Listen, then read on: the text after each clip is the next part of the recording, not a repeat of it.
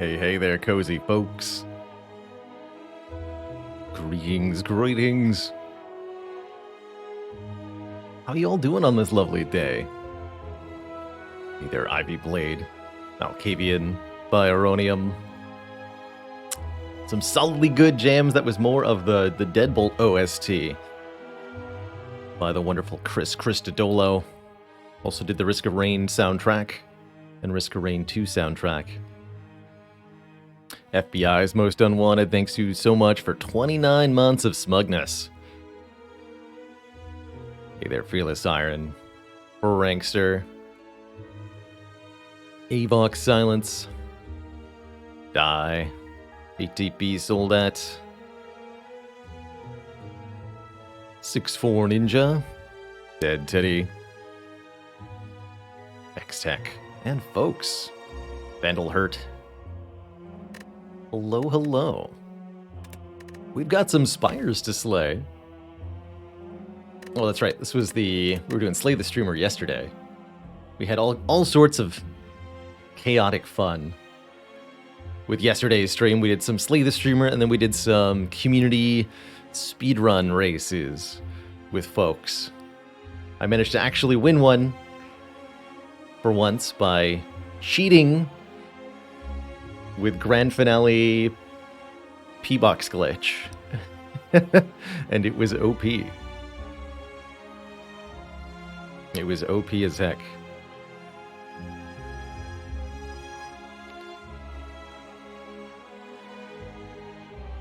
Red on FM in a cabana at a Cancun beach watching Spire. Might be the best Baylor stream you've experienced. I can believe it. I would like to stream Spire in a cabana beach from Cancun. You know, just in a swimsuit with a pina colada in my hand and like a sun umbrella over me on a beach playing Spire. That sounds like the life. Maybe we'll make that happen one day. Baylor streams from exotic Pacific Island in a hot tub. Wait, again. Let's get onto the A20 save file, the correct save file. Our last run was a victorious silent. This was a really cool run.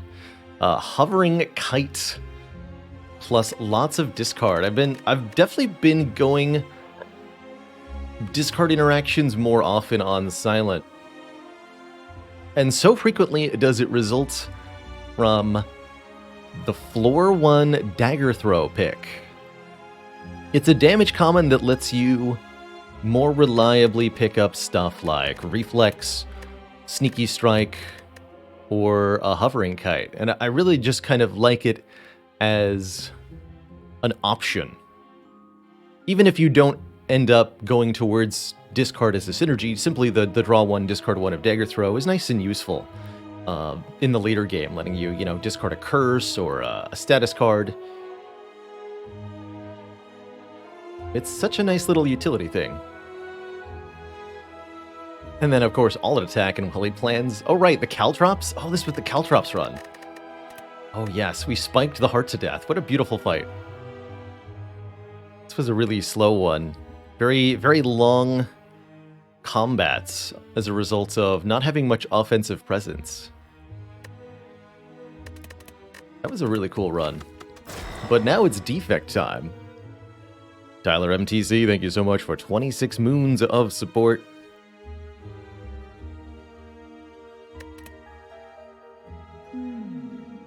Let's embark here. I like rare colorless cards. Is there an elite we can get for free? The answer is no. There is no path. Actually, wait. There's one path that can potentially get a 1-hit point elite here. And I think that's kind of iffy, quite frankly. Requires going to an early shop and the 2 events not be a combat. Maybe 70% chance to get this elite for 1 health?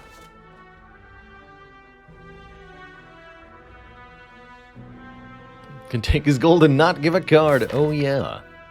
Poor chat, demolishing me. I think they've wised up to some of the more effective ways to win at Slay the Streamer. But that Ascension level creeping down is going to push things in my favor eventually. I'm curious how that's going to play as we do more rounds of streamer slaying. Hey there, Steelskin. Morning to you, brown bag in it.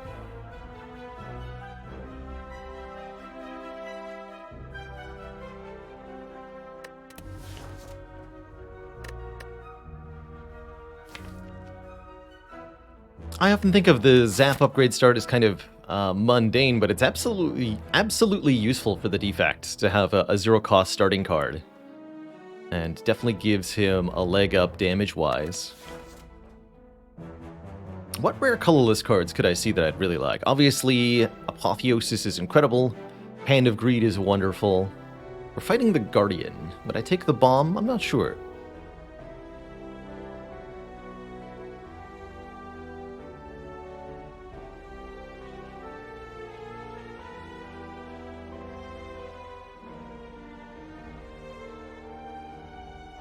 Hey there, Max Techno. We did some Stardew Valley with Sneaky Teak late last night. For cozy times. That was how the stream winded down. But there was no downfall.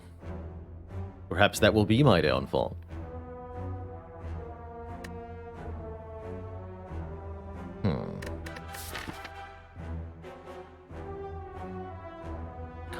Combat, and then choice. I like going to this rest site and then this elite here quite a bit. The left side looking a lot more appealing to me. Both of these routes hit an early elite before any upgrades, which is always an iffy thing in Act 1. And the late easy to kill elites, particularly the burning elite, is I think going to be our target here. That's all on the left side. So I'm thinking either the Zap upgrade or the colorless card.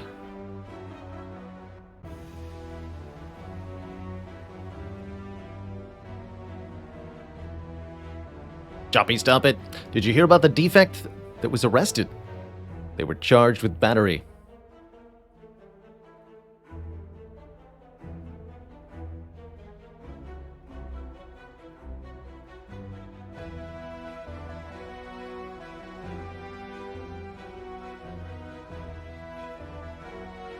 I've taken a lot of colorless starts. I think specifically because I take the upgraded card option less frequently in this situation, I'm in the mood, very much in a mood to keep shifting up my play. Let's take that Zap upgrade to start. I want to see how this performs. I think it's a little bit less useful with Ascender's Bane compared to a low Ascension Zap upgrade. Because you're more likely to draw the Zap in a hand where you can't meaningfully spend the energy otherwise. So for example, if we had drawn upgraded Zap here instead of dual cast, the cost reduction on the Zap doesn't matter because there's not 3 other cards that I want to play.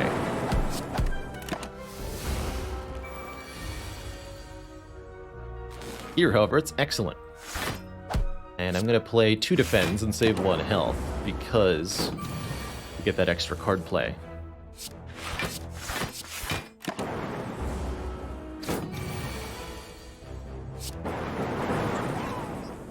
So we're able to flawlessly defeat the cultist.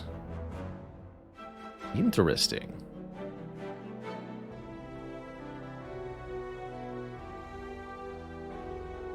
And something I'll reiterate, I think on every character except Defect, it's greedy, quote-unquote greedy, or a suboptimal decision to play a defend to block 1 against the cultist on turn 2, but the Defect can consistently get away with it because of the Lightning Orb damage, as long as you have your starting relic. If you traded your starting relic for a boss relic, this doesn't apply.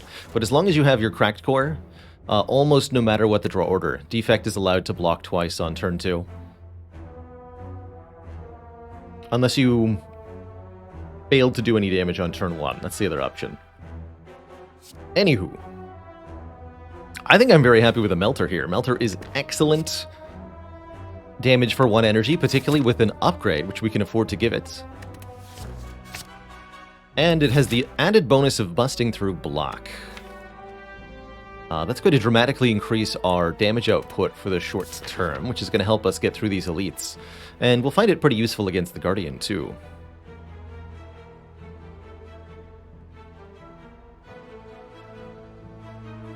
I'm going to use smorking damage on the Silent versus the Defect. More so on the Defect than on the Silent. Defect does have some really interesting and meaningful ways to do front-loaded damage, and it really needs to in order to survive certain fights.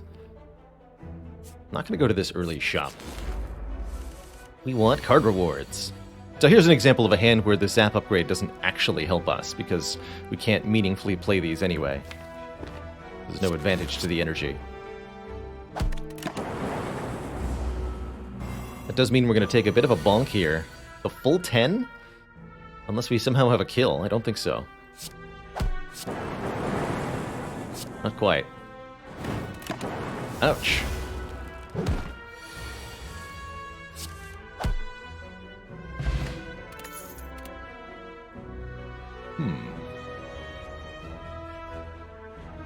Jay Guy, thank you so much for 20 months. Closing in on those 2 full years.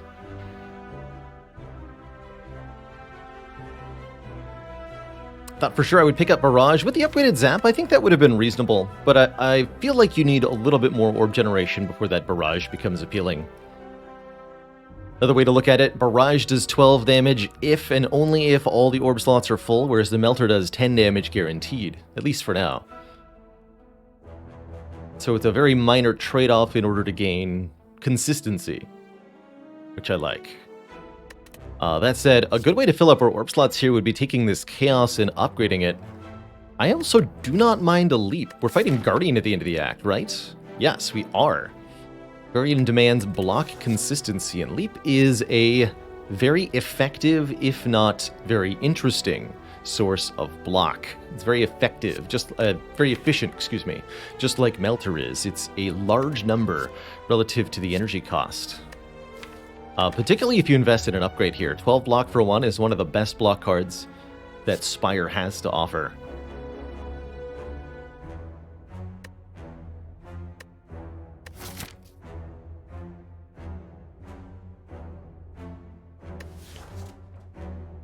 And given that we're going to need that block later, I think I will pick it up. Just kind of go a very almost vanilla feeling pair of additions here. Big block card and big attack card to augment our starting deck of small attack card and small block card. But if it ain't broke, don't fix it. Being able to do all that damage ain't so bad. We have suffered a little bit hit point wise as a result of some particular draws in these first few combats, but overall, not too bad here. Ooh. Glacier, huh? Now that is the king of defect block cards. 7 block and 2 frost. Very hard to say no to a Glacier when offered. It does make us a little block dense. Yes, I agree with that phrasing. However, we do have a strength potion to help with a potential elite. It's still a pretty good block card even against the Knob. And it will undoubtedly pay off later against the Guardian. If we don't fight a Gremlin Knob in our elite fights, then this will also be a very, very good card in those. Against Lagavulin and against the 3 sentries. It's top tier as far as defense goes. I think this White Noise could be reasonable too. Random powers definitely pay off at times. But I think I will take the Glacier. And we'll probably pick another combat, although it depends on what we see here. It is a combat, okay. And again, with the hello? Alright. That's okay. Hit points are optional. Probably.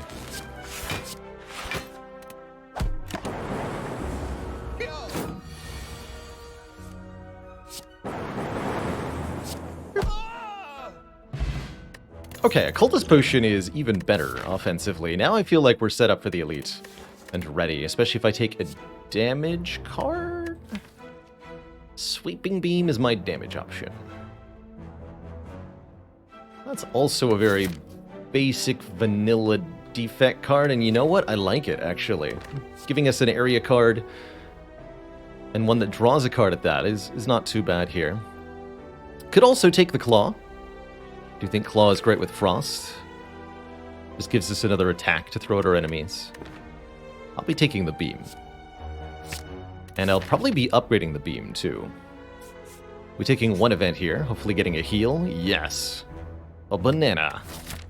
That means we can comfortably upgrade and stride forward into the elite fight. Generally speaking, my logic for this event, we do see this one a very, very lot in our runs in the early game. If you're missing all of the health that the banana heals, just eat the banana, don't even think about it. Because there's lots of ways to lose health in Act 1. And many of them benefit you. If you don't need the full heal, take the max health. That's a long-term bonus and it's great. Basically, never take the box. You can think of the box as get a curse for a relic, which is generally speaking not a good deal, and forfeit the ability to take one of the other two options. So you're taking damage relative to a banana or donut and getting a curse to get one relic. It's almost never worth it. If you have Omamori and you don't get the curse, or if you have a Duvu doll already, then maybe, but basically never. Basically never.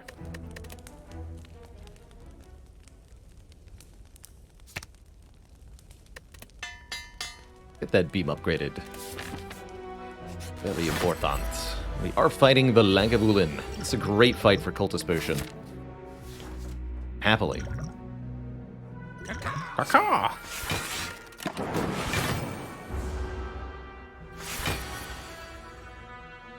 Caw.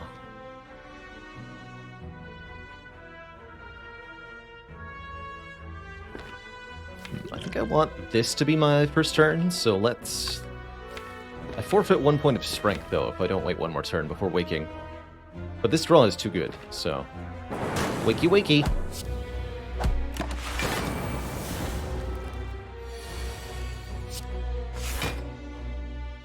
I can even Sweeping Beam now to shuffle without... Shuffle without Melter, though.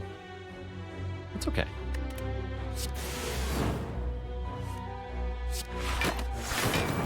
I want to be able to redraw the leap.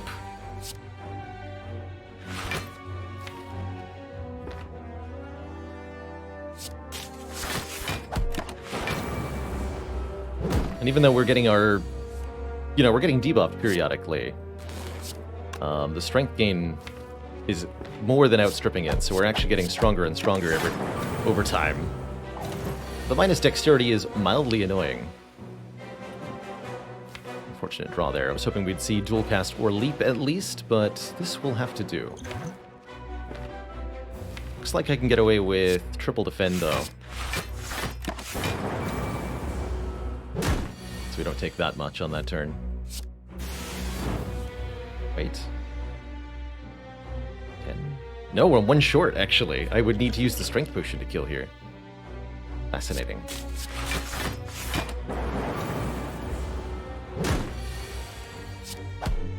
Okay, that was pretty easy.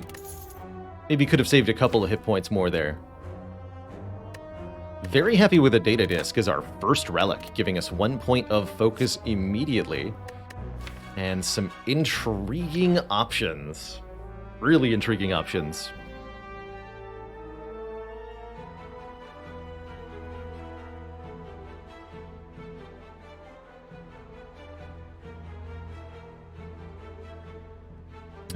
Argand Doctor.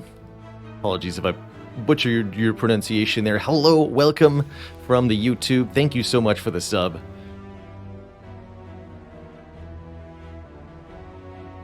One of my favorite things to hear, people coming in from the YouTube content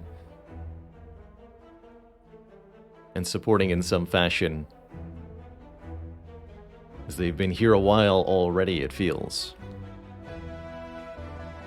Have to say, with focus already, this is a tempting early capacitor, as it lets us fill up on ice orbs, big-like, for mucho benefit. I think recursion could be very solid here also, allowing us to put this data disk to real work here. Argender, you got it. Do I still think capacitor is essentially a trap in the early game? Generally speaking, yes. You would need both focus and lots of orb generation in the early game for it to be worthwhile. And that is indeed what we have here. We've got a glacier and we've got a data disk. And only because I have both of these things is this even worth thinking about. It's a little bit of a disadvantage until the Guardian fight. It'll definitely help us out against Guardian. But into Act 2 and Act 3, this card will be absolutely essential to our late game success if we pick it up now. It's a card we're not ever guaranteed to see again. We might never see another capacitor. And so for that reason, I think it's very much worth thinking about and probably taking here. We handled that elite with relative ease. We get lots of benefits before we even have to think about fighting another one too. Although I am fighting another one. We're not getting out of that. I think we'll be in great shape by the time we get there. Let's upgrade. I think either Melter or Leap. With Knob as a potential threat, let's upgrade the Melter to make sure our targeted damage is on point here. We need to be able to do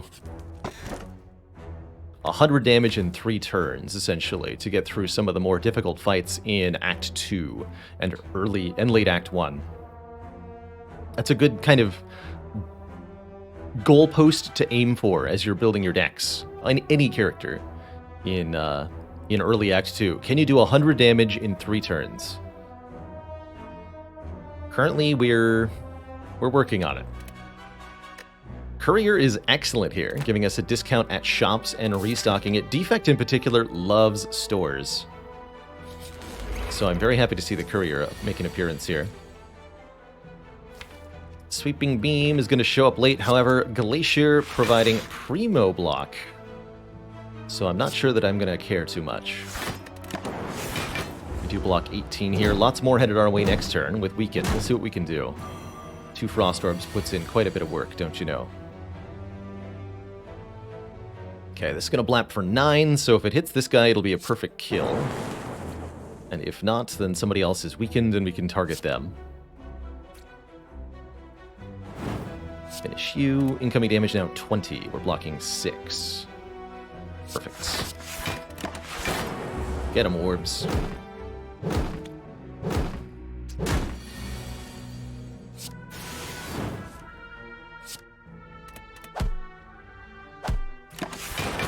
And note that even though we drew the Sweeping Beam on the bottom there, we performed very well in this fight, because we have a lot of cards with just a lot of efficiency to them. Enhanced numerical value, either because of the bonus focus from Data Disk, or because we have just what I would call front-loaded cards that have a lot of numerical output per energy invested.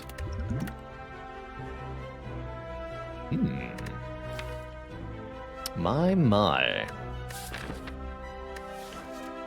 See our first rare card of the run. It's a Fission, letting us remove orbs, or if upgraded, evoke them, in order to gain energy and more card draw.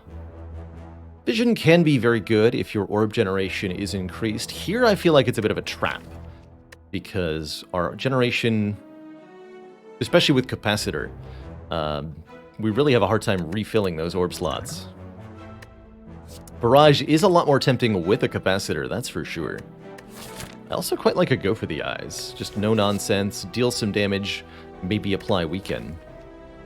It's the only card that applies Weak in the entire Defect card pool, which always makes me think about including it a bit.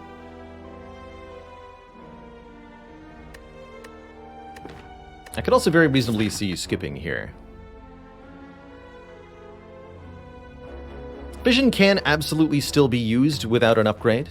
does depend on the circumstance. I think at this time, especially with focus, you really don't want to be getting rid of those orbs.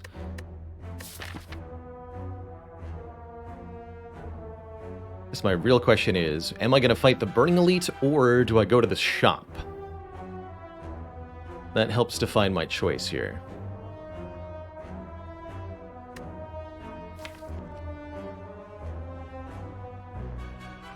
If I was facing the Elite, I would be more likely to want to take Barrage, as I expect to use the Strength Potion in that fight.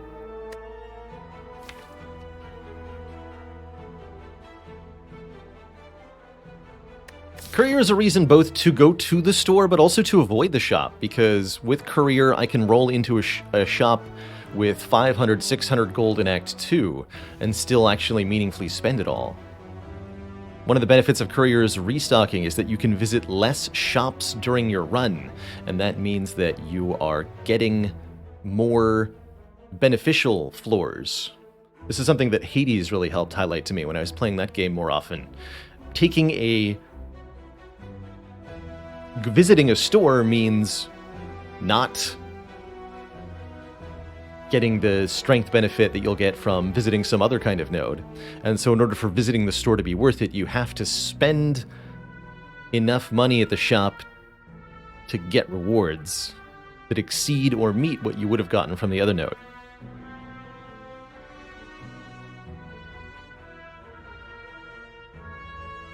I think I'm going to opt out of this shop. We're heading into... Do I want a couple events here? I'll take the Barrage, and I'll go event, Burning Elite. I think that's my preferred pick here. Planning to use the Strength Potion. We're rewarded with a relic out of the first question mark room, and it's a freaking Frozen Egg. Upgrading any power... Oh my lord. We have Frozen Egg Courier, chat. Do you know what this means? This means I can buy any number of upgraded powers at a shop. As long as I'm willing to buy some number of Hello Worlds. Well, maybe not as strong as it seems, but it could be a power combo later. Literally, a power combo. Oh, speaking of, here's the shop. Offering me an upgraded Static Discharge. Fascinating.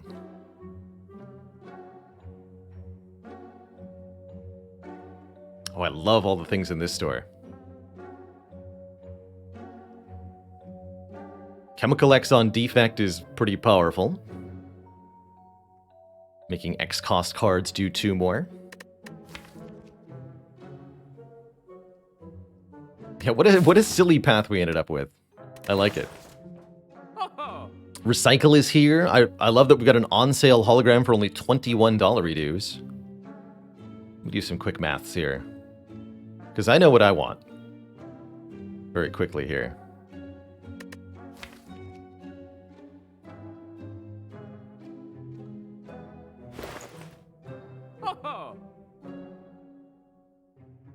Plus 138. No, I'm 2 gold short of hologram card remove Vajra, but we could go hologram cold snap Vajra. Or just Vajra card remove. No, I like that hologram way too much.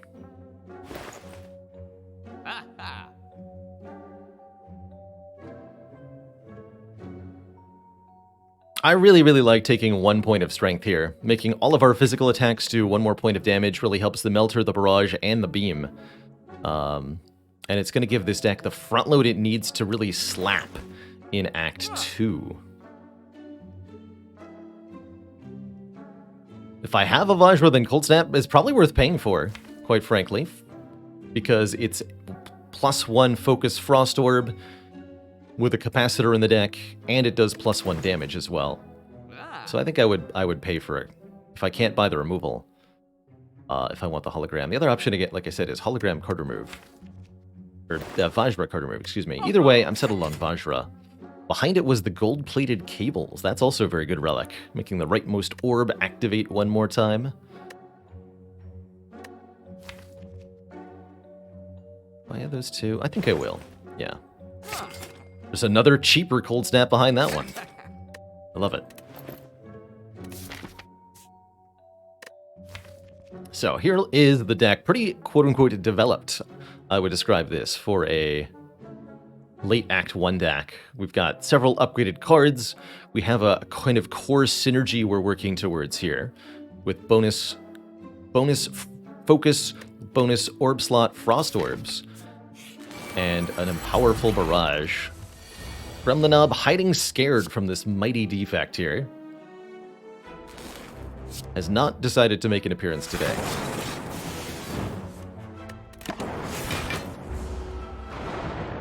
I think that means I don't need to use any potions in this fight. We're going to destroy these nerds. Metallicized sentries. How about Melter? Melter sentries.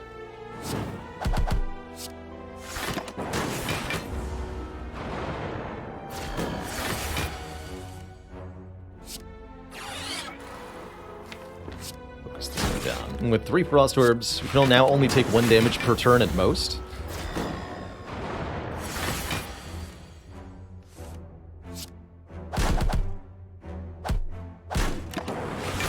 Easy.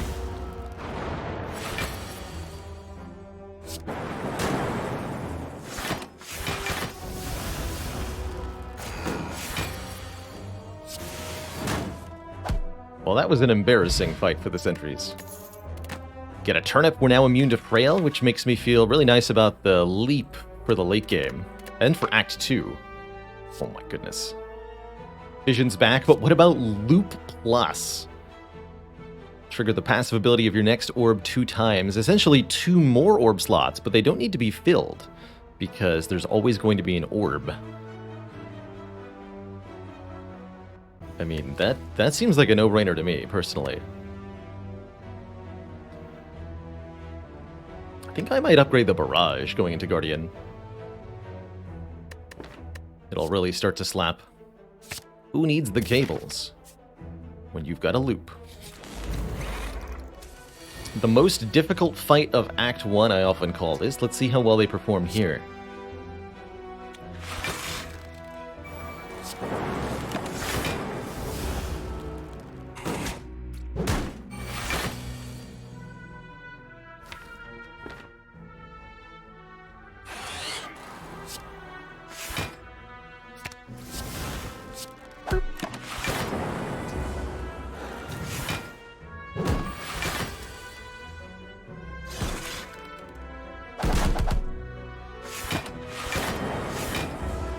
They got a little bit of a hit in, but that's just how Jawworm be. Easy peasy. Double Glacier. I think so. Don't mind Equilibrium either, for the record, but I think just having another Glacier has got to be absurd. Said I was going to upgrade the Barrage? I might upgrade the Capacitor first. Now, let's upgrade this Barrage. We're really going to want this upgraded in Act 2. But I love having this much orb generation with 2 glaciers. We'll hold off on this Capacitor. We need to make sure we do 23 more damage here to Guardian, lest we get bonked big-like on this turn. Perfect time for Melter to show up. Good job, Melter. You did it.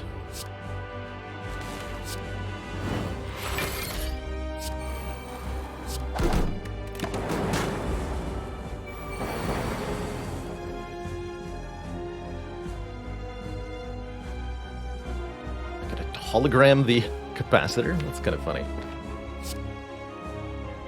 Let's just try to get a Frost Orb in front, eh?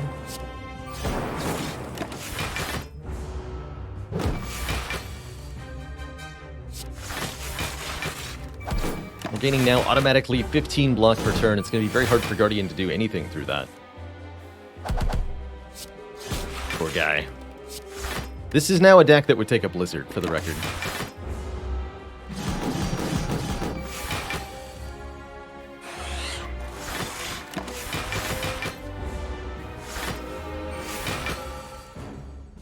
Hello?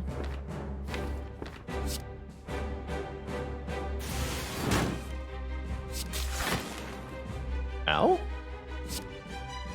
Interesting order of draw there. Alright. If only Melter had shown up at that time, it wouldn't have had to be this way. That's why you disrespect Guardian at your own peril. You can still hit pretty hard now and then.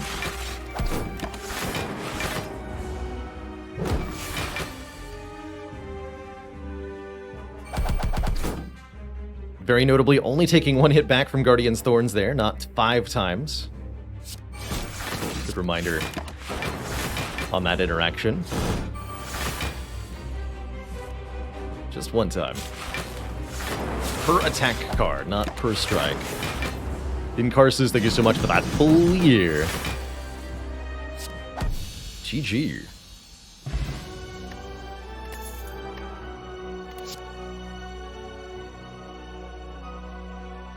Amplify is kind of interesting, especially with the Frozen Egg. You know we're going to be putting more powers in the deck. That said, Core Surge is probably my no-nonsense pick here. Has a base damage of 12 with the Vajra, hits real hard, and gives us an artifact charge that we can use to block any one debuff. Notably not Frail debuffs, because we have Turnip. So any one non-Frail debuff. Often weaken, vulnerable, or special enemy debuffs like Snecko Confusion or Chosen Hex. And if we ever see a Bias Cognition, well, it'll be very good then. If we had more card draw, I'd be more in favor of Amplify, but with a full set of starting cards, it's actually going to be very difficult to draw Amplify alongside Loop or Capacitor, even with a Hologram. No, Artifact does not get used before Turnip. The Turnip will specifically prevent Frail from wasting your Artifact charges, thankfully. And I'll be taking this Fairy with us. Over a Gambler's Brew, I suppose. If I didn't take that second Glacier, I'd be more interested in Frozen Core here. You end your turn with any empty orb slots, channel 1 Frost. The more orb slots you have, the better this becomes. And I think it's also very good with Data Disk. But with 2 Glaciers, it's got to be redundant.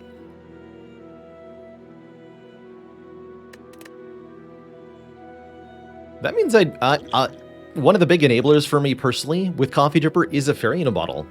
Fairy in a Bottle is emergency healing if you would die, and in a character that can't rest, I think that's quite reasonable as a backup mechanism. I think this defect's also really going to be very effective at not taking damage, generally speaking. If we find a self-repair, that would be an easy solution too. And in general, I think we're very well equipped for Act 2, so I'm not worried about Coffee Dripper right now. Whereas the Nuclear Battery is immediate energy, but when that gets evoked, which is pretty quickly with Double Glacier, we lose the consistent benefit. I'll take the Dripper here. I think just more energy per turn is going to make it much easier to actually play these Glaciers, in addition to our offensive cards. And from there, the world.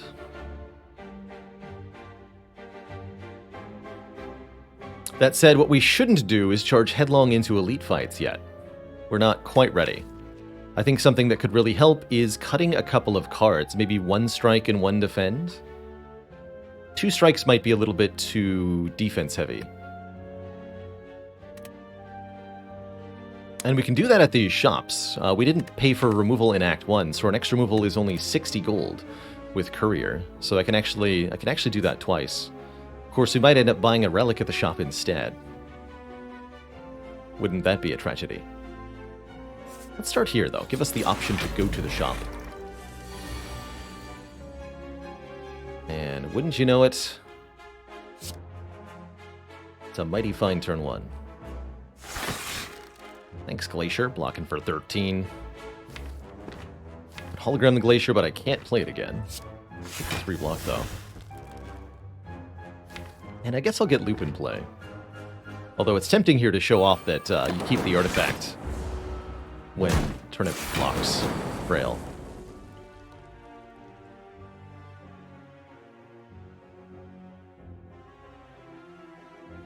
So what is this? Dual cast, then zap,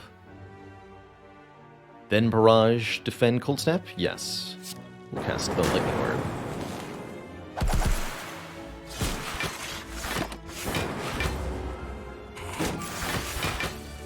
couple different ways to play that. Nice try with your doing the 21 on turn 3, but easy counter. That was a pretty convincing Shelled Parasite fight. We took, what, 5 damage there? In one of the deadliest fights of Act 2. Love this Equilibrium a lot more. Now that we have the 4 energy per turn to really play defensive stuff. Build my own runic pyramid, so to speak. It's expensive, but I love it. I'm gonna take this. Gotta be careful not to take too many cards. But I like it. Strength Pot. I'm gonna take the Distilled Chaos here. As our average card gets bigger and more expensive, I start to like that more and more.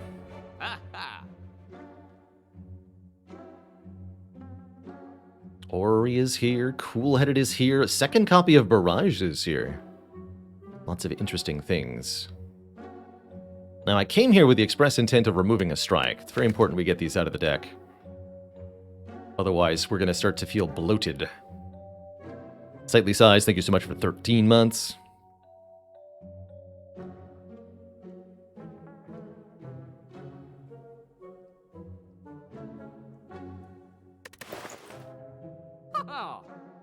But the Ori could have 5 upgraded bias cognitions in it, you know? So there's that.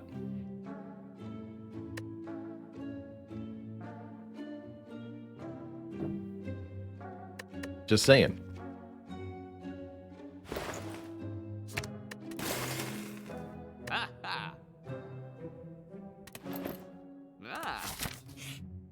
Another free relic? Wow, we've stumbled on 2 chests so far. This one has a Maw Bank, giving me bonus gold per floor as long as I don't visit a shop.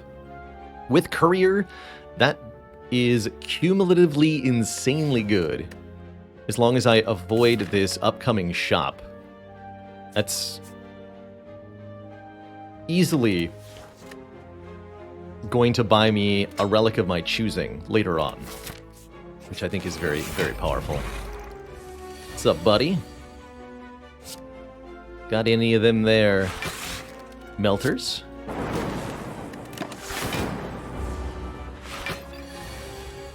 Currently, the answer to that is no. Hello? Are you there, Melter? It's me. Turnip again, coming in clutch.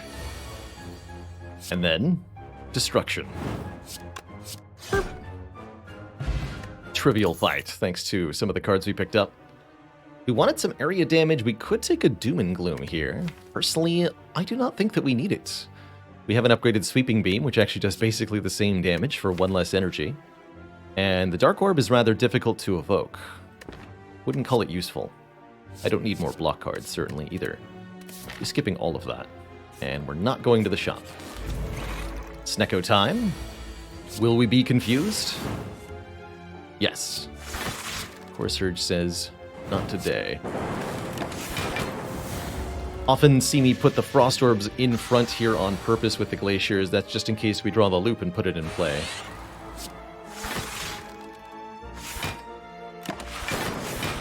Fortunately, Snecko doesn't do that much damage per turn, so this many Frost Orbs gets the job done. I'll let to play Cold Step. Yes.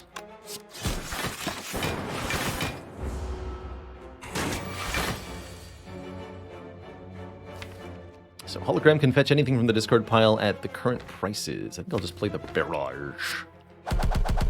Blap.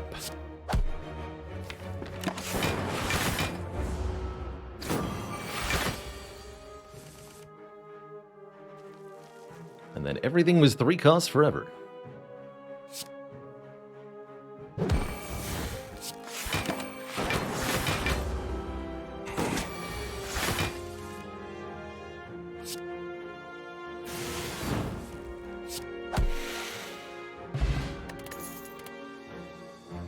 Ooh, free recursion. Cycles an orb. Generating essentially a new orb of the same value, of the same type. And if it's a dark orb, it keeps its accumulated damage as well. I rather like that in a deck with a data disk. Hello and welcome, Jexthoth. Another YouTube convert. Looking forward to that sub when it arrives. Ty Golden, thank you for the Prime sub. Welcome to the Cozy Sub Club yourself. You're all too great. Maybe I should have bought that second barrage. We actually shouldn't overlook this streamline either. If I can replay it a couple of times, it can be a really good way to deal with damage requirements of front-loaded combats. And yes, we'll be upgrading this hologram momentarily. I think the capacitor comes first, but then hologram is next.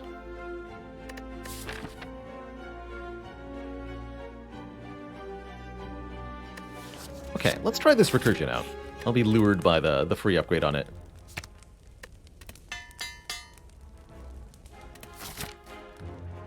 How do I feel about an elite? We absolutely convincingly stomped on our opening combats. We have 2 good potions. I don't have to fight any more elites after this one. I think it's the right time. Let's do it. I think we've got what it takes. Are being attacked on turn 1, but this looks like a great turn otherwise. I think I'll use the Distilled Chaos here.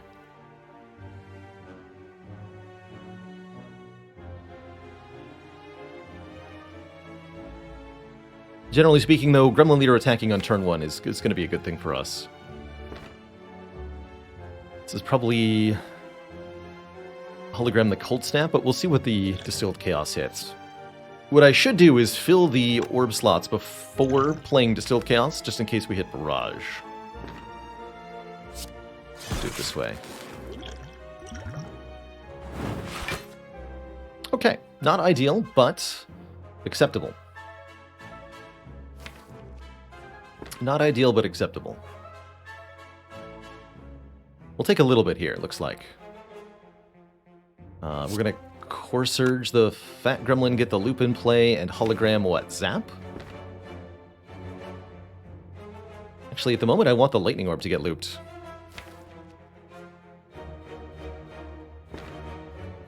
What did we hit there? We hit, unfortunately, Ascender's Bane, Melter, and a Defend. And Melter hit the Gremlin Leader. So I would call that a pretty unfortunate Distilled Chaos, ultimately. Alright, but I want the immediate lightning damage, so... do it. Taking 12 there. Hurts a little bit.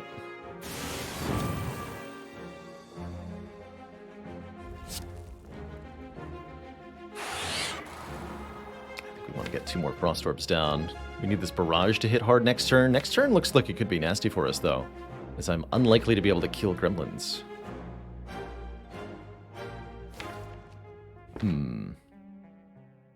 Fortunately, the Gremlin Leader has no strength, so if we get attacked, that's relatively fine. That helps, too.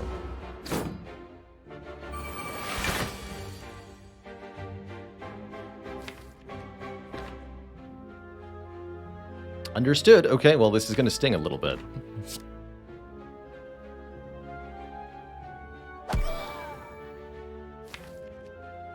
Barrage is going to be 30. Let's make sure you die.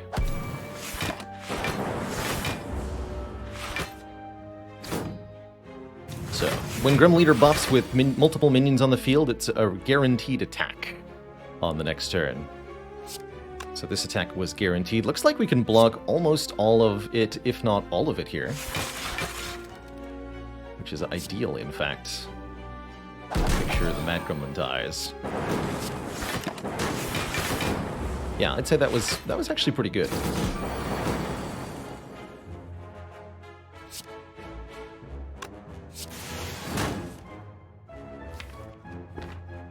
The fact that Gremlin Leader's health is still so high, though, does not bode well for us.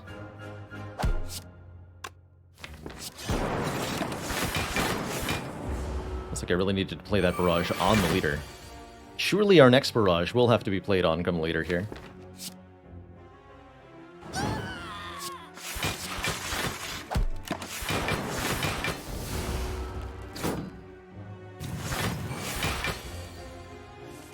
Okay. Don't panic. Just do damage.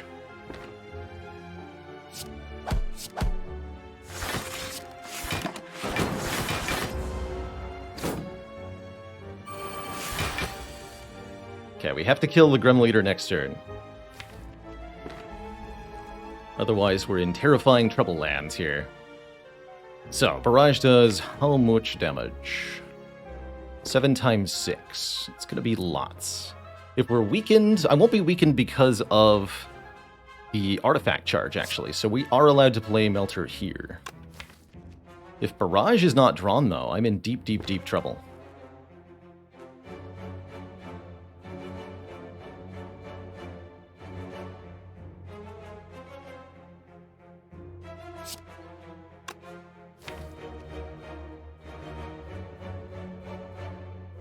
Okay, we're just gonna rely on it.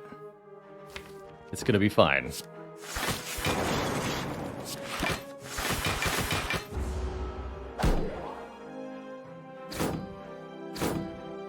is what, 22 by 3? Please? No! Dang it. Alright, well, that's not good. We did not, in fact, draw the Barrage for the kill. And everything is terrible. Alright, we have to kill this guy. I don't know if we live here. I think with the Fairy in a Bottle, I barely live, perhaps. But, unfortunately, we're going down here.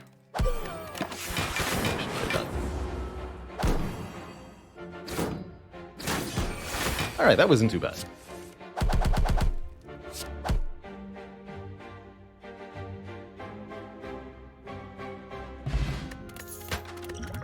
It's all fine. Alright, well that clearly states to me that I should not have entered that combat, but man, Grim Leader is always a trial if you're low on damage. I thought we'd be okay with the Sweeping Beam and the Barrage. Not upgrading Hologram had a lot to do with that, actually. Oh well. We're alive. We're gonna count our blessings. I'm not gonna take the Static Discharge, I don't think. How am I planning on beating Champ? Second Barrage would have been very, very helpful, for sure. Maybe I need to take Doom and Gloom to beat Champ, actually, now that I think about it. We have Recursion, too. That's a pretty good plan for beating Champ. Alright. I feel like I regret not taking that the first time I saw it. So I'll take it now. And we'll make that the plan for Champ. We'll also avoid all elites until we reach Champ. We can't handle a Slaver's turn 1 now without the Fairy in a Bottle. This does help, healing us 5 whenever we use a potion. That's good, that's good. I think this is the intended path now. Just get to Champ and win that fight. Long line of hooded figures offer us some more money. You better believe I'll take it. The money is growing here. Don't forget we have Courier. We're going to cash this out in Act 3. Hopefully. This is a very good turn 1 for this fight. I think we'll be okay here. Target the one with the lowest health.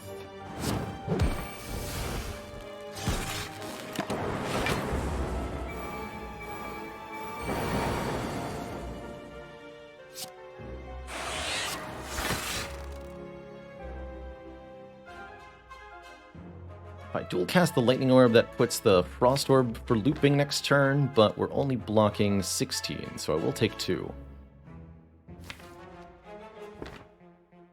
First, if I defend now, I take nothing, and I get to loop this Lightning Orb for bonus damage next turn. And I have one more orb for the Barrage. Let's just defend.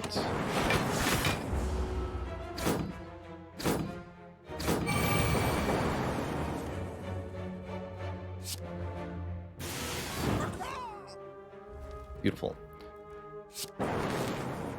7 times 1, 2, 3, 4, 5. 35 damage. Impressive.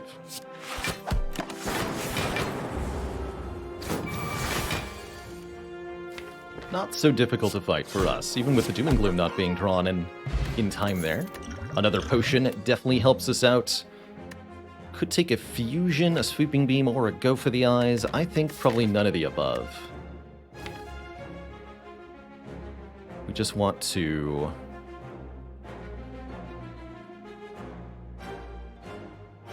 continue to upgrade cards and remove starter cards. Good upgrades at this point are what? I like the Leap and the Equilibrium upgrade.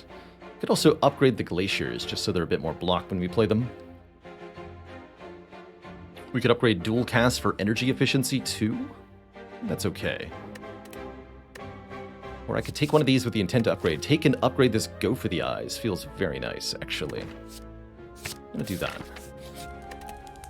I don't feel like my upgrades are good enough otherwise.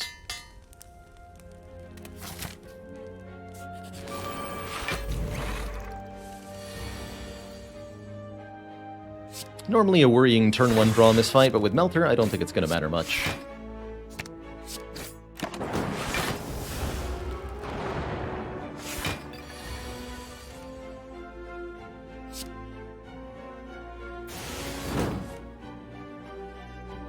Rush just KOs right now.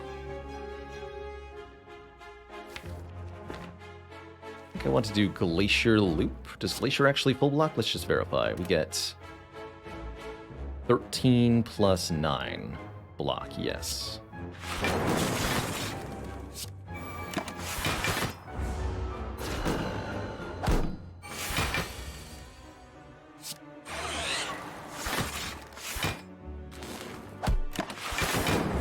Mostly ignoring the Spirit Guardian because we have Melter. Eventually. Eventually, we have Melter. Someday in the distant future.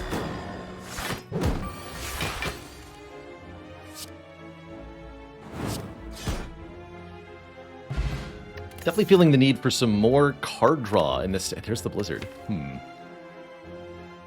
I didn't need the Doom and Gloom after all. Dang it. I think I do still take this.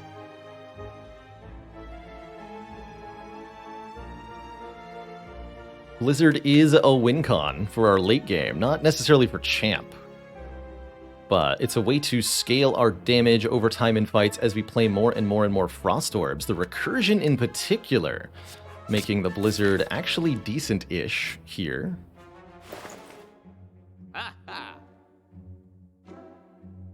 And we stumble upon a shop. I don't have to spend any money here. Although Pantograph looks mighty tempting now, doesn't it? Heal 25 at the start of boss fights. Very good for Coffee Dripper in Act 3, generally speaking. Heals us 25 pretty much immediately also.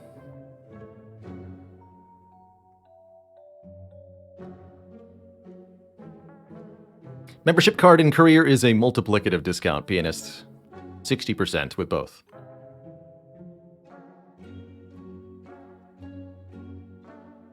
I don't think I want 2 Blizzards, and I don't think I want a Storm Plus either.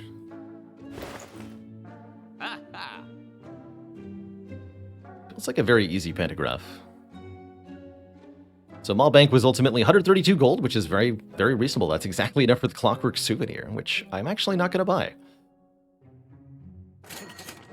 Ooh, Toxic Egg underneath there. That would have been nice. Let's remove another starter card, too. I'm going to lose one to... Actually, no. I'm going to lose 1 strike. Got Blizzard now. Alright, see you later, Maulbank. Thanks for playing.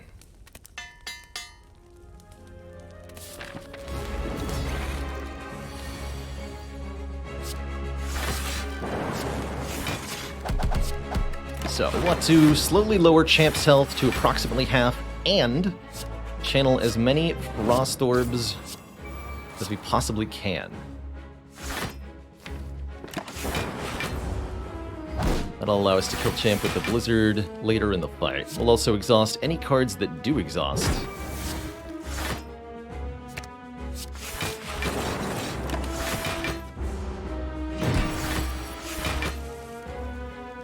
Being immune to Frail is rather helpful for this fight.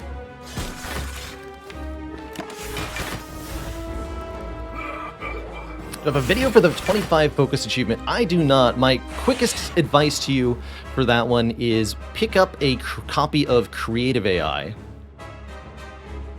during one of your defect runs,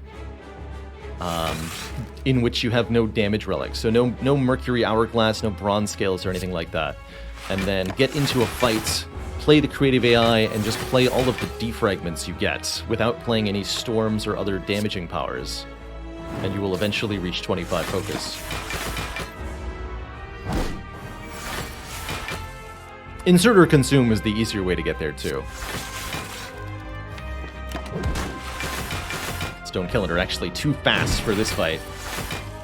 Sorry, Stone Calendar. Alright, let's get a Dark Orb too. Maybe even 2 Dark Orbs. Champ's wise to us though, he's buffing his strength. It's gonna make life problematic for us.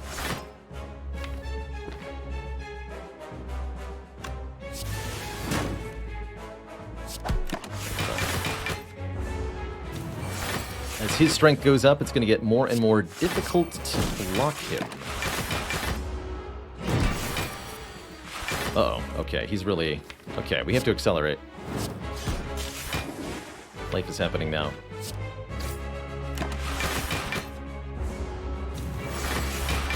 He Angie.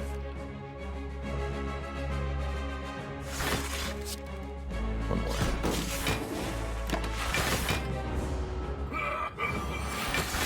Oh, he very angry.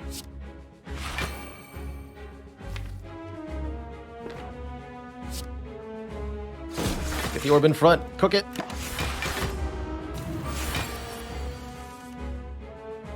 Help.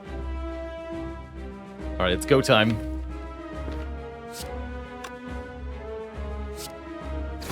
Has to be.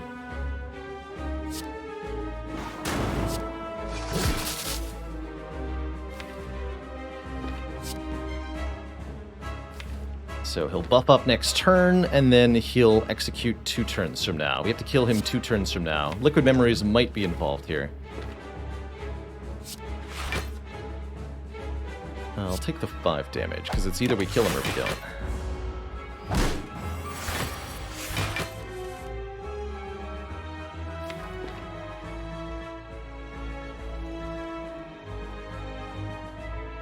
I can Melter, Glacier, Hologram the dual cast. No, that's 4 energy already.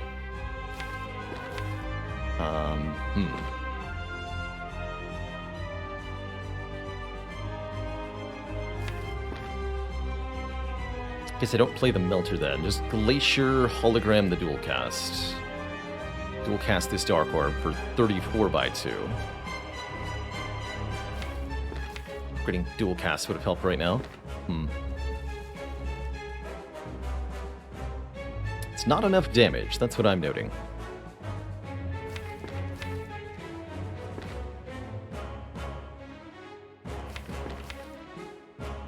What's our best damage card then? Could Liquid Memories the dual cast instead of hologramming it, which actually lets me be very aggro here. We can Glacier, dual cast, Melter, Zap, Hollow Zap, or something like that.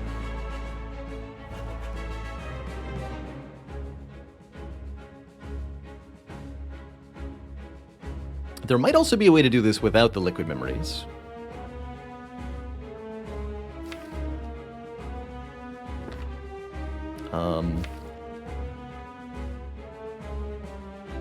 Blizzard is like 30 damage, Barrage is 40-ish. Hologramming Barrage is pretty reasonable here.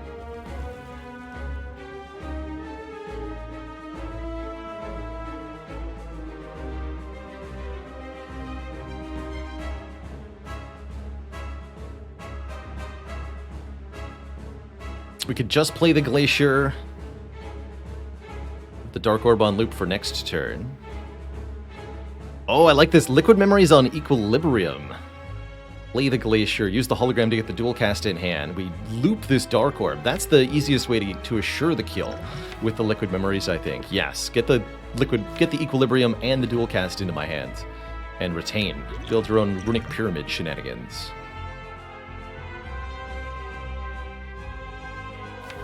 It's kind of cool.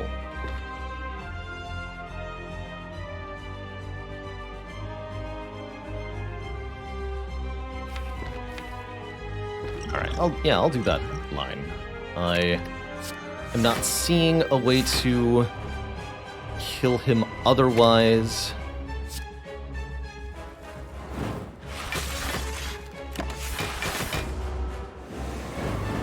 That doesn't involve some risk of death.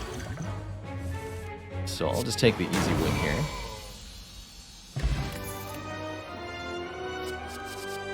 Hype. Echo Form Plus. It's gonna be one of my favorite things to potentially see here. Letting us duplicate our first card each turn. Not only does that let us double our scaling powers, but it allows us to double our orb generation and essentially is quadruple scaling on Blizzard when you have an Echo Form. Really like this. Buffer is also quite reasonable, but doesn't improve our damage output, which is currently what's lacking. And I really like an Astrolabe here. Get rid of the stinky starter cards, turn them into anything else. Anything upgraded else. Could go Fusion Hammer plus Coffee Dripper. That's not my favorite combo, but it would be a lot of energy per turn. Or could take the Calling Bell, giving us an extra curse to deal with.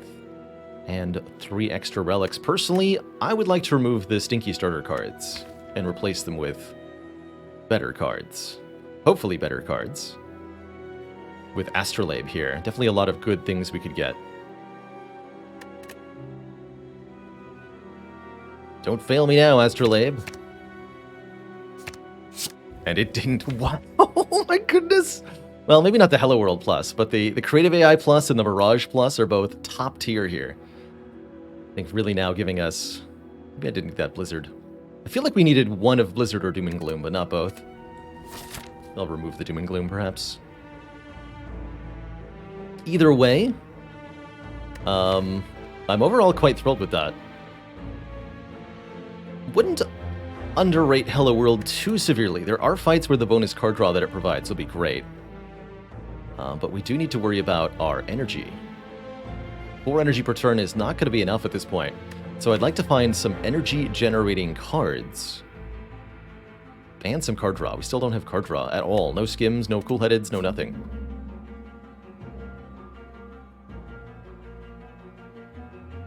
Charging headlong into elites is not the greatest idea in the world. Don't forget we have a Coffee Dripper, so I can't just heal at rest sites if I take a bunch of damage. What upgrades are valuable at this point? Still would like to upgrade some of our block cards, I suppose, although they're not the most important upgrades in the world. Hello World generates holograms. Hello World also generates turbos. And I do like both of those. Let's start over here. This side. Get some events. Could be Mind Bloom, which would be quite nice. Oh no. This is a bad sign. This is not the turn 1 draw you want, generally speaking. Ever. Oh dear. And yet, actually, come on. 1 and 3? 1 and 3? Dang. I should have just used the explosive pot there. Save the health. Guaranteed. But we'll keep it around. For posterity's sake.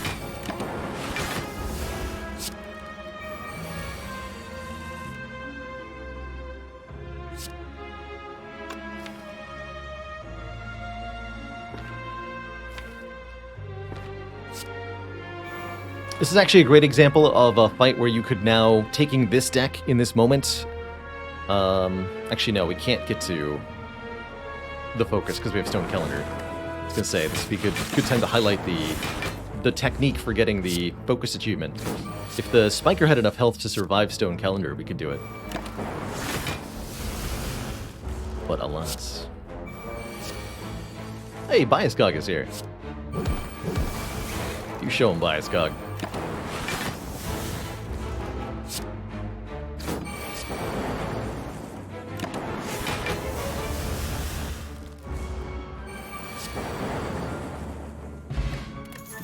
Potions quite good. And we definitely love holograms. Big time. Recursion Plus not terrible there. But I'm a hologram kind of guy. I'm also a look at 3 colorless cards kind of guy. Even with Coffee Dripper here. I think just colorless cards are exceedingly valuable for their card draw potential. Looking here for Master of Strategies, mostly. Panache Plus. A lot of skipping I'm going to take, unfortunately. Not even Panache.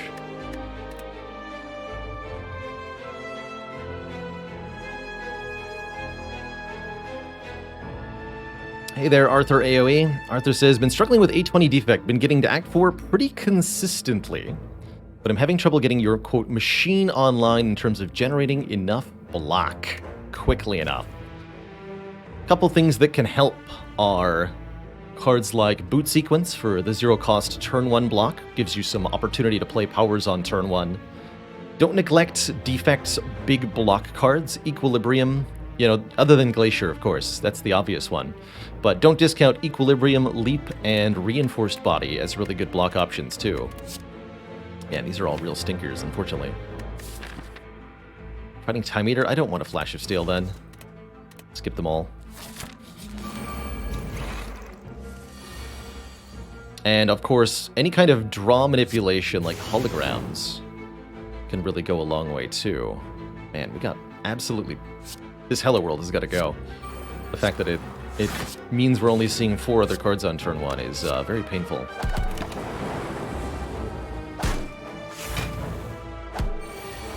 Oh dear.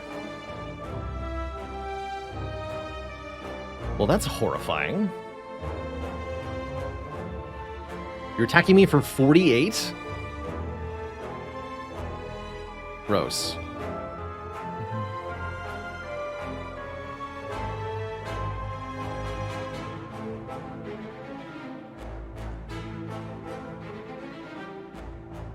If these 2 hands had been reversed...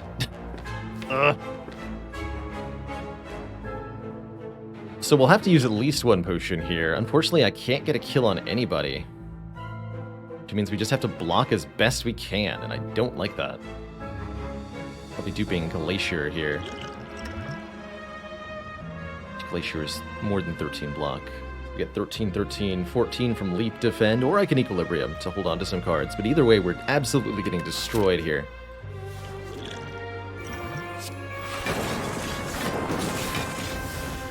Actually, Recursion's better than Defend, so Leap Recursion is the best block this turn. I'll do it.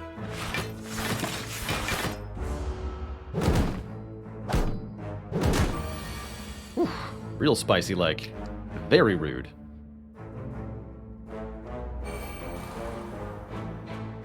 To kill one off so that I can buy myself turn to set up the Echo Form.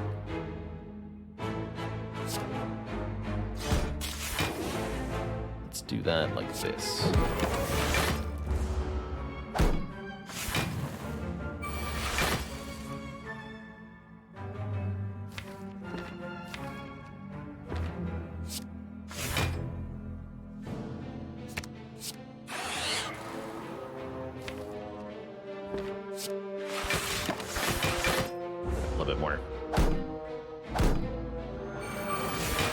Good.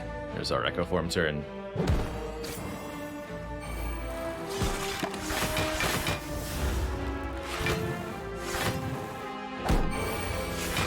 Deck is just a little too slow, I think, off the bat. As mentioned previously, you can't get self-repair from Creative AI, so we're unable to generate any meaningful healing that way.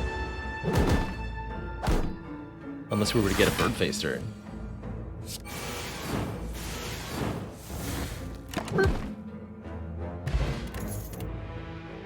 Aha! Okay, one of the things I am looking for is energy generation. Aggregate Plus is one of the best ways to get there. Energy for every 3 cards in the draw pile. Oh, heck yes, and Purple Fire Spirits allow us to donate a card here. Depending on what we donate, we receive a heal. We can get rid of this Hello World Plus for a full heal, or I can get rid of the Creative AI or the Core Surge to gain a full heal plus 10. Goodbye, world.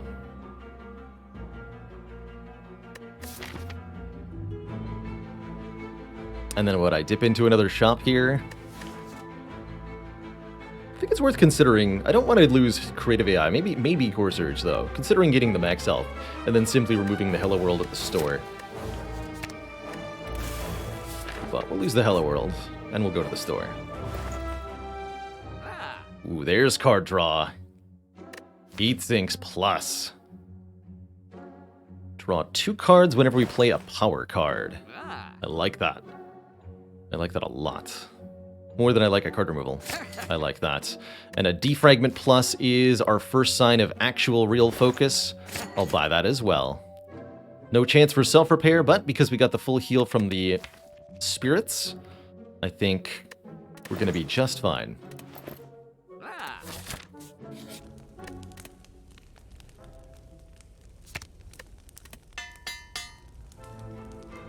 Good job, Courier. Okay.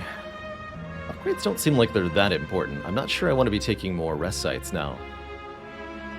We have almost all of the core cards, the important cards, upgraded.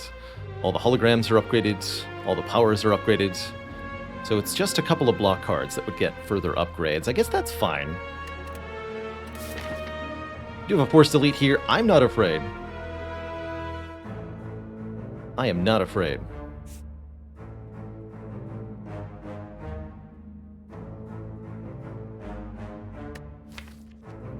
Mostly just want more card removes.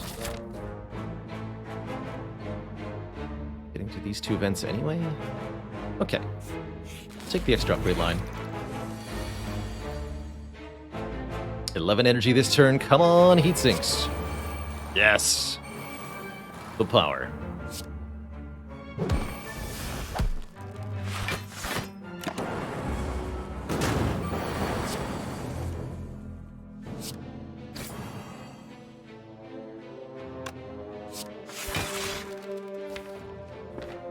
Let's actually hologram the aggregate here. Before I go drawing more cards. And now we can hologram cycle. Oh, this aggregate is so strong.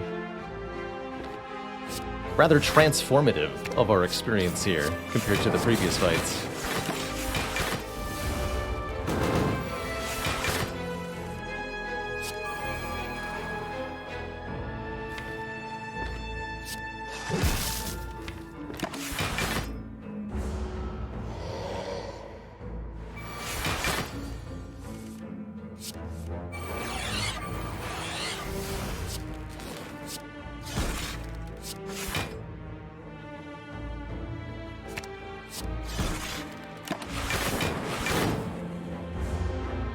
Good luck, sir.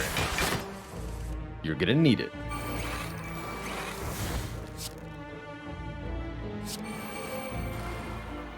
Those are now 22 damage. And counting. I should play Recruitment first, though.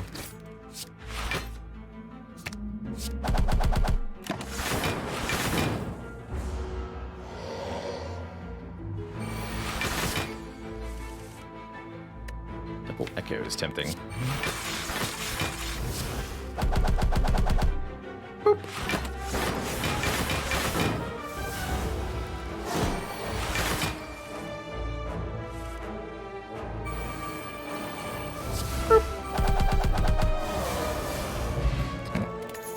Question card's a little bit late, but not too late to be unhelpful.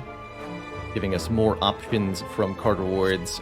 Love to see a Recycle.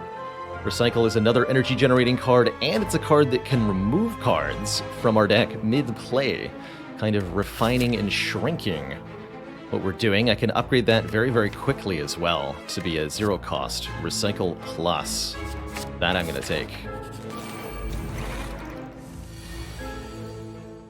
Oh yeah, so remember the last time we encountered Exploder Spiker? And what our turn 1 looked like? Now behold this turn 1.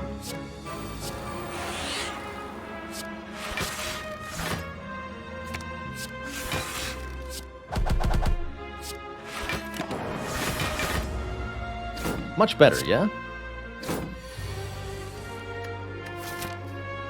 Might just use this potion for the 5 health here. Although, we could end up using it against Reptomancer. Maybe not.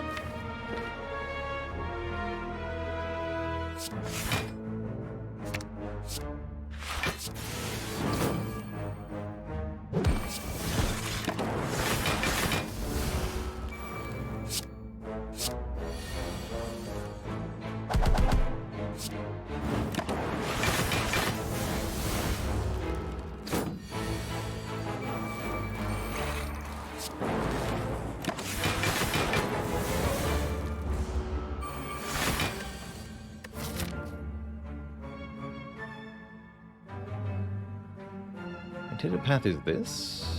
I'll save the potion. I think I'm more likely to need the potion than I am to need the 5 health.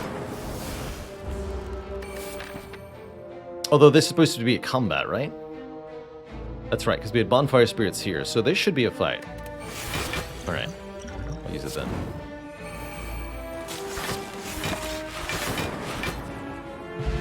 We complete Chrono Trigger, not even close.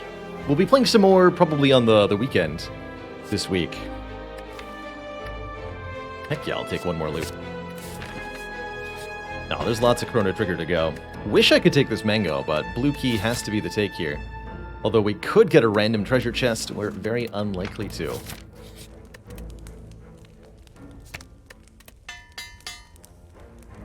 Airwave, thank you so much for the prime sub. Indeed, it's a combat. As foretold. Speed potion's quite nice with our Core Surge, by the way.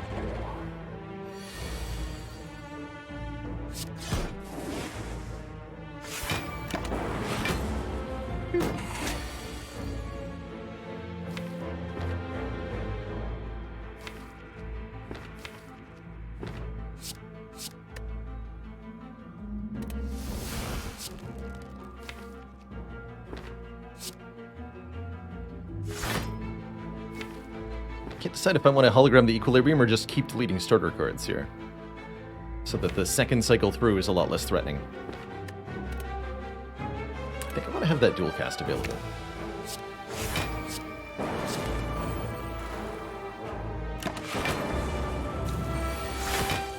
Good.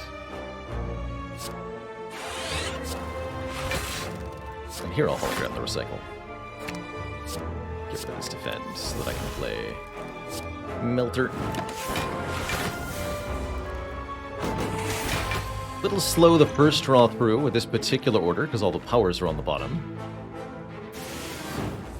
However,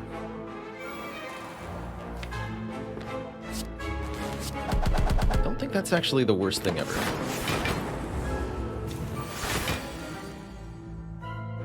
Although now I'm unlikely to be able to play Echo Form here.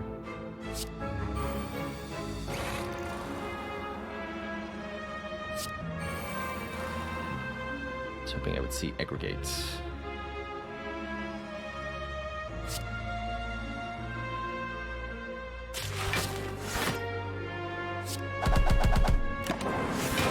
Only 7 though, not bad. Oh, wait. Well, no, we gotta kill. Still a pretty good performance despite a rough draw order there. I think I do like Flex Potion with Core Surge over Strength Potion. So we'll swap this out. Could make a one-time Spicy Barrage. Do I need one more Cold Snap? I don't think so. Well, actually.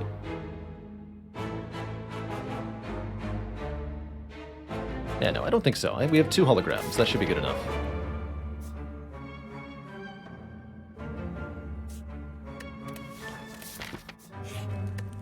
Grab our recall here, that way I can upgrade any card this elite fight drops. Do I need to face that elite? Not necessarily. We're pretty capable though. 91 gold for the Red Mask. That's about as close to being a good deal as Red Mask usually gets. That said, with the Courier, I think I'd prefer not to, as we could buy new potions in Act 4, or perchance one more card removal. Alright, here's a spicy turn 1 against Repto. Did this to myself.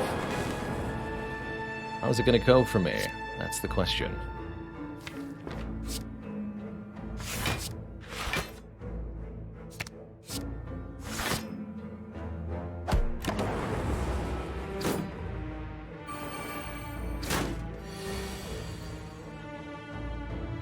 You know, I thought we would have a better matchup here. I really did. Ugh. Well, looks like my own hubris has undone me. An entirely avoidable elite fight. There was no reason to necessarily go here, I suppose. And I did discuss the possibility that it wouldn't be worth it. But still, I didn't think we would fail to kill both daggers on turn 1, turn 2. Again, the turn 1 barrage is really undoing us here. Interesting. Does this keep me alive?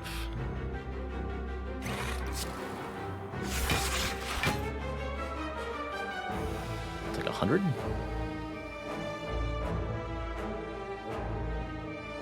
Let's do actual math. I believe it adds up to exactly 100.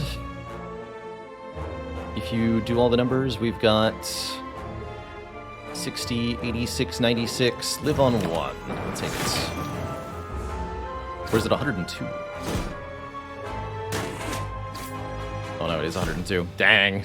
Instant death. Okay, well, clearly that was meant to be here, and I think we probably would have won the whole run from there. I really thought that with 3 area damage cards, the Sweeping Beam, the Blizzard, and the Doom and Gloom, with as much card draw as we had, that was going to go better for me. But no, that was instant failure. Instant failure.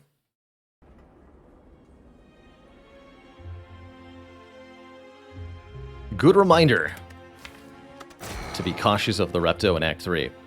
Snake Lady has killed many of my runs. I know if you're watching me and you've been playing Spire, Snake Lady has killed you too. Because the Snake Lady kills everybody. GG. Undoing of this deck really was the, yes, inconsistent draws, just not enough card draw. Really needed a couple skims or cool-headeds to feel a bit more comfortable. Despite the fact that we got rid of all the strikes, it just couldn't quite front-load hard enough to be survivable. GG. GG.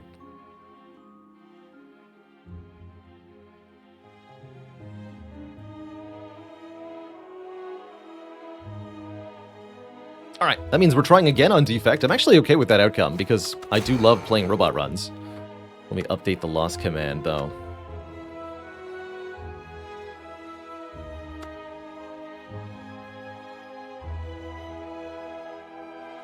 Up the Defect to 5. We'll have many more Repto deaths this year. Don't worry.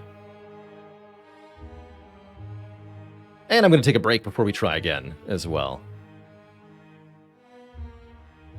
So, BRB everybody. Don't go nowhere.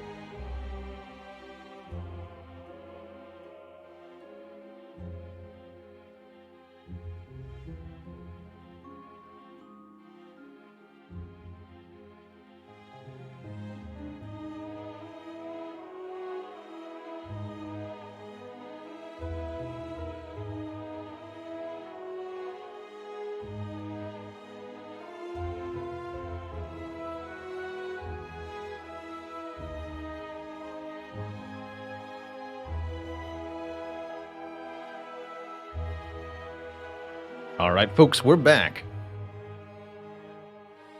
We are back. Let's do a quick audit of the loss total.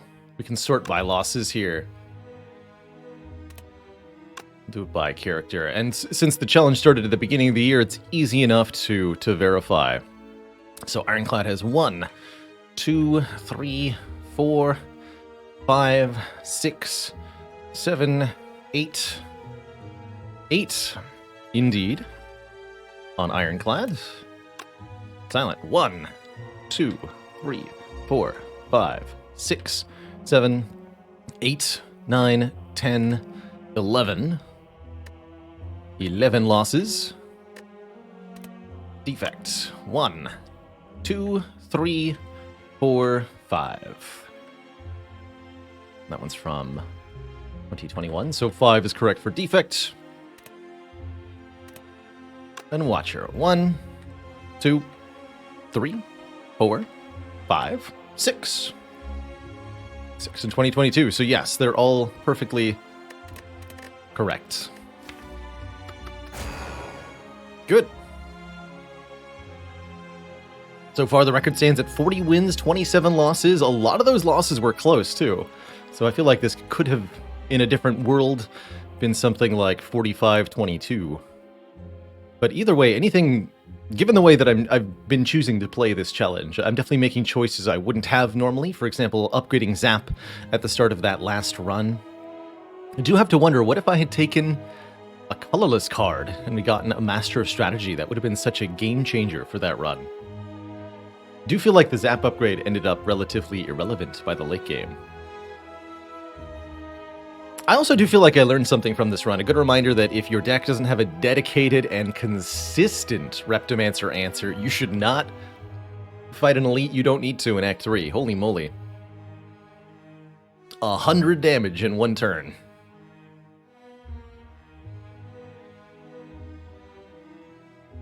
Hey there, Failey. Joining the Risk of Rain too. That's some cool stuff. Happy to see that franchise getting attention in general. Man, there are shops all over this act. How fascinating. Strange layout here.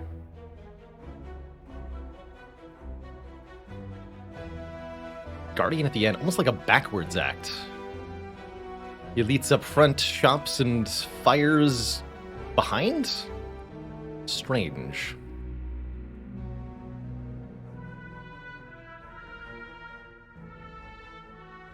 I think that last defect run is also a really good highlight of the feeling between a deck that has Seek and a deck that doesn't have Seek.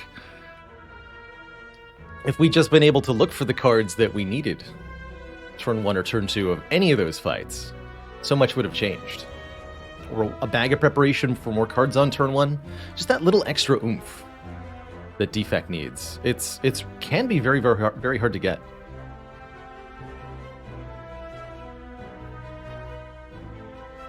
Oh, it was the total that was off. No, you're right. You're correct. Those numbers do add up to 30. Thank you for double checking that. Thank you for double checking that. Do I think my win-to-loss ratio is indicative of my skill level for each character? No, there's gonna be an odd one out, so to speak.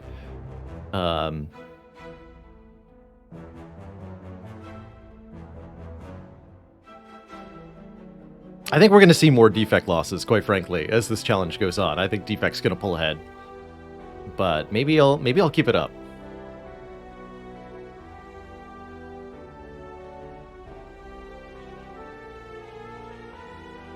Best of luck on the hunt, Klassen. The ladder challenge is no joke. Good luck.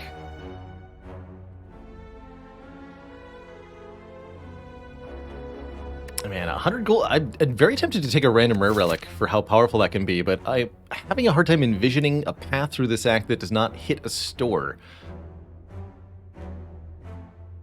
Therefore, having 200 additional gold for that shop feels mighty helpful to me. Maybe even 2 stores, right? So there's like this path. Something like that. We could go here. Oh, yeah, that's okay, I guess. Some rare relics are totally worth it at the start of the game. Some are not. I think I'll take the money. Let's take the money. And I'm not going to be suicidal so as to charge into an elite before a fire, so we'll probably either visit this fire and this elite, or we'll visit this fire and potentially dodge an elite. That's going to depend on my first 2 card rewards. So we'll start here to give us the option of left or middle. And depending on what we see and how comfortable I feel in pathing towards an elite based on what I've seen so far. Proving my words from earlier, by the way, about cultists. I'm just going to greed that 1 health, and it's going to work. The other option is sometimes you end up with this hand, because you don't draw the dual cast, in which case you lose the 1 health retroactively. Didn't quite have the kill there. But I come out the same as if I didn't do that, so good. If you want 1 card that can help you take on an elite early on, Rip and Tear is certainly a powerful early choice, hitting it for 14 damage off 1 energy. Upgrades to 18. I think Beam Cell or maybe even Static Discharge could be viable options too.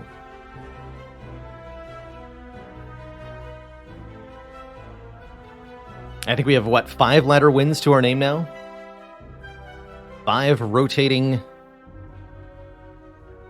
No loss, heart kills on every run, ladder challenges. Those were fun times.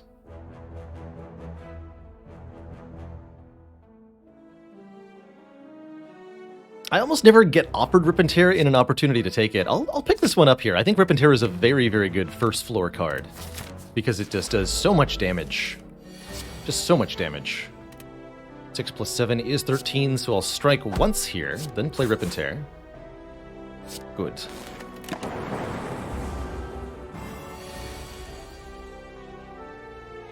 And here we now cleanly and comfortably kill this Spike Slime with exact damage, something we wouldn't have been able to do with any card other than that Rip and Tear.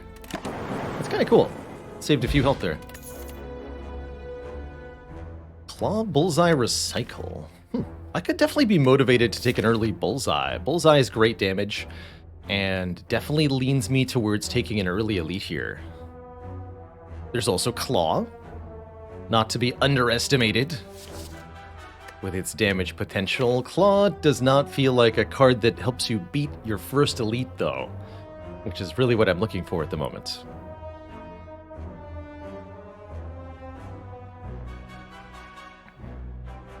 You know? I'm going to take this Bullseye. And we're going to head left here.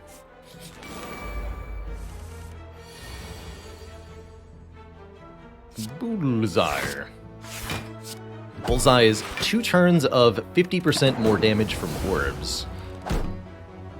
With fractions rounding down, of course.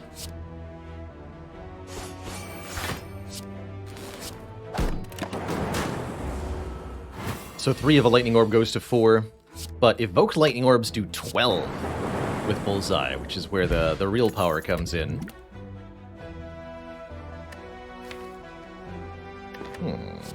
Interesting opportunity to take a Chaos here. Channeling 1 or upgraded 2 random orbs. Given that we have a Bullseye, we have an increased need for orbs. Particularly Dark Orbs could be very powerful. Recursion could kind of accomplish a similar goal, but I think the Recursion's a lot worse without actually filling the orb slots with something. I think I'll take this Chaos, and we'll make it our first upgrade before the Elite, so that it's 2 random orbs, twice the likelihood of a Dark Orb.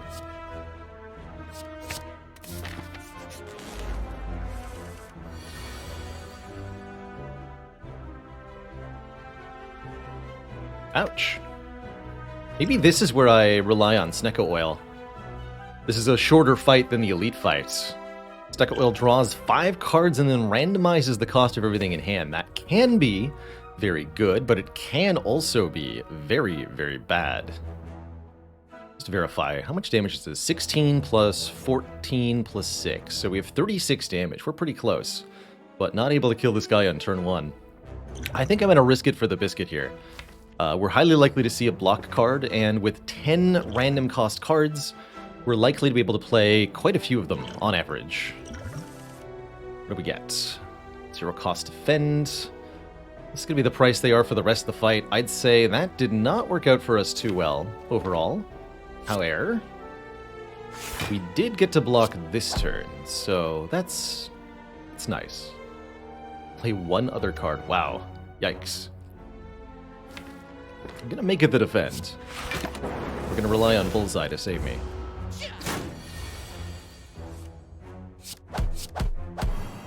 Dual cast? Come on, one time.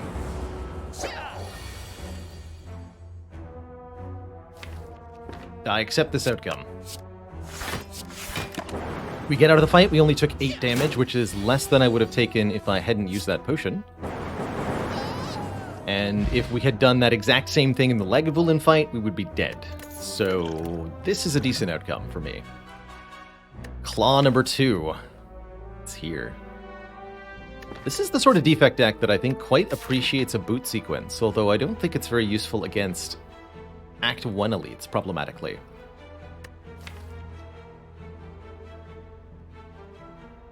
But I do like boot sequence in general.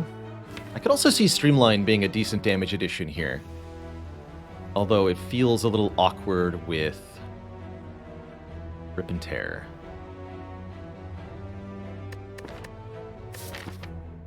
Might just make this a skip. Although boot sequence will be very good if it's not Gremlinob. And I'll appreciate boot sequence throughout the rest of the run. Let's take a boot sequence. I just hope we're not too immediately punished here. There's a small chance we have disaster headed our way. I do love that we rolled another combat, though. That's going to give us a little bit more preparation time for that first elite. Maybe another potion, even.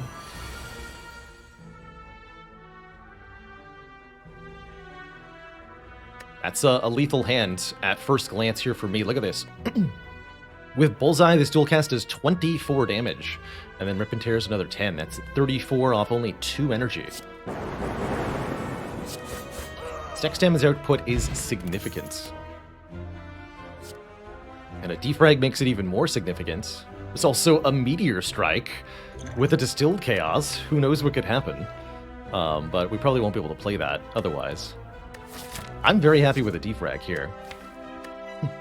Then we definitely upgrade the Chaos, so we get 2 orbs. And random orbs plus a little bit of focus goes a long way towards making that first elite manageable. From there, with focus, we can add more orb generation, and that's going to scale with the Bullseye, and we're off to multiplicative land, which is good times.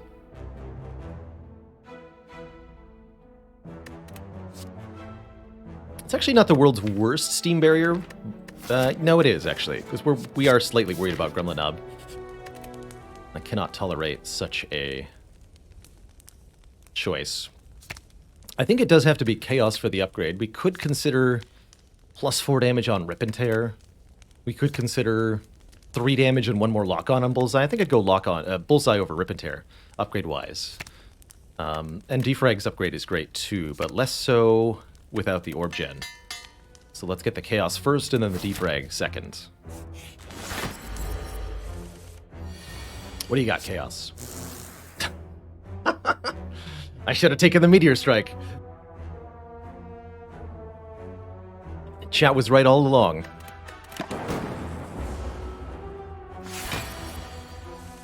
They knew. They knew. Okay, I'll have to wake up with this, because otherwise I get blapped really hard. So don't play any of these cards. Just wake up with dual cast Strike, Strike, Rip and Tear. If we're really lucky, that Defend is the bottom card, but I really doubt we are. That's acceptable.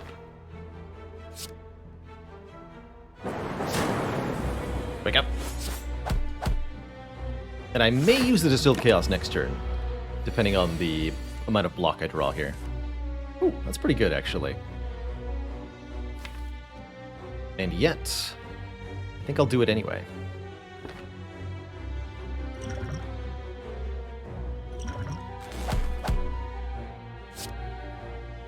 Double plasma was actually very bad. Looking at this, I really needed just about anything else. These aren't helping at all. Well, they're kind of helping. This turn's okay.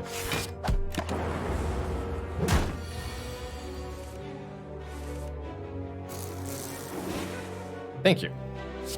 A real orb.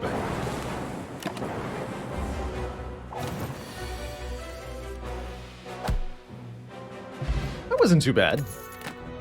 Ice Cream First Relic definitely makes for an intriguing run. Interesting. And we're offered both Reinforced Body and Turbo. Reinforced, one of my favorite block cards. Kind of awkward with Ice Cream, though, as it would use all remaining energy. Whereas Turbo lets us get ahead of the energy game. That said, Reinforced is very good against the Guardian.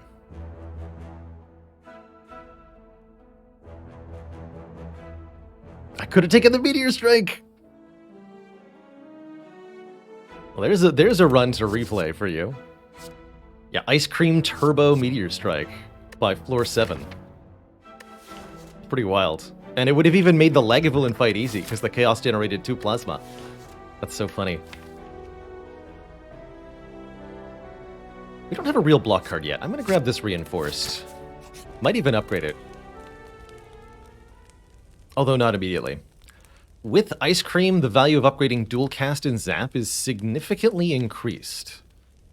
But I think the Defrag has to be the first choice.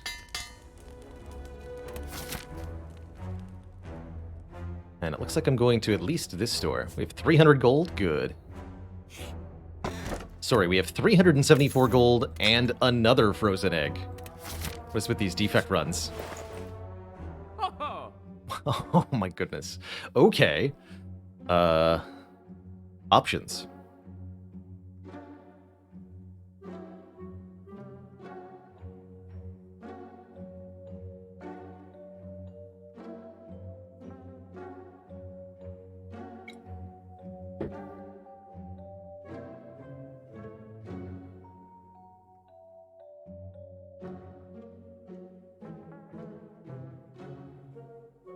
It's on sale, too. That's kind of ridiculous, actually. If I take a Creative AI, the way I've been looking at Creative AI lately is that it's a dense card. It's a lot of power scaling that is secretly contained within one card, as long as you're willing to wait for it. Kind of like Demon Form. In order to make these cards work, you have to have comparatively few of them. You don't want to have a deck that has Creative AI and another dozen powers, unless you've got Mummified or Hand or something weird. You want Creative AI to be all of the powers in the deck, so that the rest of the deck can be front-loaded block and damage and immediate setup. And that way you don't draw a hand of cards that does nothing. Man, there's so many good options here. Do I have enough money for Creative AI plus card remove plus Cold Snap plus pellets? I think I do. That's insane. If so, it's probably my choice.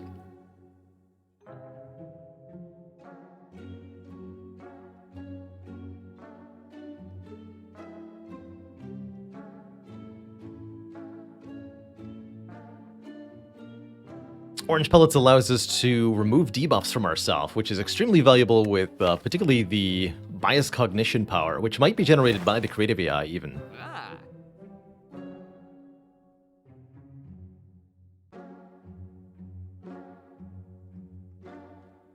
That's true. Maybe this Creative AI is actually just a trap, and I should not take it at all. I do like it, though. Particularly with Orange Pellets, I do like it. Wait, I'm one short? Oh, no. Oh, no. Day late and $1 short. Curses.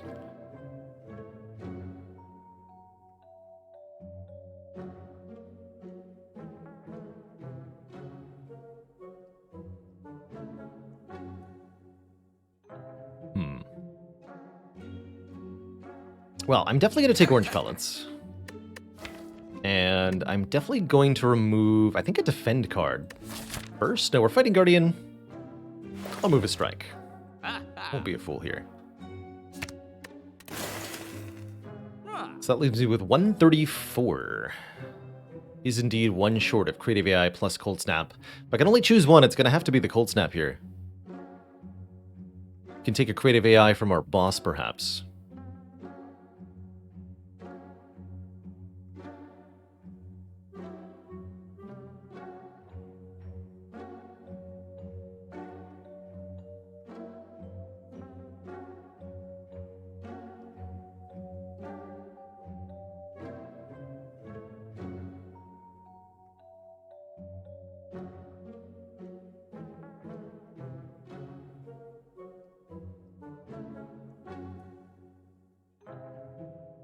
And since I owe the chat a dad joke, did you hear about the man who invented a belt made out of watches?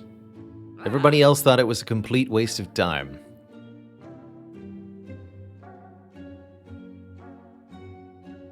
Alright, let's take this Cold Snap. Creative AI, I'm sorry.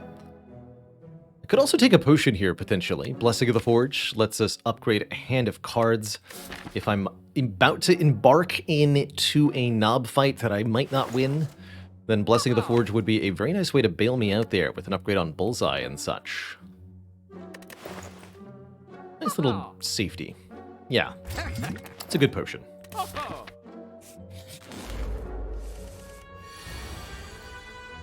This is not the correct time for it, though.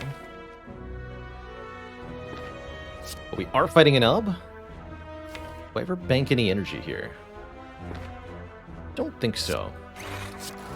Need to do damage to knob.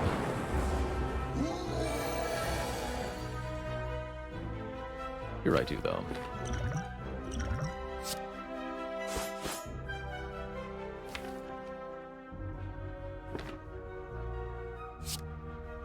That gets played for sure. If I play Zap here, we have to do 25 additional damage. Bullseye plus Dual Cast would get there. But if I don't draw those, we'll be taking a hit, and that hit will kill me.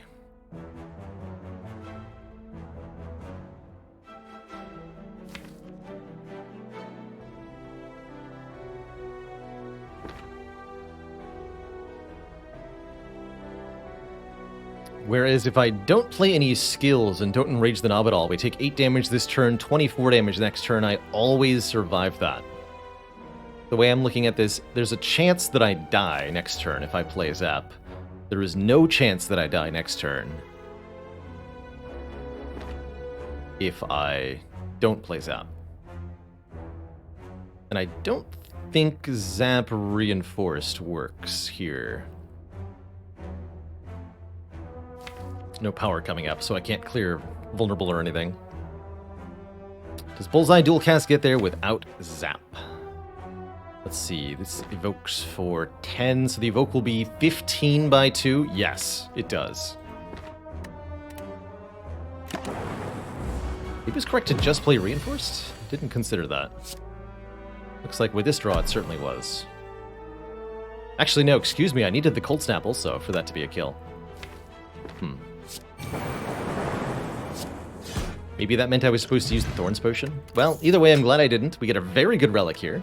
The Thread and Needle. And Tempest, Ice Cream, Bullseye. Yes. Channel X Lightning.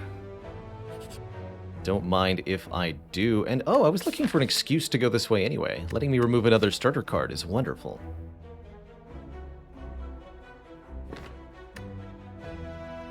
Although, with 19 health going into Guardian, I might need to rest? No, we have a Fire Potion.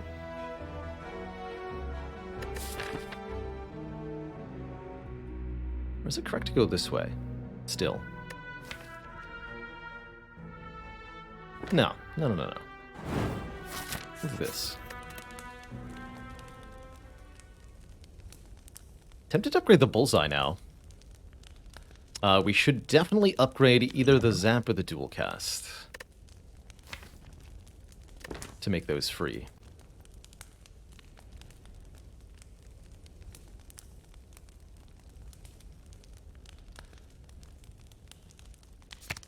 Let's do dual cast first. Might go both of them, actually. No Membo card. Loop Plus is back from last run. Turbo also here. Card removal also here.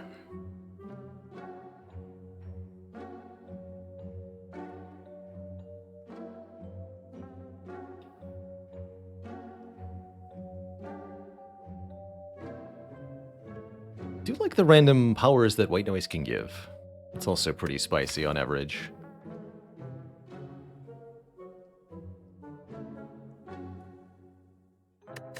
Could remove one more defend card, or one more strike card, excuse me.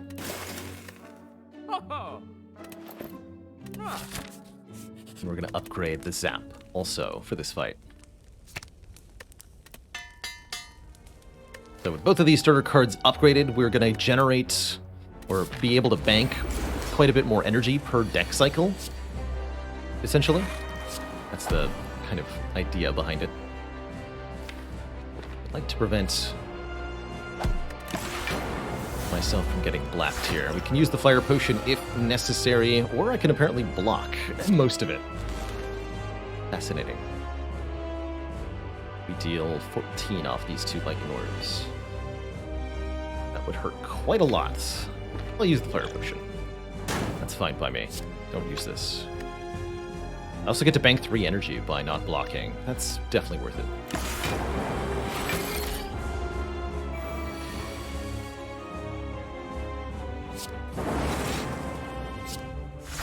I was hoping to see a Frost Orb. We'll actually take 2. 2 Frosts.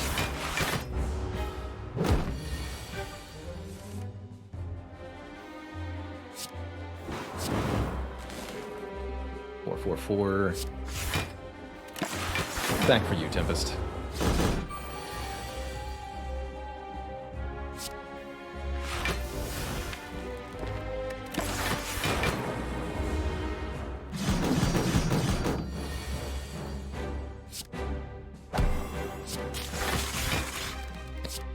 Secret Glacier. Okay, we'd like to prevent the attack, so I'm going to play this strike. So not guaranteed to draw a Tempest immediately here, although I would like to draw a Tempest right now. Nice. Good job, Tempest. Get him. GG. And there it is. Orange Pellets plus, or the Bias Cognition plus with Orange Pellets. It's just gain 5 focus as long as I play an attack and a skill in the same turn. This machine learning is not to be ignored either. Giving us 1 draw per turn is a mighty powerful thing, but I think Bias Cognition is such a powerful focus card. We really have to take it here. What we want here, from here on out, is more card removals, more energy generation, and more card draw.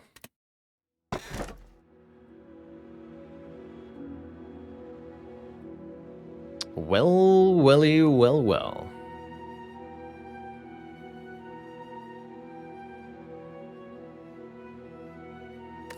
Well now, choices. 2 very, very good options here. I think both Inserter and Runic Pyramid can lead to incredibly powerful, different runs. Inserter is orb slots every 2 turns with this much focus. That is mighty, mighty strong. Or the Runic Pyramid, which lets me retain my hand every turn. Really like Pyramid with Boot Sequence, especially. But Pyramid is going to enable the Orange Pellets to be a lot more consistent.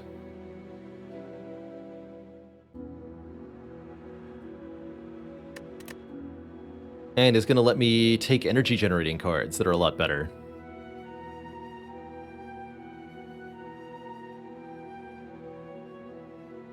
For the Inserter to get really, really good, we'd need to add some more Frost generation, probably.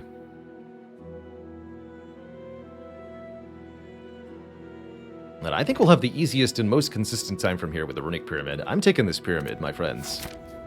One of my favorite relics in Spire. Of course, today is no exception. That is a spicy act layout, holy moly. How do we do against 3 slavers? Very badly.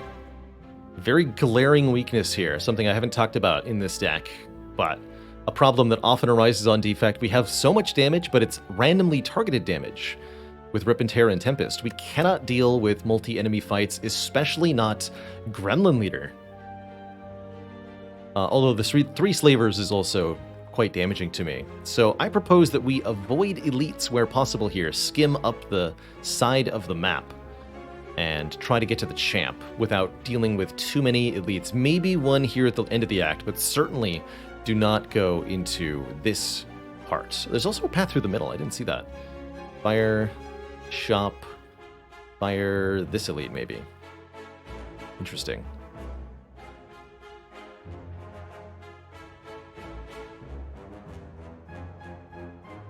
These are basically the same path, although there's an extra upgrade option here. We would like to upgrade Tempest. We would like to upgrade maybe Bullseye.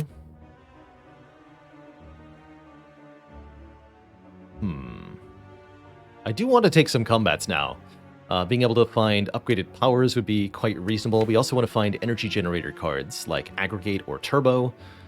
And we would maybe like a Frost generator too, like Glacier or especially Cool-Headed would be great. So, which is it going to be? Oh, and this can actually just go to this elite too, right? So let's go up this side. We got a few more events early on. I think that's okay as well. First up, Bird Nerds. Tempting. Very tempting to use the Liquid Bronze in this moment, but is it necessary?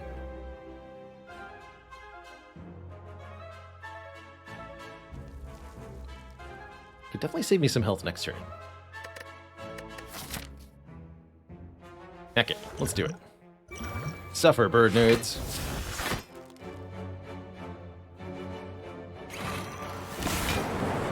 Don't need to prevent the focus down if the fight's ending immediately.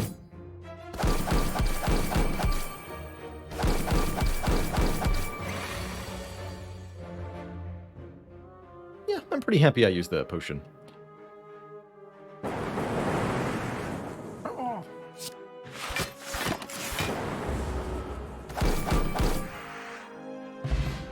Beautiful. There's an upgraded power for us. Hello World Plus. I think I'll pass on that. The problem we had with Barrage last run is not a problem this run because of Runic Pyramid, although I didn't take the Inserter. I think this would be a good card if we took the Inserter.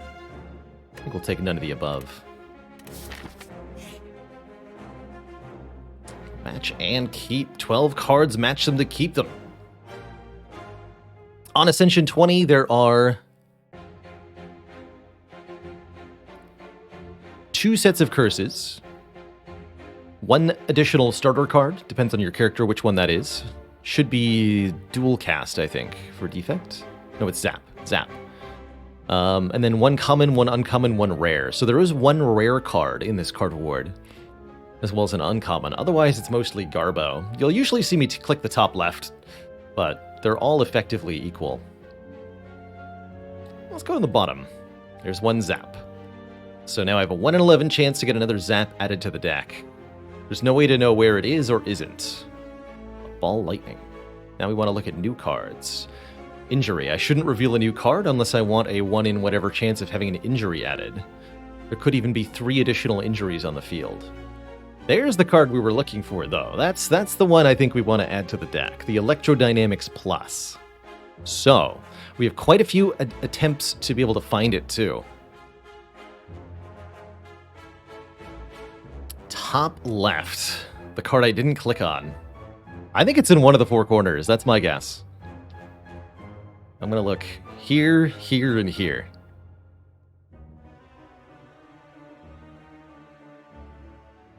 We've already seen these 3, right? So all of these are unrevealed.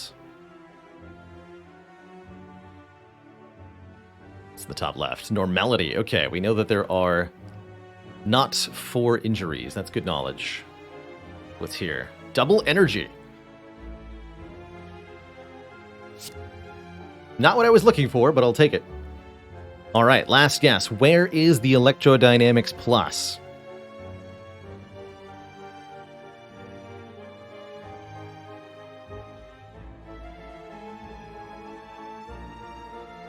This card.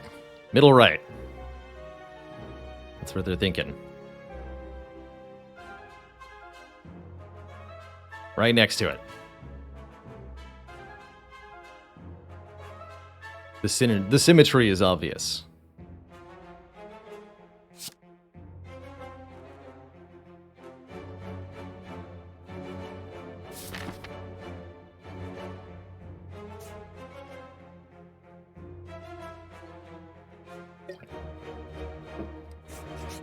Let's go.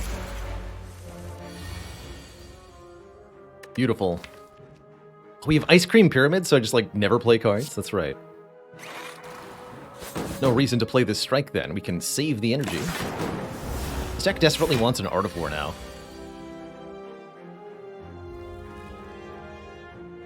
But I do need to play enough new cards to be able to draw new cards. So keeping 5 spots open in our hand is ideal here. Oh, and we want to hold on to stuff because double energy is a thing? My god, the power.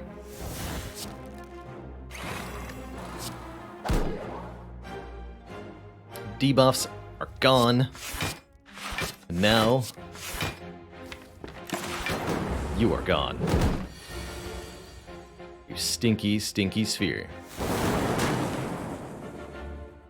GG. This is going to be a beautiful, beautiful run, I can tell. Cool-headed here is card draw and a Frost Orb. I don't mind that. Can we Slavers now? I'm going to go with probably. We can definitely Gremlin Leader now. Although I feel like I'd like more potions before I feel okay trying to fight Slavers. I'll take one Cool-headed. And we should take another combat because we want to get the potion slots filled. These two are no real problem for us.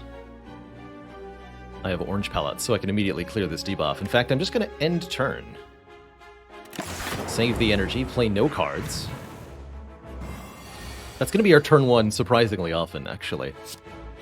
There we go. Power. Attack. Skill.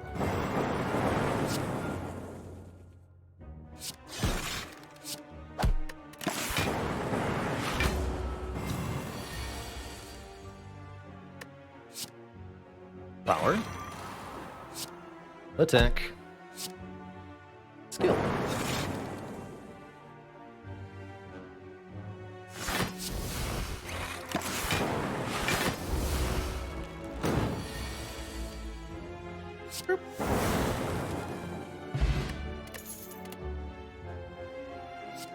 Upgraded Cold Snap. We do need more attacks in order to make sure orange pellets can be procced consistently. I think Frost Orbs are very valuable for this deck as an option, and it says plus on it. So of all the attacks offered here, I love this Cold Snap the most.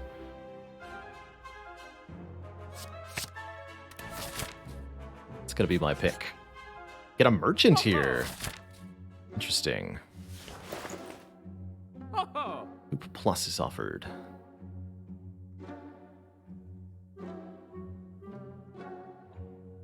Card draw is here. Real card draw. Skim.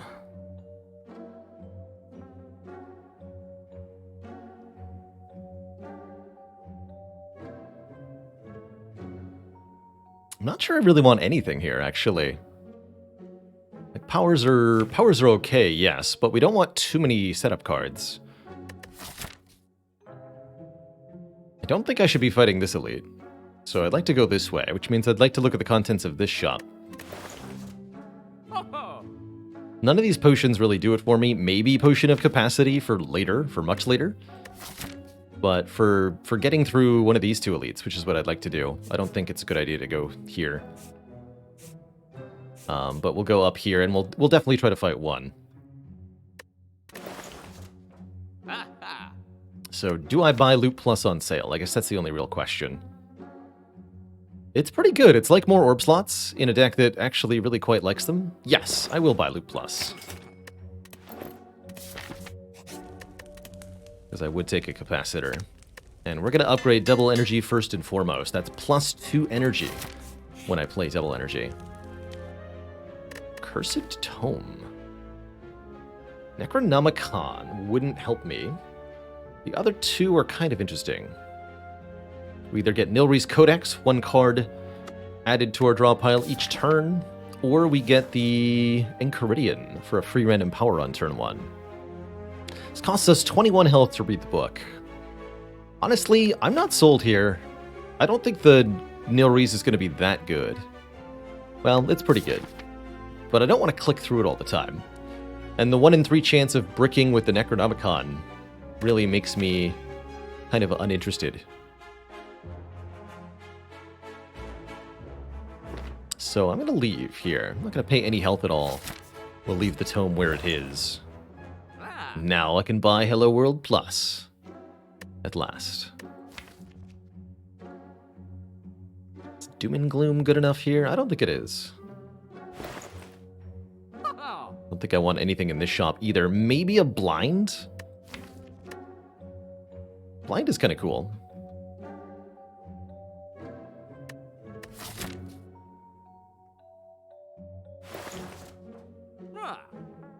Could perhaps pick up a potion. A power potion would be my preferred choice just because it's cheap.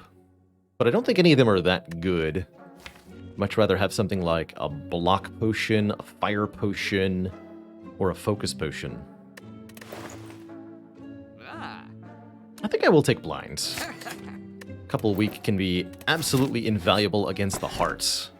And we already have some artifact removal with the bullseye. Lava Bronze Scales, that'll be good damage against heart, and very good damage against the Book of Stabbing, potentially also. Upgrade-wise, we can upgrade Cool-Headed. We can make Blind apply to all enemies. Actually, yes, let's do that. Blind Plus. That's very much helpful in those multi-enemy fights that we were struggling at, and I cannot believe we just got another shop. Ew. All these wasted floors. That's really unfortunate. One has to wonder if we would have made it through surviving this path.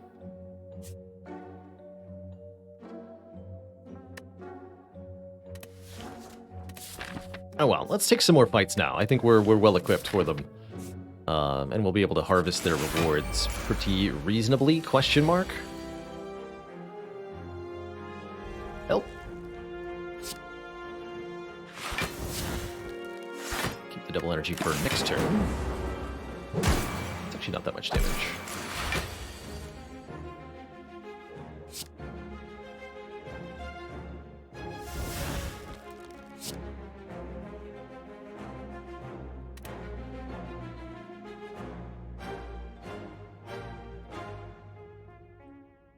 So I want to become vulnerable before I activate the orange pellets. I guess I could reactivate orange pellets too.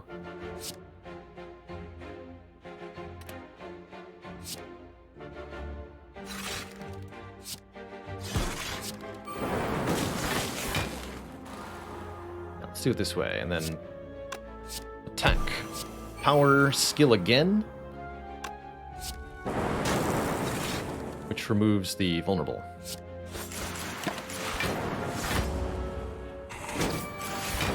Orange pellets can be used multiple times per turn, if necessary.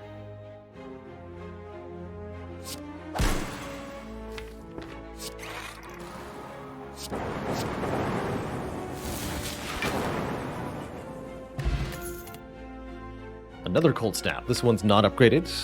Barrage is here. Compile driver is here. Compile driver is okay with the chaos, actually. It can be pretty reasonable card draw, and card draw is something the deck absolutely wants. So I'm going to grab this Compile driver.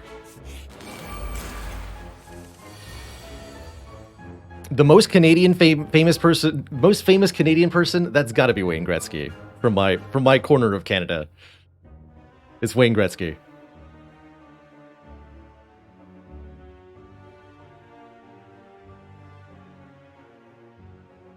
Oh, by the way, 10 minutes ago, I saw Bartafast said I would tip $20 if we found the Electro, and they were a person of their word, so thank you, Bartafast. for the $20 when that happened. No, not Bieber. No. No. No. No.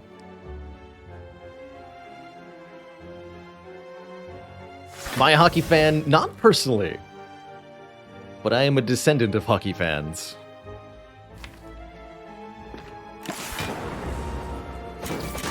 So I know their ways. Their beautiful, beautiful ways.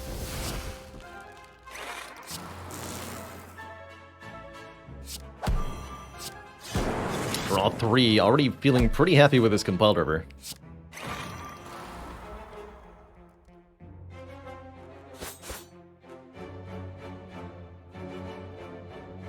So 9 + 9, so if I Cold Snap, I can just keep the Reinforced. Good.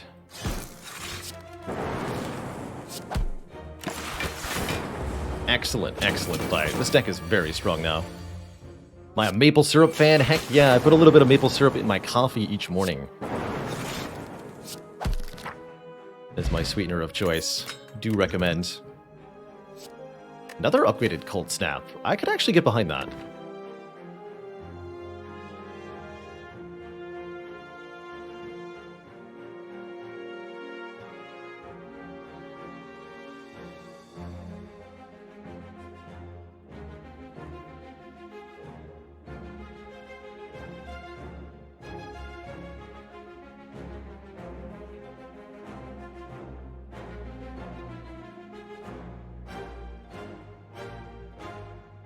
What did I learn first, walking or ice skating?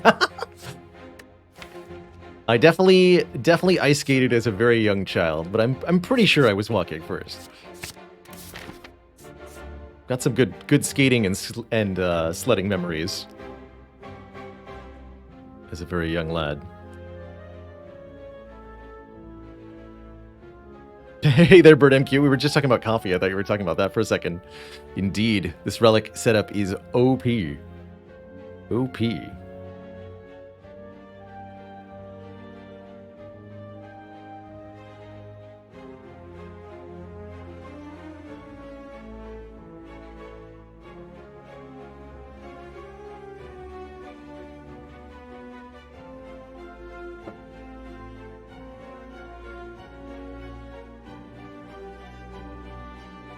Learning how to ice skate definitely involves falling over a few times. No shame in that, but if you don't like falling down, you might not be able to get over that phase. Skiing also, learning to ski, is something I have done and enjoyed. Shout out to Marmot Basin over in Jasper. Some beautiful, beautiful mountains and some beautiful, beautiful skiing.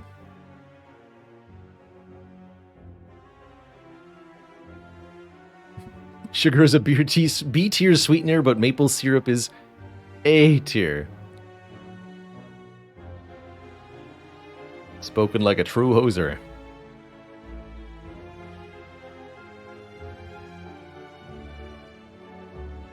I, for one, took naturally to skiing because I am a big fan of both pizza and French fries.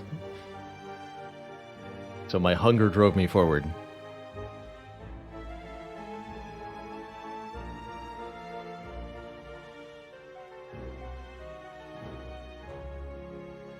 Calgary's a nice place. Would go back. From Edmonton, personally. That's my hometown. With its gigantic, ridiculous mall. And many other things.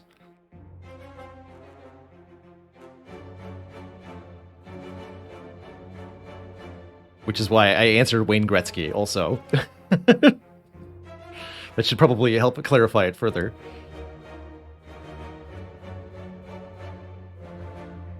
Honey is the B tier sweetener. Oof. That joke really bugs me. Yes, the West Edmonton, Smix shouting out, the West Edmonton Mall water park is the coolest thing ever. In a city that is dry and cold and miserable 11 and a half months out of the year, the West Edmonton Mall water park is an entirely indoors full-scale, like, giga water park with a 100-foot bungee jump and some ultra-high tall water slides and a really cool wave pool and lots of other stuff. Only downside is that the place is usually crowded. But that's because it's cool. At least that was before COVID. I imagine it's a bit of a different experience now. But yeah, that West Edmonton Mall water park, super cool. Also, shout out to the submarine rides in the West Edmonton Mall. Like a little indoor submersible. One of my favorite jokes from the old towns is that the West Edmonton Mall had more submersibles than the Canadian Navy.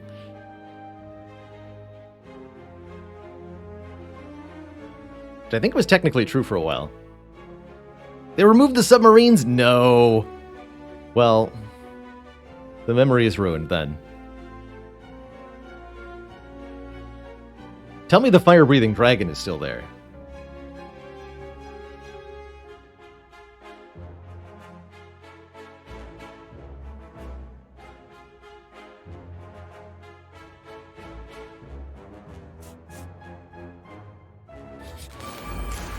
I want to combat, by the way, because I still have an empty potion slot. I tried to move the dragon, but it fought back.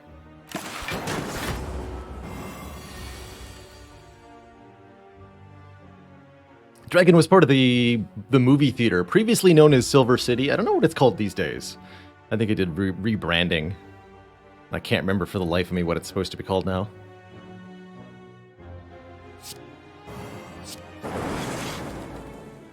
It's not the right orb.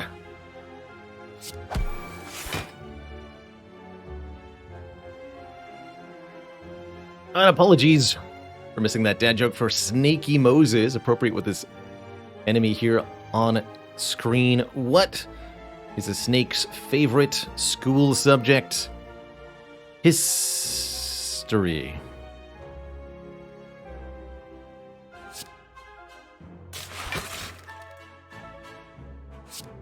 No refunds.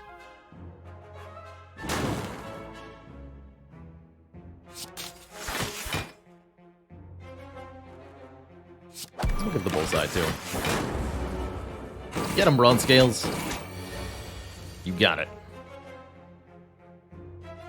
Let's see. If I Electro Tempest, is that just a KO here? I think it is, with 12 damage per lightning orb. Definitely. A regen potion, there we go. That's some good health. And what? An Echo Form Plus? Why, Snake Plant. You shouldn't have. Not that hard to get in play when we have Ice Cream. And very, very, very powerful for doubling either double energy or doubling the Tempest. Enabling us to kind of quadruple our saved up Blapitude. If that is a real word. I'm going to upgrade this Bullseye because I think we need to make sure that the Lightning Orb damage is in place longer. Beautiful. Doesn't get any nicer than turn 1 Echo Form now, does it?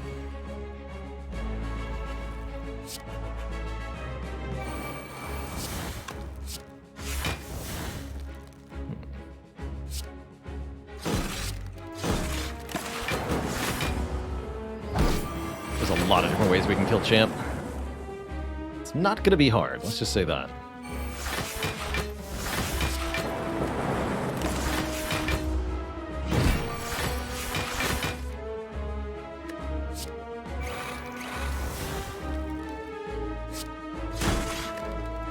Although if I don't play cards, I can't draw cards. That's the only weakness here.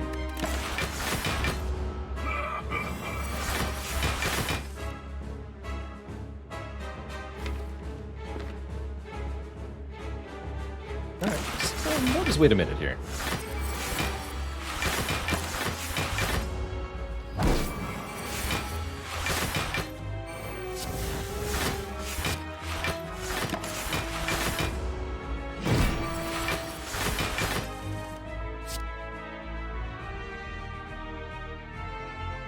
Sorry, how many lightning orbs?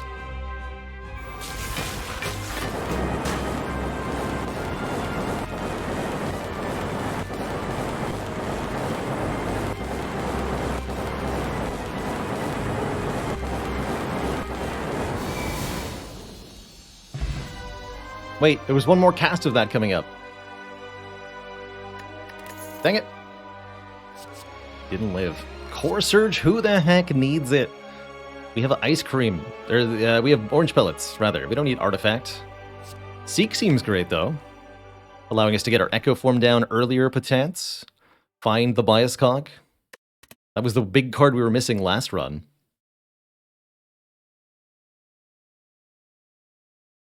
The available evidence suggests Thunderstrike would be overkill. Yeah. I think I agree. Multicast could kind of replicate what we just did, but with Tempest already here, I don't see there's a whole lot of advantage to taking it over the Seek here. Give me that Seek. And, ooh, Black Star? Interesting. Higher base energy in boss elite fights with Slaver's Collar is probably the no-nonsense pick here. Having more energy will crucially allow me to avoid getting hand-clogged, which is a quick way to die against Reptomancer, who I still shouldn't fight unnecessarily, although it looks like this deck will easily deal with her for the most part. Could take an Astrolabe here, transform and upgrade 3 starter cards. That's not a bad idea. Or extra relics off the Black Star. But I think the Slaver's Collar is probably the best pick of all of these. It's extra energy in the fights where we're going to need it most, the boss fights, where we have to make the big, super powerful Tempest, where we have to be able to get the Echo Form down immediately. So I'll be taking the Slaver's Collar. I'm glad it doesn't come with any additional downside. And we do have to fight the Burning Elite, so we're going over here. That could be a really nasty Reptomancer. Go to this store, heal up a little bit after the fights, and then proceed into combat. Definitely would like to remove one of our remaining strikes at the shop. We cannot abide this kind of turn 1 draw against Reptomancer. It's not acceptable.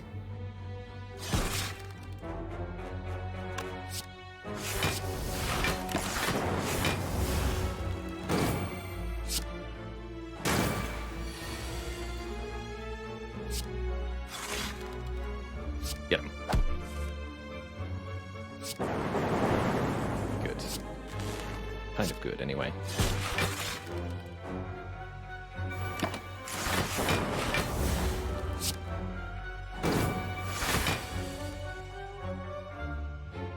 So, this guy's going to explode for 30 damage on this turn. I could rely on Rip and Tear. That seems like it's not likely to work out for me. Or I could try to block. The blind, unfortunately, does nothing here. I guess I can Rip and Tear, see what happens, and still defend afterwards. Okay, let's do that. Didn't think so. So we'll take 9. That's health I can get back with the meal ticket. It's not too bad. Do I try to use it now? Yes. So I might find a potion from either of the next 2 fights.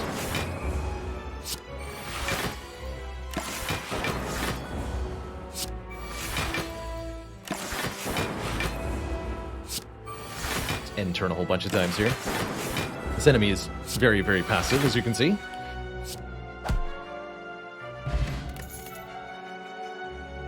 Discharge Cluse. That could be a Heart Ender, potentially, although it feels unnecessary with the Tempest and such. Although I need to follow up after I play Tempest. What happens then?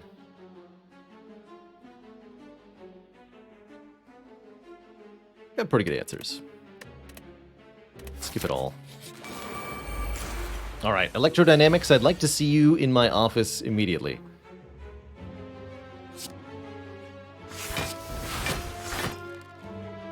It's 22, we're full blocking. Okay. I think adding several vaults would improve the deck. Oh, well. Only one way to find out, right? No.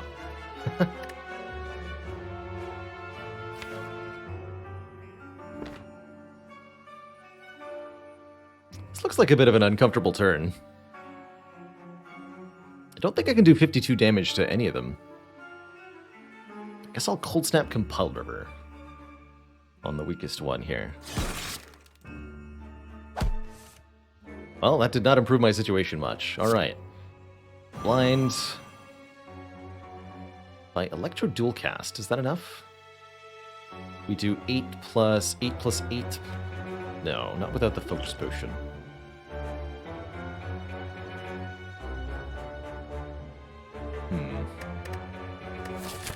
I guess Meal Ticket says this is fine.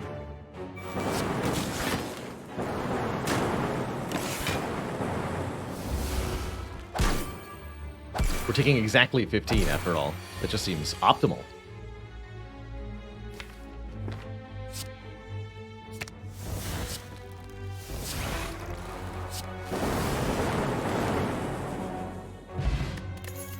Dupe Pot, very powerful. As is actually Elite Plus. Pretty good front load. We've been avoiding the Reinforced Body a lot of the time because it doesn't do. Hologram to get back a card from the discard pile, also powerful, although a lot of our best stuff exhausts. Personally thinking Leap. It's basically the same as the Equilibrium, but for one cheaper. We get to retain anyway, after all. We'll grab that Leap. Heal up perfectly. Glacier is here. I have enough Frost, though, I feel like. We have 3 Cold Snaps and a Cool-Headed. And a Pyramid. Master of Strategy can more easily get stuff into my hand. Lantern is just 1 more energy. That's also pretty good. Spoon. Cards that exhaust when played would instead discard half the time. Save Boot Sequence, save Double Energy, save Tempest, and save Seek. Intriguing. Intriguing options. Relying on it randomly a little uncomfortable. But that could help. Maybe.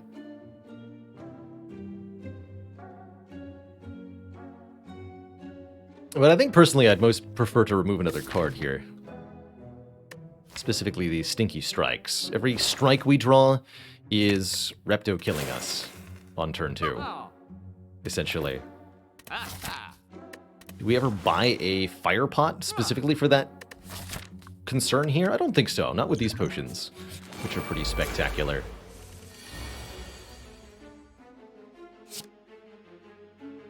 Bower. Attack. Skill. And power again, actually. Is that going to be enough damage? We'll do 13, bringing him down to... Or not 13. We'll do 12, bringing him down to 17. No, I need to play this.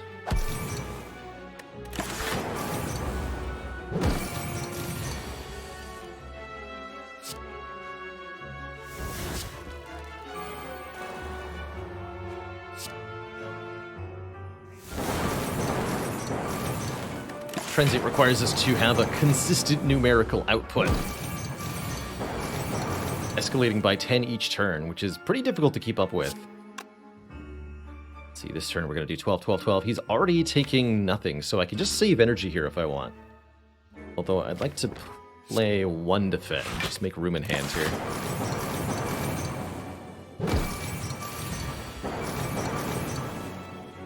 Looking to get Echo Form in play. If I play Electro, am I allowed to do that? I think so.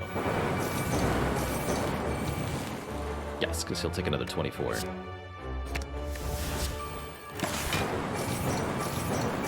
Let's just double our first card of the last 2 turns, which will be mighty powerful.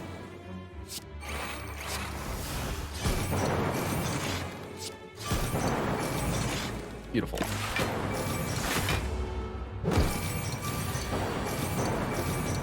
Poor guy never stood a chance.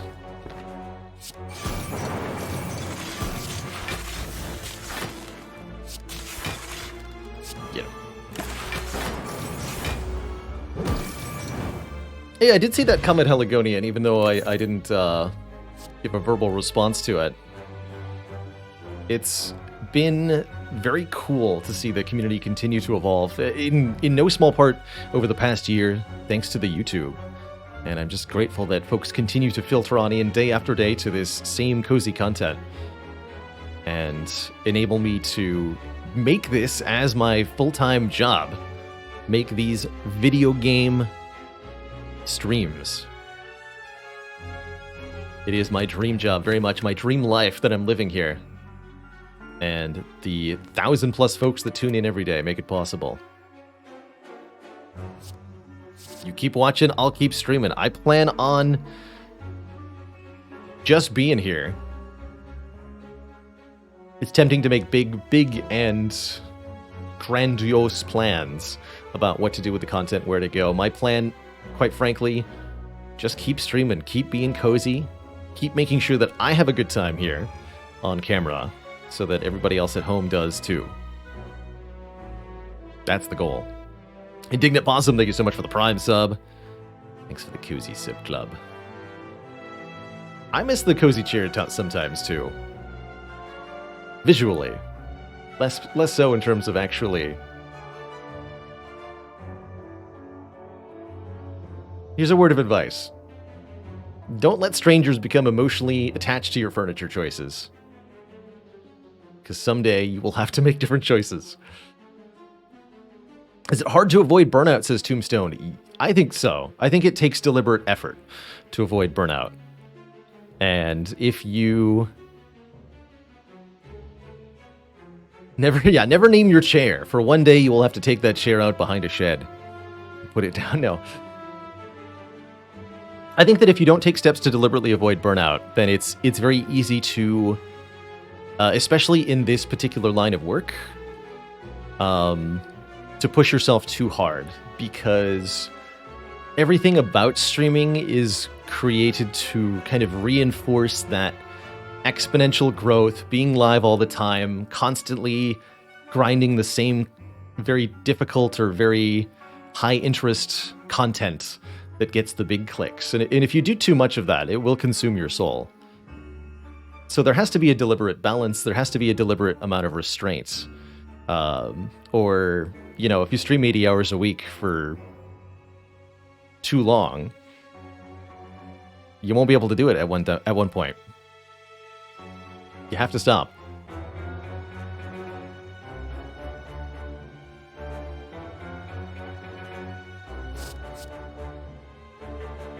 6 and 3-year-olds were almost in tears when we threw out the old couches, says Bored Kid. Right! Like, even if the new couch is way better and doesn't have that gross stain on it anymore. But they liked that couch. And you had no idea how much they liked that couch until you got rid of the couch. And then there was nothing you could do.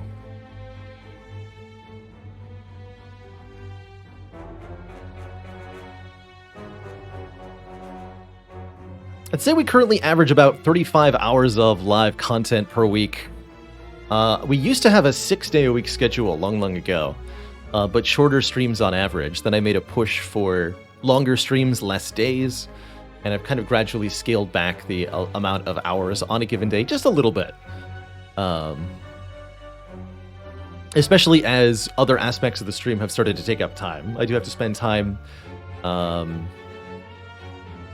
with what I like to call the overhead.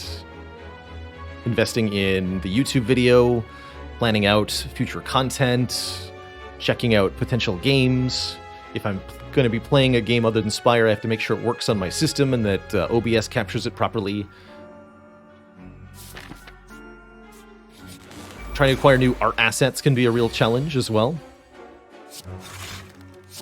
So there's all sorts of different things that can take up time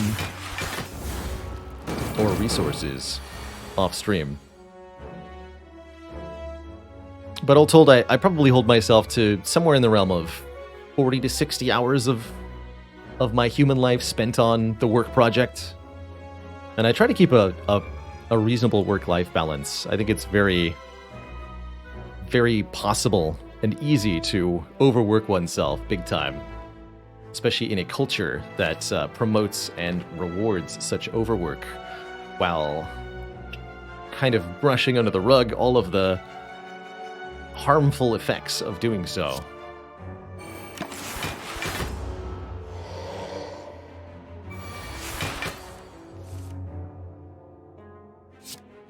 that Echo form down. This Nemesis is doomed here. Doomed, I tell you.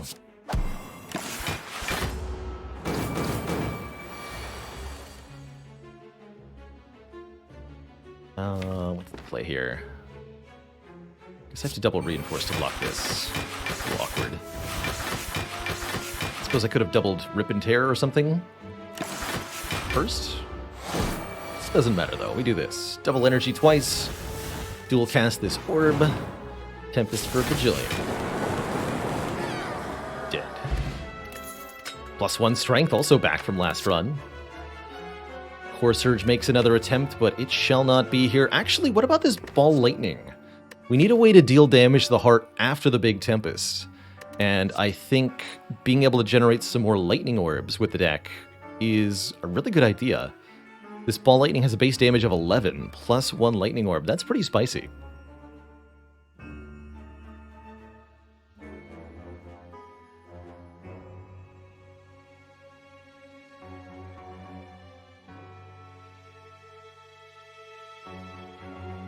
Other artifact source I didn't see, we have the Orange Pellets Mad Math Magician.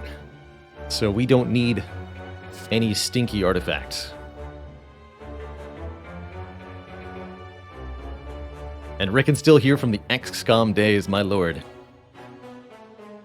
I do want to do an XCOM 2 throwback sometime.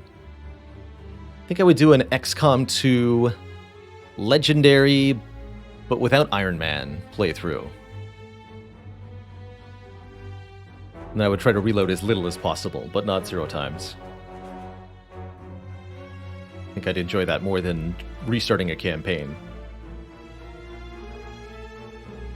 Can I let Thorns be my heart damage? They can certainly be part of it, but I don't think they'll be enough. Which is where I think this Ball Lightning really comes in very handy here. Luke Cat and Chap asks, any tips for players like me who don't have enough patience to think of card decks that synergize? You don't have to have an end goal in mind that you're working towards.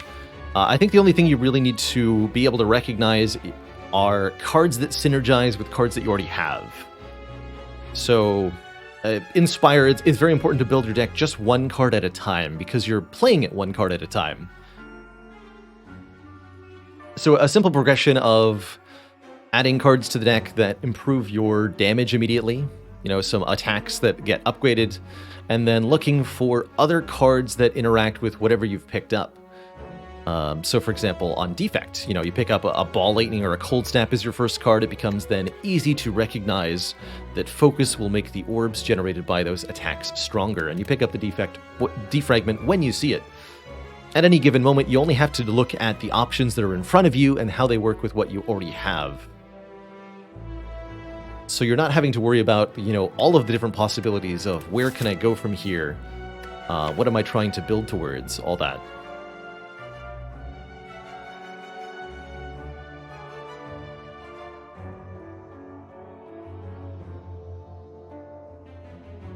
I think I'd have to do some research on mods.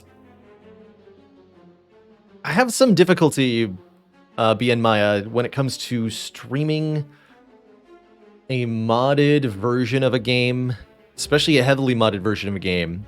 Double especially if the channel by and large isn't all that familiar with it, because it'll create an environment where most of the people tuning in are very confused about what's going on, and I don't have the verbiage and time space to keep everybody fully up to speed with it.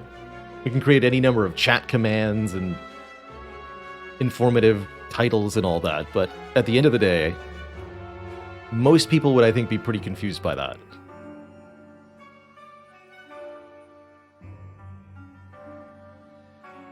But I am very curious about what kind of changes I could make to XCOM 2. Zako asks, will we see Chrono Trigger again? Yes.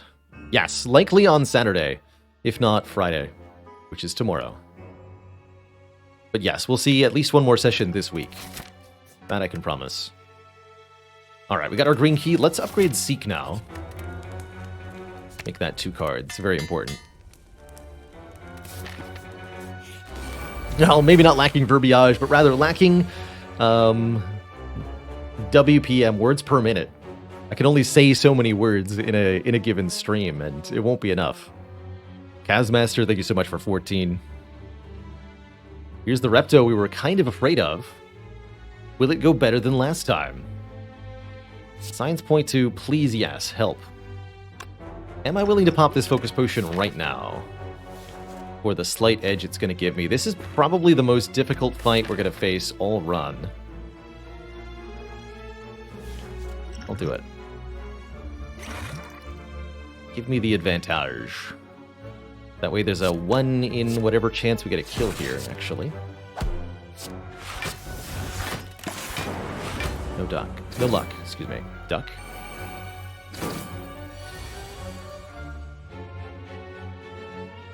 Alright, this is not exactly great, but it is better than last time. They all get weakened. Could double a card. Let's see what chaos hits. Ah, okay, so yes, there's good incentive to dupe pot the Cold Snap, because it kills this one. Let's do that. Always buy more potions. Can't buy more hit points right now in this fight. So 12 plus 37. Not 37.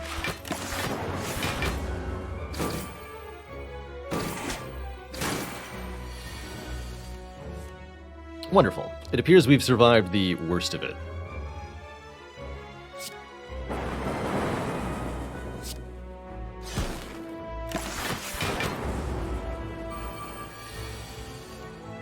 Alright, now it's double energy time.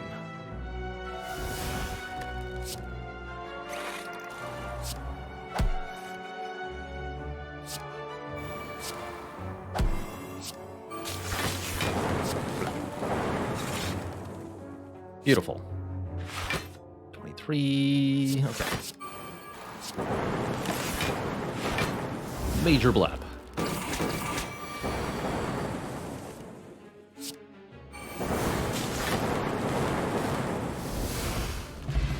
Get a bottled flame, allowing us to pick an attack to have in our opening hand. Could maybe bottle the Cold Snap, but I don't know. Second Compulder is decent here. We did not know which enemy that lightning was going to hit. That was totally random. Could bottle Compelled River, although it's only guaranteed 1 draw on turn 1. Not sure I like that much either. Bottle the Claw. I would bottle Go for the Eyes if I had one of those. I guess I do want to bottle one of the Cold Snaps, because making sure I don't not have an attack card for Orange Pellets seems pretty helpful. Easy blue key over blue candle. And here's a great fight for this deck. Good. Oh, I should have actually kept that. Here we go. Power. Attack.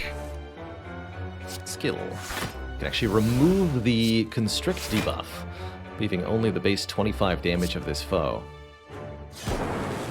And I'll keep the other loop to re-remove the debuff once it is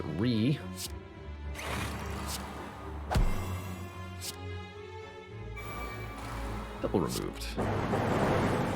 Or whatever. Removification. Power. Skill. Attack. Constricted is again purged. Beautiful. Speed Potion, 5 Dexterity with Orange Pellets to make it permanent. Beautiful. Go for the Eyes, not bad also, although I do have the blind already. Second copy is not terrible, considering it's a 30-card deck. We want full weakness uptime. And I need artifact removal, I'll take it. And we're going to grab some more... Actually, we're going to grab the red key. Letting me upgrade whatever I find here. Since we've got Repto out of the way, I will be fighting this elite. It's either Nemesis or Giant Head, and both should be easy. And I could upgrade all cards. That's kind of tempting. Although the important ones are already upgraded. Or I could fight a boss and get a rare relic, which will be my choice here. Slimbo.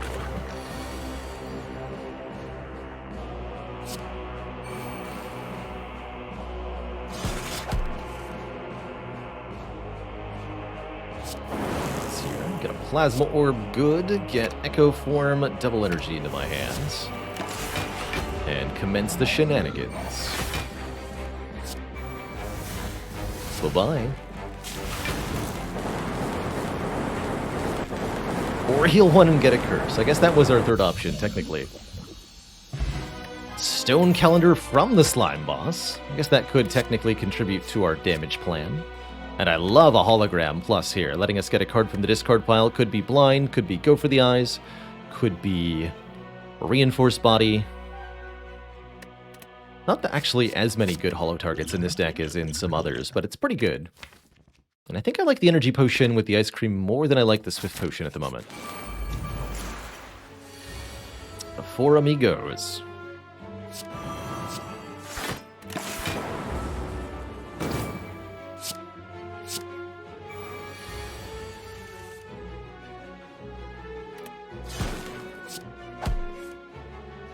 Oh, whoops. After that, compelled to be a draw too.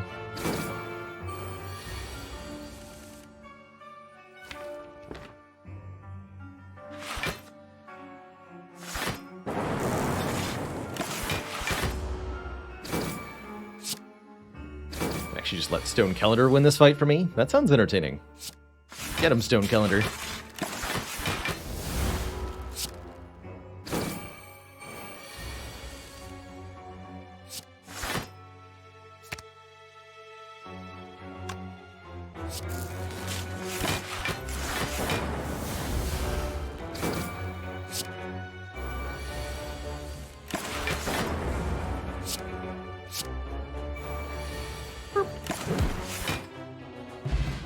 Beautiful. Second Tempest. That's also an interesting option. If we have two of them, I can do the thing twice.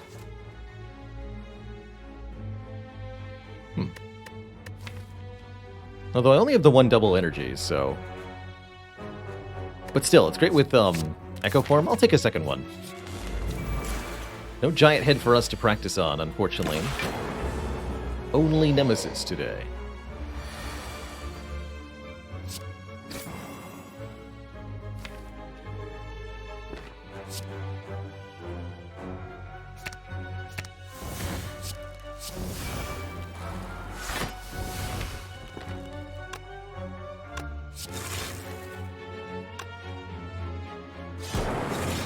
Evoke those if I need to. Looks like I do.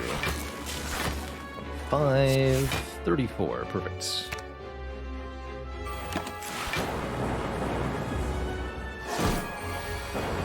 To manufacture all the block ever. Ranger Realm, thank you so much for 23 months. Almost to that 2 full years.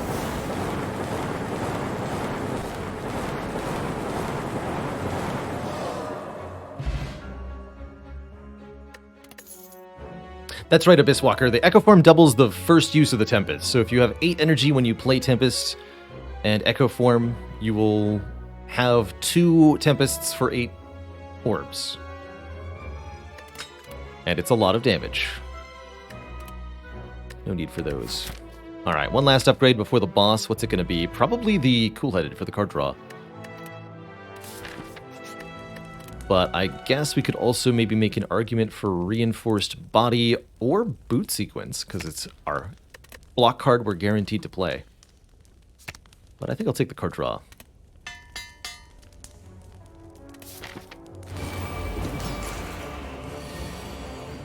Turn 1 Echo Form. Doesn't get much better than that.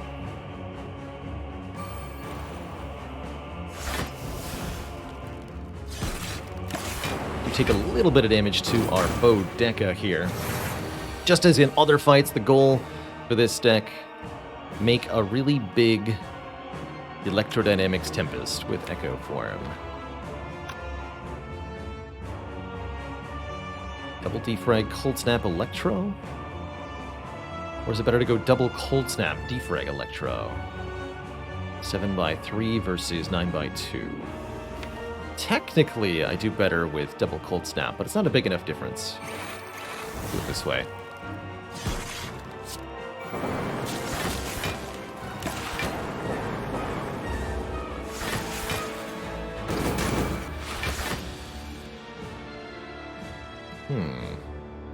Ouch.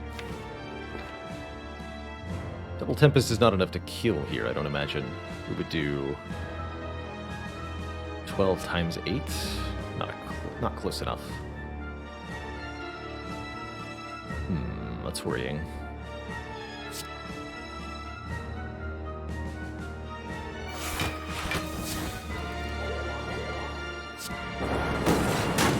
Okay, we at least got one frost.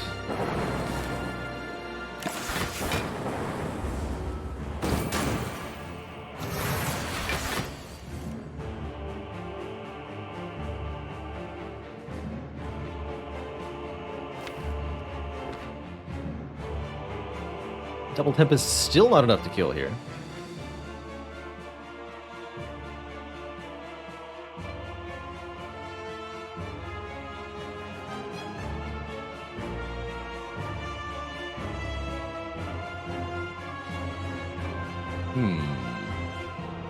Energy Potion would get me there. That's kind of interesting. Actually, what it's 12 times 16. Actually, a little bit less than that.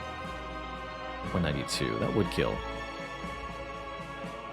So yes, Energy Potion just wins. I could buy a new potion easily enough.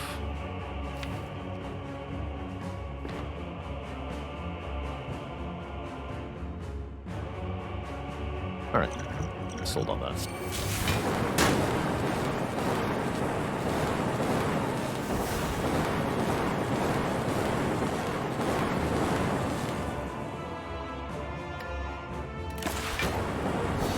GG.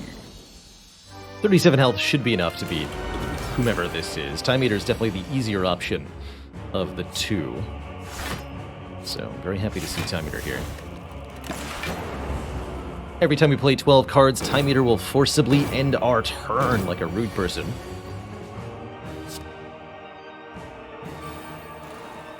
And that's okay.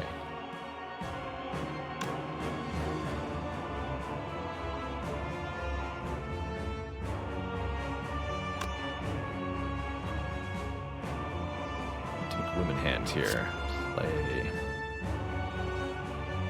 a Bullseye Amulet. Next turn we double defrag here.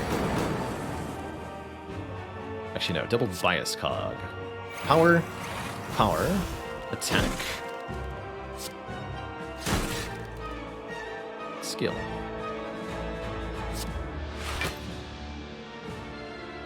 This is going to be 10 by 3. Which I'll fully block anyway.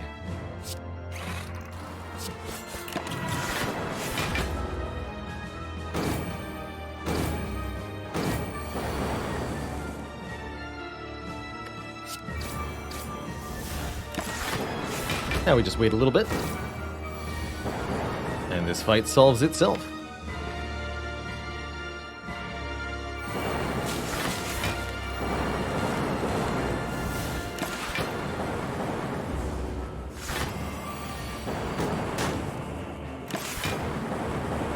Actually had lethal on that turn too, but let's let Stone Calendar get in there as well.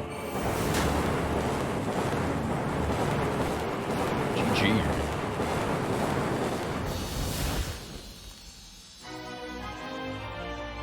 Two thump, two thump, two thump, a deep pulsing dread could be felt throughout the room. Is this heart of the Spire, the source of all these lightning orbs? Yes. The answer is yes.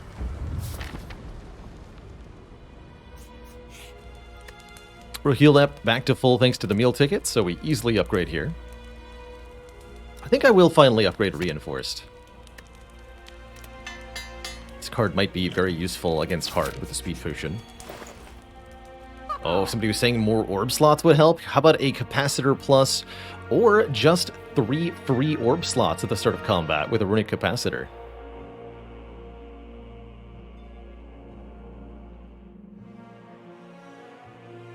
We could even do both, but that seems ridiculous. Definitely go runic capacitor here. And I could buy a potion instead. Ooh, I like fire potion for the elites here.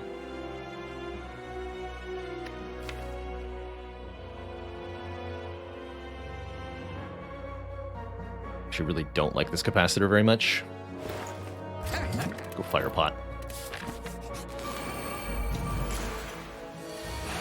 This will be plenty of orb slots.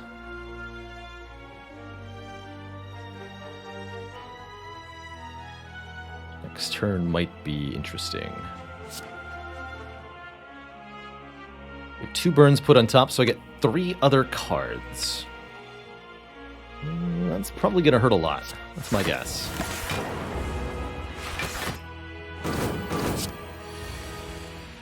Okay, bias cognition at least makes it not complete disaster. But we sure do lose a lot of health here. As I was worried we might. Not buying capacitor was an attempt to mitigate this turn, partially. But we really would have liked to see Seek or something. Oh well. What we have is at least viable. We play Power. Attack. Some Frost Orbs down. Block as best we can. Do I channel 4 additional Lightning Orbs? I don't think it's a good idea. I think we just bank the energy for now. Take 40-ish damage.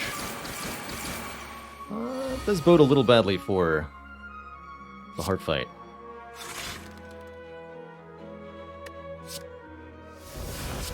One has to admit, it's not a good look, you know?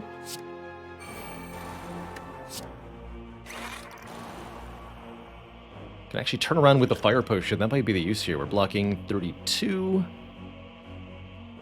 I can just full block. 32 plus 22. 54.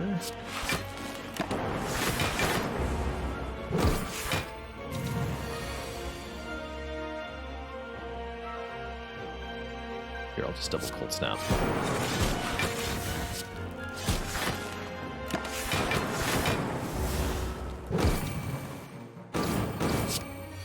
And then Electro, hello? Interesting.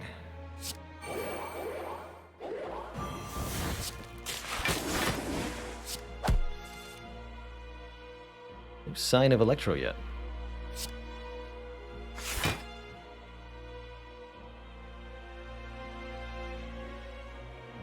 I'm before 40. This is enough.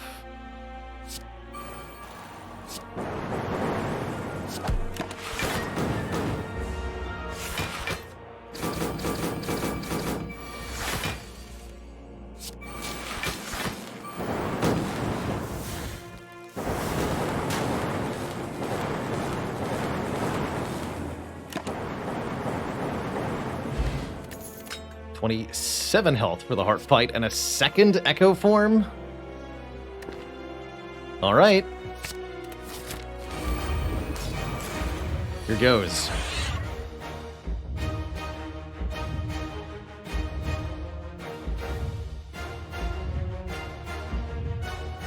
Really going to depend on whether we're able to find a power next turn. I think the correct response is actually don't play anything here. Just end turn, keep all the energy and all the cards, draw 5 more cards, and we're likely using the speed potion next turn. If we don't draw power, it's going to be hard. 1/12 of a pantograph. Here goes. I guess tossing Fire Pot was technically optimal there. Big hits first. Do I get a power? No, but I do get Reinforced Body.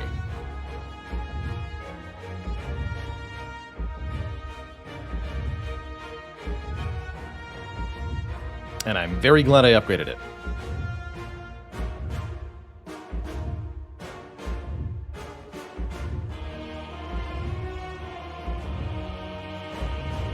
6 times 8.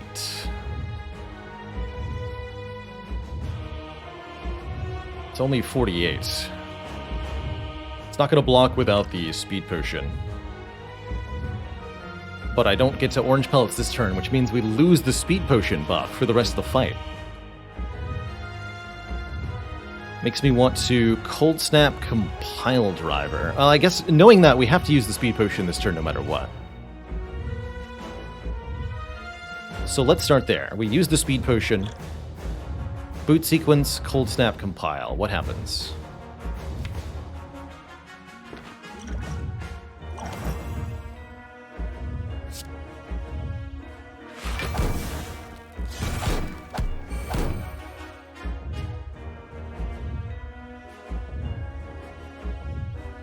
Another compile.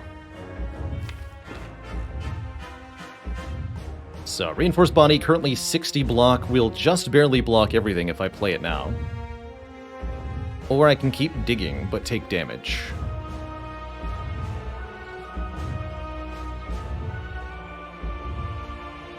Honestly, feels like our odds are a lot better here if I simply survive this turn.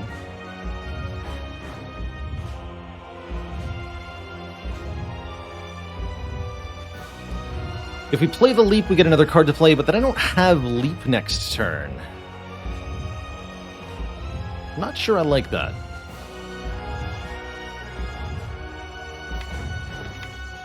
You know?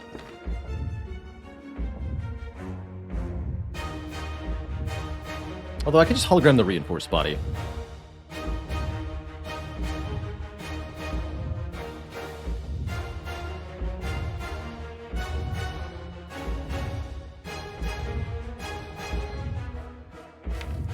Tempting to compile, but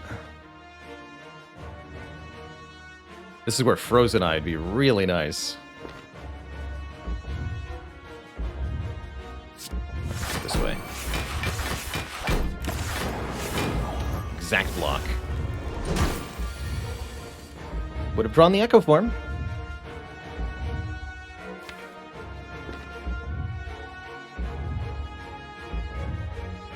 So, what's the play here?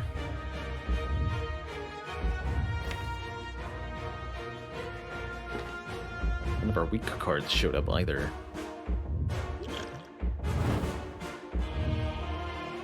Echo Form would have lost some health, but it would have been super worth, trust me. We'd be advantaged versus this turn. That said, I think we're still okay here. Potentially. Although this turn might just be Hologram Reinforced Body. Next turn is just play Echo Form. Ooh. Doesn't really get us very far now, does it?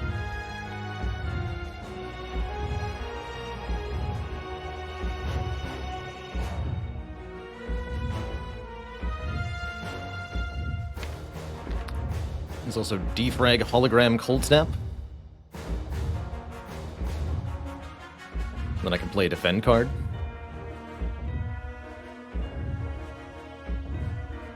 That feels like it gets me pretty set up. We play Echo Form next turn.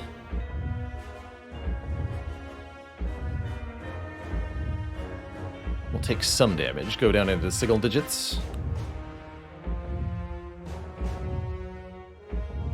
Let's see, let's do it this way.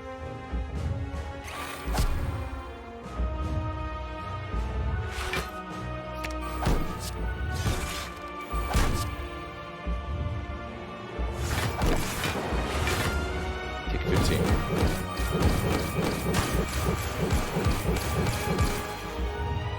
Doesn't leave us a lot to play with, as you can see. I only get to play Echo Form this turn. I don't know.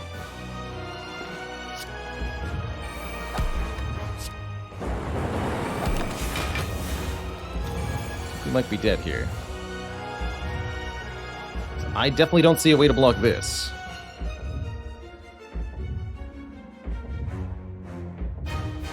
Dang it. We really needed to see the bias cognition before this turn arrived. Curses.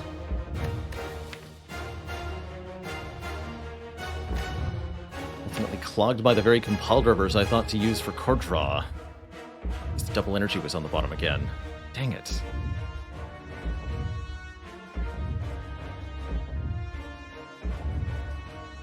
Guess we needed a turbo.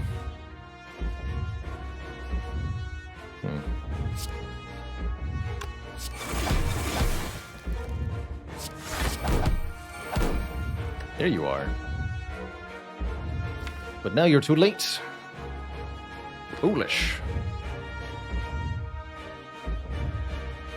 Foolish, foolish. Nothing I can do to survive, right? Negative.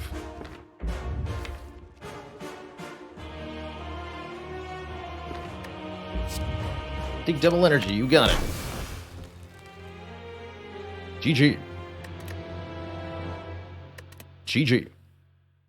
No way out, unfortunately. Dang, the defect falls again at the very end. I told you the defect would pull ahead. I'm quite surprised to see that one lose, I have to say.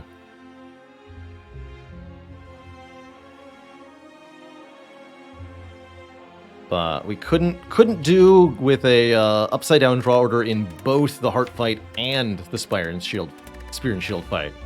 We had to do better in one of these two, and we didn't. GG. GG.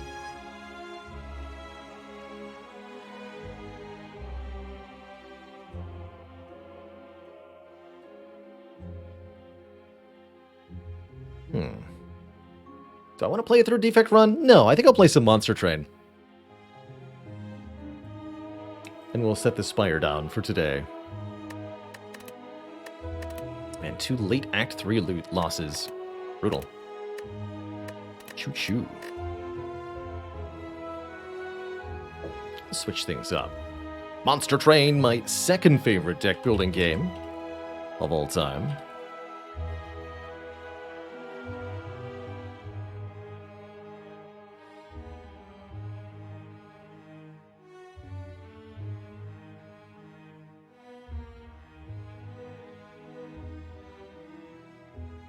Make this one kind of an introductory how-to Monster Train run.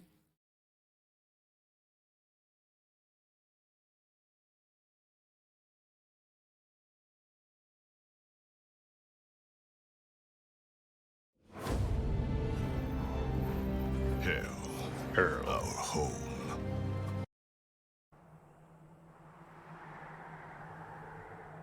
How am I doing on water, though? We're okay.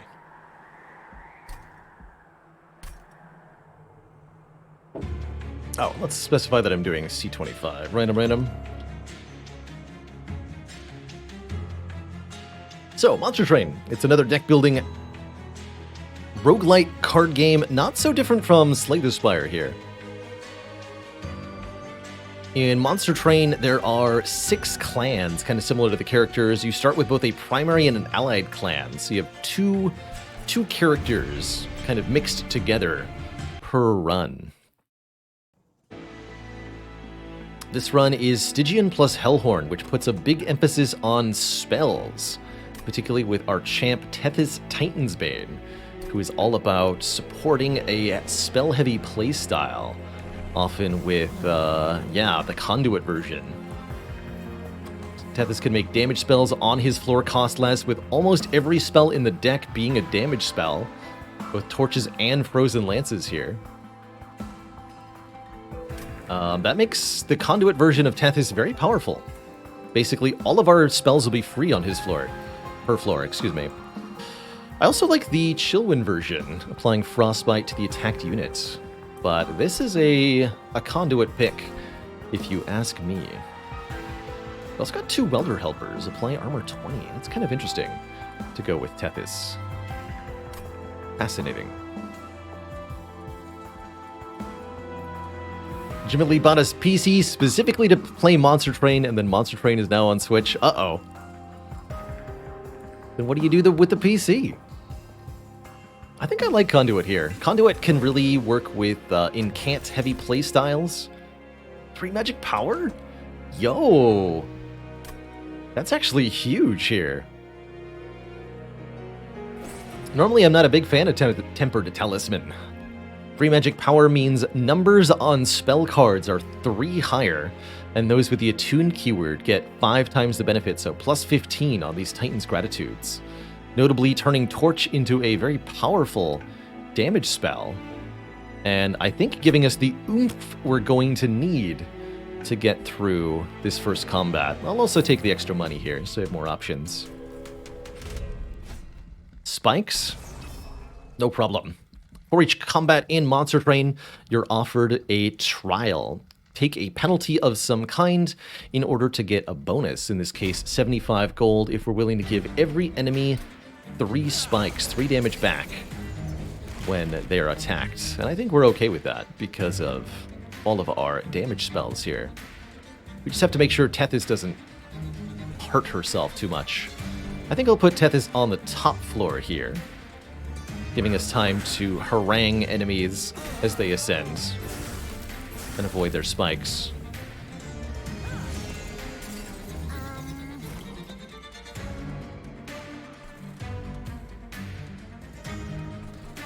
Beautiful. So this enemy dies to Tethys' attack. The Collector will give us 50 gold for killing it. And we can actually wipe out this Forged Disciple here in the front. Actually, wait, I think I want to do it this way. Kill you. Mostly kill you. So we got 1 Ember Drain there, 1 loss of energy at the start of our turn from one of the 25 Covenant modifiers. Just like Slay the Spire, Monster Train has a cumulative penalty difficulty system with 25 different levels that all add a whole bunch of penalties. The biggest ones to note are we start at half health, we have curses in the starting deck, and the first time we play a unit on the top floor each turn, that unit will gain Ember Drain 1, causing us to lose 1 extra energy on the next turn. Here, you can kill this for me.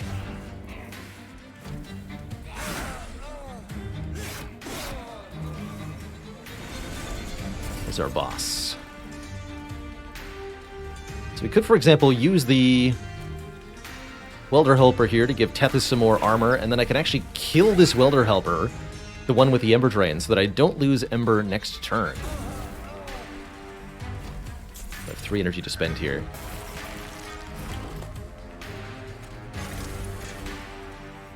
This order.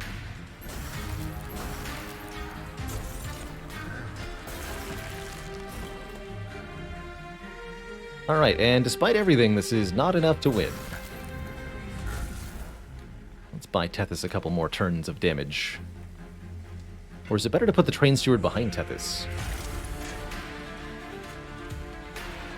Let's see. If we put the Train Steward in front, Train Steward dies on the second hit. So we essentially allow Tethys 2 more hits for 20 more damage. Train Steward behind means that the Train Steward gets to strike for 5, how many times? Tethys has 42 health, so that's 6 times 7, so that'll be more damage behind. And even further behind, actually, behind the Imp is best of all, which does win, just barely. And then we don't take any pyre damage, good. Bosses, unlike regular enemies, will fight on a floor an endless number of combat turns until one side has been wiped out, whereas normal enemies will advance to the next floor each combat round. We're still missing a couple cards, mastery-wise, Kill a Penguin. Maybe we'll see one of them on this run. I was actually really hoping we'd see Mollusk Mage on this run. 10 magic power on the floor, I think, is a perfect complement to Tethys here. Although I think Helical Crystal is also really good. 28 damage twice. Mollusk Mage allows me to create a very nice support unit, let's just say. Ooh, 8 damage twice with Piercing. I'll take Hornbreak. It's a good damage spell. We definitely want to be taking mostly spells. And we're going to do so much damage with what we're able to draw. I would like what I'm going to do is infuse this Mollusk Mage into another unit. That way we have plus 10 magic power that we're guaranteed to draw on turn 1. Ideally something with incant, like a Siren, but I would also take the Shark or something like that.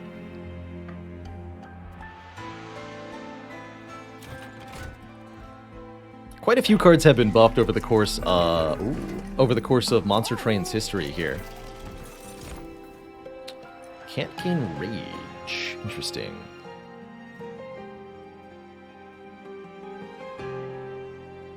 Can't gain Rage 2, Armor 2 per cast, multi-strike. That's not bad. It's not bad at all. And I have Welder Helpers for more armor? Okay. I think we'll try this. I'll take this Nameless Siren and give it the following upgrades.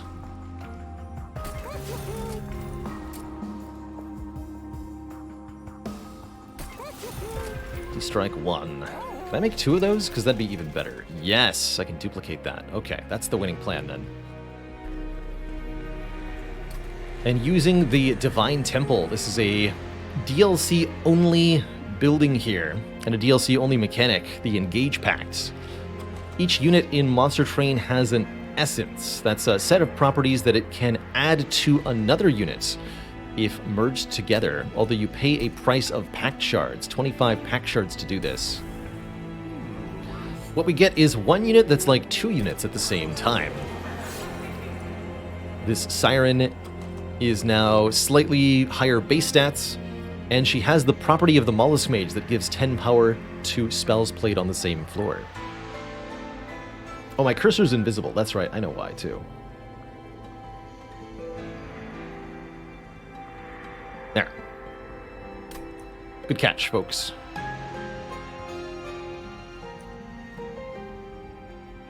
Hey there, Johnny Cinco. Yes, random. I don't want to purge any cards.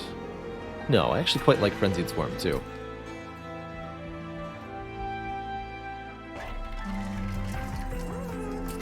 I could add health to one of these Welder Helpers, make him chonky. What I'm going to do is simply purge 2 Train Stewards, so that I don't draw them.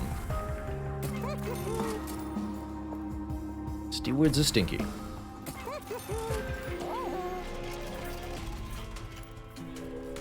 We'll head on into our second combat, feeling very, very, very capable with the deck as it is, so we'll not even think twice about taking this challenge.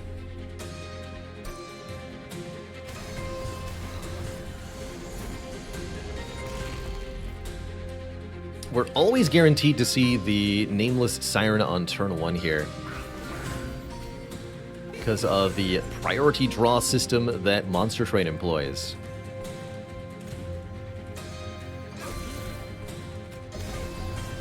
Get boosted.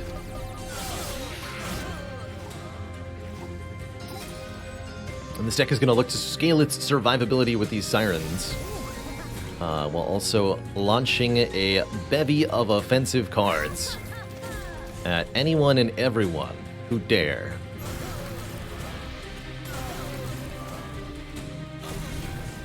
So the incant keywords on this Siren, anytime we play a spell on the floor it's on, it gets really big bonus damage. It's the big thing to remember. That one more hard.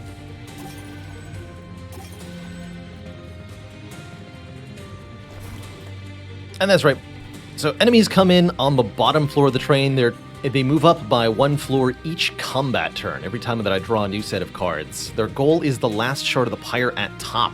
If they damage this, our overall health bar goes down, and that's what will kill us if it reaches 0.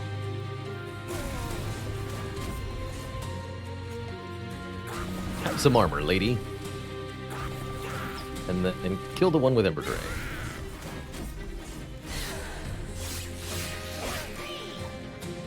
So the goal in Monster Train is to have your creatures deal enough damage to kill the waves of enemies that are coming through before they can reach the top of the pyre. If you simply have tanky units that sit back and block, then the enemies will walk right past them and attack your pyre, which is not good.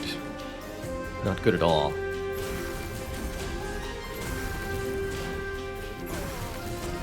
gonna find our immense spell power here. It's just gonna obliterate everything. Hit that boss for some damage.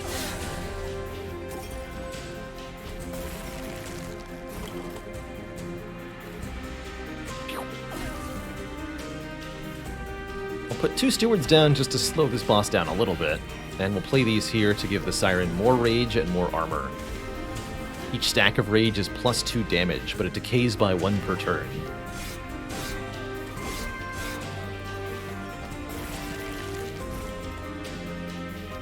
Oh, double Titan's Gratitude, the power.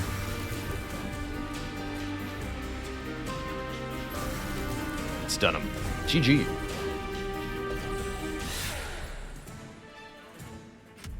Numerically, I think this deck is well ahead of Curve here. Ooh. Crypt Builder is 75 damage and sports the Offering keyword. If you discard this card, it is played for free. So the Titan's Gratitudes can actually result in playing this for free, and so can Frenzied Swarm. Also has the Attune keyword, so spell power is more effective. I'll definitely take a Crypt Builder here.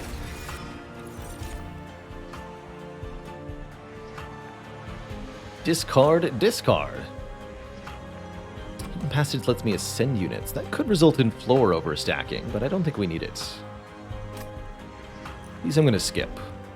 Although this is a 0-cost spell, which is kind of nice. Skipping cards in Monster Train gives you 10 gold, which is kind of cool.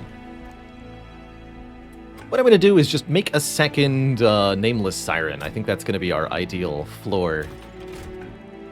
2 Sirens next to each other. We'll be looking at the contents of the Divine Temple first here. Ooh, bonus magic power and piercing. Piercing Crypt Builder is really good. In particular. Anything with Spell Chain is a good target? Not at the moment. Let's check out what's in the caverns here. These are the events of Monster Train, and they vary quite a bit. Oh, yes! Well, that's what we'll give plus 10 magic power and piercing to. Good old Wingmaker. Deals 9 damage to enemy units 2 times. If you kill any of them, gain additional capacity at the floor. Although notably, she has a really nice upgrade for us if we refuse. She'll give us Hef's Consolation, which would make our Nameless Siren a 1 capacity unit. Which would allow us to continue to duplicate it. Get a whole bunch more of them, although that won't be until Circles 7 and 8. I think let's take the good old Wingmaker and go to town. If we play the Wingmaker card 5 times, then Hef herself will join us on the train. Just try and be gentle with her, eh? With the Mollusk Mage Infusion and with the Piercing upgrade, hell, I could even duplicate good old Wingmaker here.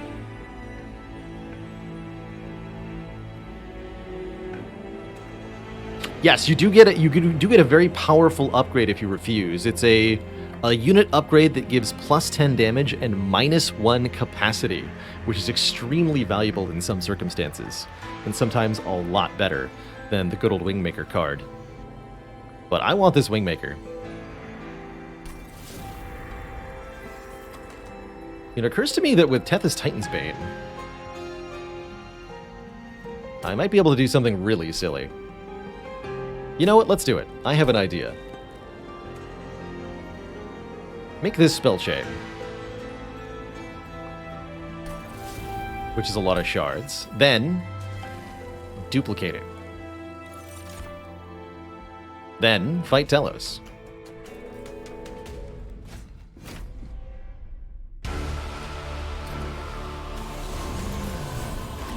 If you refuse, you also do not get her later on. That's correct. That's correct. Do I want to set up in the middle here? Dazed. Dazed and hit Telos really hard? Yes, I do.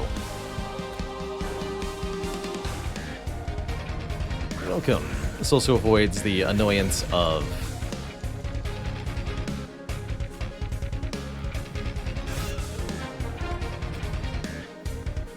Ember Drain on the top floor. 125 damage. Plus stun. Normally Talos attacking each turn during this fight, being a real problem for us. But we can get some good early damage in there. Show me a hammer, please. Ah, dang it. Worth a shot.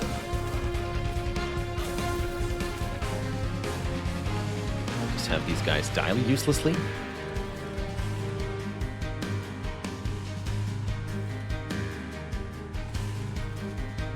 They just die with nothing, no achievement up if I play them down there, whereas if I play them up here, they at least do 5 damage to Telos.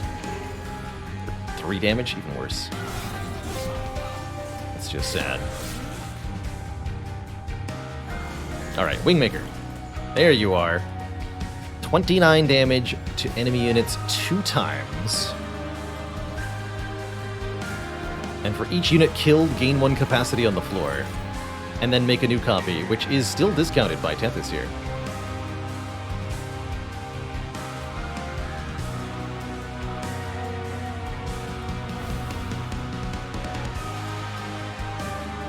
Easy.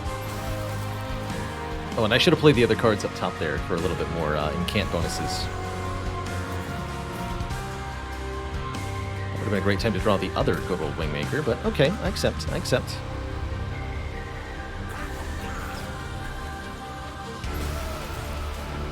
So you're gonna daze this lady? Unfortunate. These are going straight to the top now, are they? How dare you.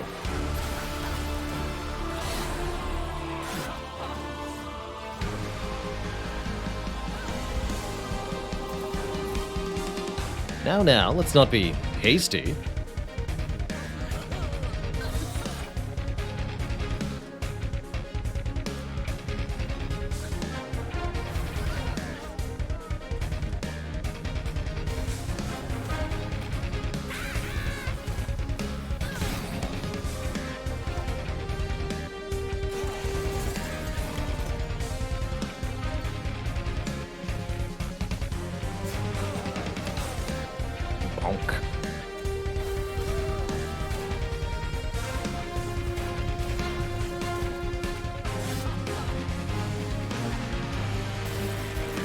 We have pretty decent combat stats when Telos arrives. A little bit of a boost from the Welder Helper, plus some impressive damage from these spells, and we're there. Look at that, actually bringing her down to 123 out of 675 before the creatures even get involved.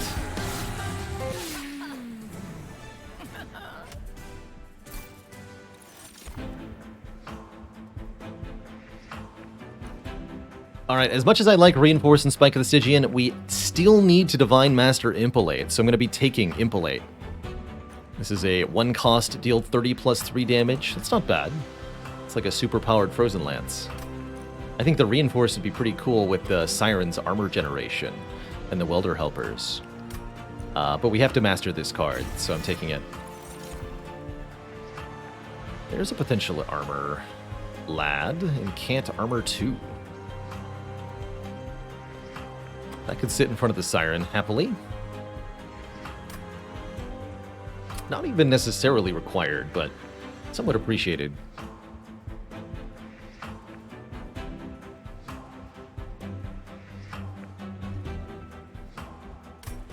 Big agree. Holdover on Frenzied Swarm would completely solve our defensive problems. We're also going to take plus card draw as a result of this boss fight. I actually don't think I need the Guard of the Unnamed. Let's skip it. And over plus energy or plus capacity, we go plus draw. Tethys is going to make all the spells free. So the goal is just draw 1,000,000 spells per turn and play them all. Also, I guess we already... Oh no, it's Malika? Oh my. Hello, Malika. Malika, you're bestie. Last time you wanted to play cards, but that was boring, so let's try something else. I have 3 trinkets, all of which will make your life much worse than it already is. Take some. If they kill you, I win. If they don't, you win. End of turn, deal 4 damage to friendly units. That would kill Tethys very fast. So I think that's a really hard sell. Enemy and units entered with damage shield 1. That's also pretty tricky with our spell-based damage mechanism, but I think we could deal with it. I've never been able to like comfortably take the judgmental fittings. And then lastly, but not leastly, the Broken Wheel purges any non-champ card that dies. So we could permanently get rid of the Stewards or the Welder Helpers. But I don't want to. Let's take the judgmental fittings. Let's give that a try. I want to see if we can survive them. You have to win 2 combats with the downside, and then Malika upgrades it into a better version. But if I'm taking the fittings, I worry that I would lose the Siren or the Helpers. I'm going to say no. That said, Broken Wheel could let us get rid of these 2 Stewards for free, which would be pretty nice if we were to make it work. Oh, and here's Hef. What in the 9 rings did you do to this thing? Hef the Blacksmith. 50-50 with Trample, and then adds additional capacity to the floor at the end of the turn. You can come along, lady. Welcome. Don't think this makes it okay. It is not okay. She needs a little more love and a lot more polish, and I sure as hell don't trust you to do either of those things. At least I can take off the damn coat.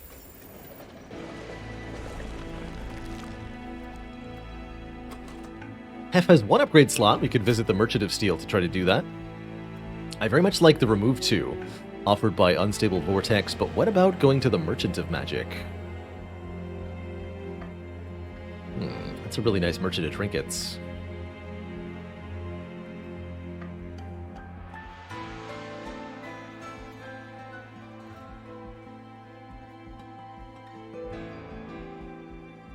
Okay.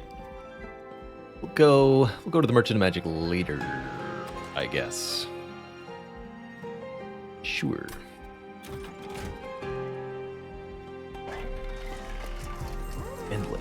Endless Armor Imp. Interesting option. That could be pretty good, actually.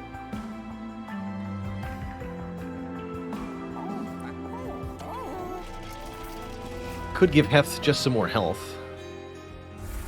Not sure about that. And I will definitely pay 15 Packed Shards to look at 3 artifacts here. Draw 10 on... Ooh, actually, whoa, Totem Fragment. Spell weakness 2 to enemy units when they enter the room below the Pyre Room. So triple damage from the first spell on enemies that reach the top floor. That is really good with the spell-based deck. Just really, really good. And would heavily incentivize me to go top floor. Draw 10 on turn 1's also pretty good, though. Go with the Fragment. More Incanters. Okay, +1. I could fuse one of those into Hef, but it would take a while. I don't think so. Wait, what's Hef's essence? Plus 30, 30, plus 2 capacity, and Trample. Interesting. I don't think so.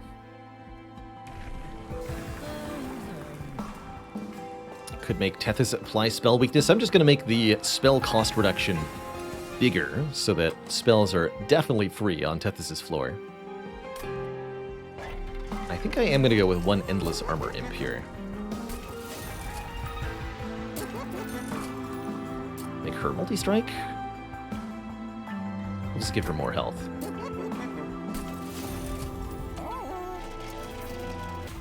She's our tank, after all. Give the enemies multi-strike with damage shield. I'll play. I believe.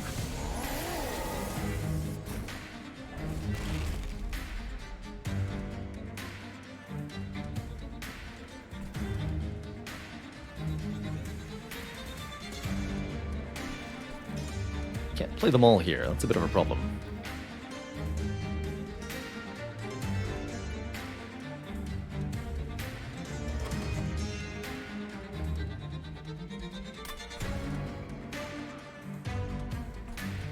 Skip the Siren for now.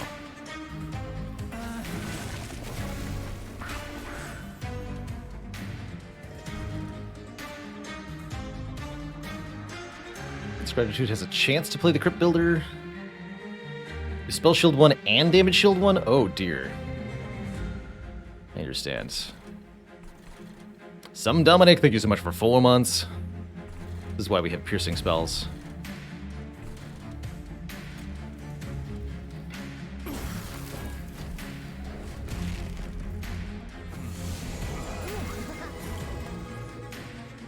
Like good old Wingmaker.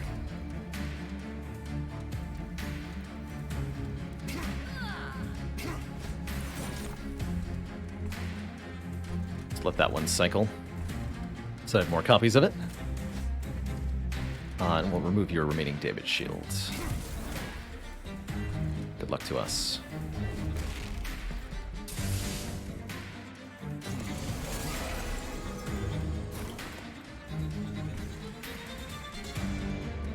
Beauteous.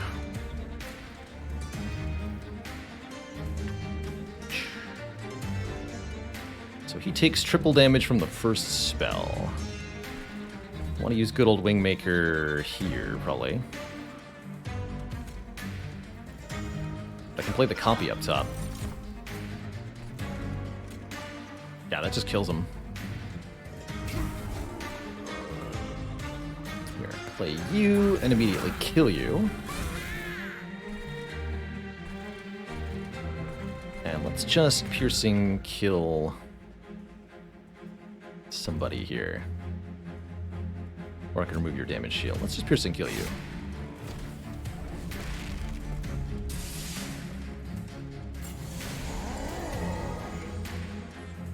Deck is really relying on the spells to do the brunt of the work here.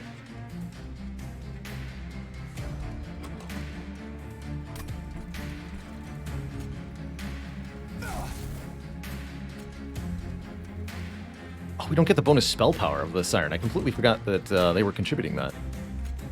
Foolish. More armor next turn? That may not save me. Need him to die.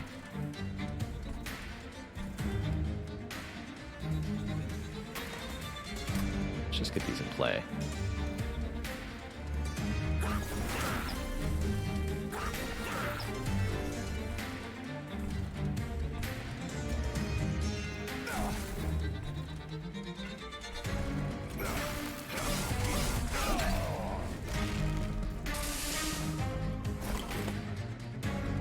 Uh-oh.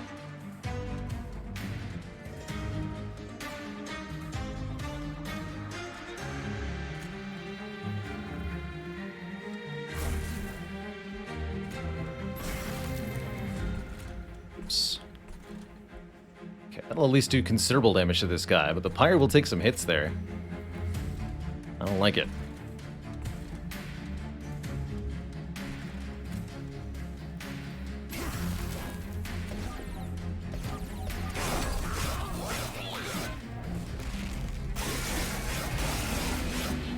Hopefully we had a lot of health to lose. Come on, Wingmaker, please, one time. Yes, good. Just destroyed. Should have played the Siren before I did that, but it's all good. I can play Wingmaker down here to kill the back lines. Good. Kill you, get more armor. Okay, I think we've successfully navigated this fight with the challenge, which means we'll be getting our bonus relic. Wonderful.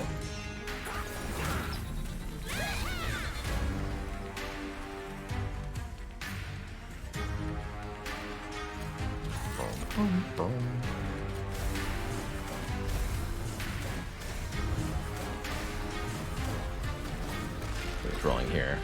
Sadness mostly. But we're winning. Good.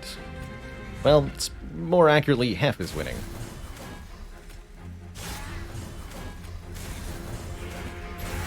And that's fine by me.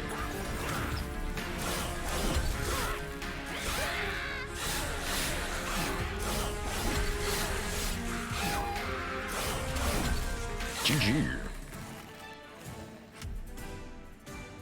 We get the Sinner's Salve, making Blights and Scourges free to play. That'll be nice. The curse card, essentially. Can't Frostbite. Interesting. Not what I'm looking for here. Sap, I guess, could be vaguely helpful. I think I'll skip, though. Sap is minus enemy strength. Frostbite is damage over time. We're looking for damage up front, which this is not. Battering Ram's cute. Important work with an Endless Imp. That I do like. Sacrifice an Imp, gain an energy, draw 1 card. Or Impish Scholar can return consumed cards to my hand. Getting back... Oh, there's nothing to get back. Okay. Important work. You're in. And I'm going to this Merchant of Trinkets, because I can afford something juicy. Hopefully gonna find a Founding Seal for double incants. But Railhammer is pretty powerful. +4 armor each time it is applied to friendly units. So that means that Nameless Siren goes from Incant Armor 2 to Incant Armor 6. Very, very powerful. And then all we have to do is dupe the Siren for Ring 7. Playing a spell deals 2 damage to a random enemy unit on the floor. Interesting. Or when we first summon the champ, get a random unit. Capacity will be an issue. At least initially. Take the Token of a Traitor. I think we'll struggle to actually use the generated creature. There's no point in rerolling. Do I take $10 for 10 shards? $100 for 10 shards. I think the answer is yes. Ooh, Heaven's Seal fully heals enemies when they move up a floor. And they have damage shield. And we're fighting the stealth boss. Okay.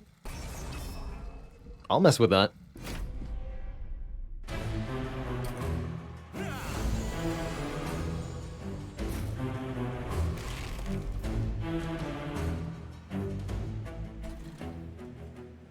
Seems like a crazy choice, don't it?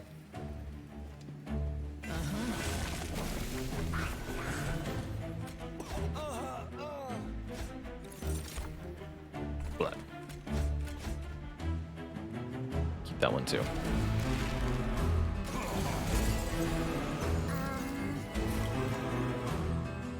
Okay, that's nonsense. You get damage shield? Not fair.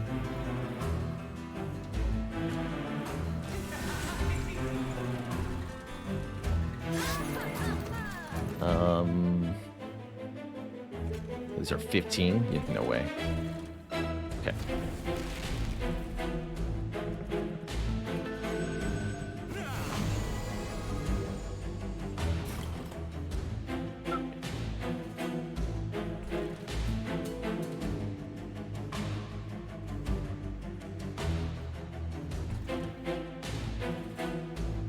Don't want to draw this imp again next turn, though.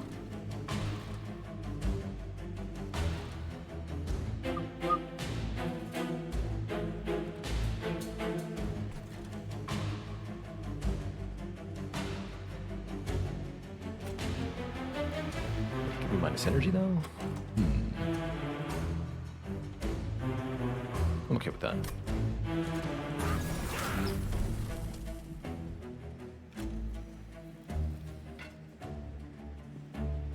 This is actually the one we need to break the damage shield on the most? Question mark? Oh, and the friggin' Token of a Traitor got up. Nice. Sweet.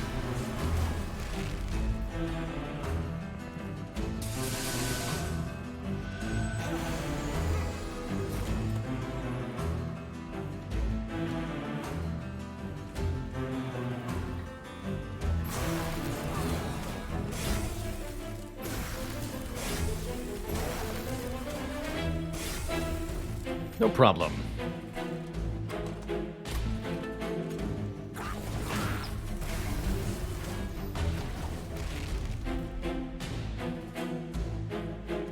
He said he was mad.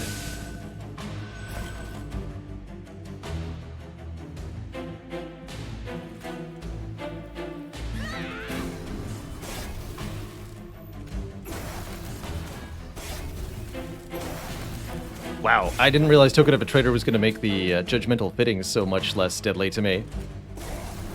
Really well done.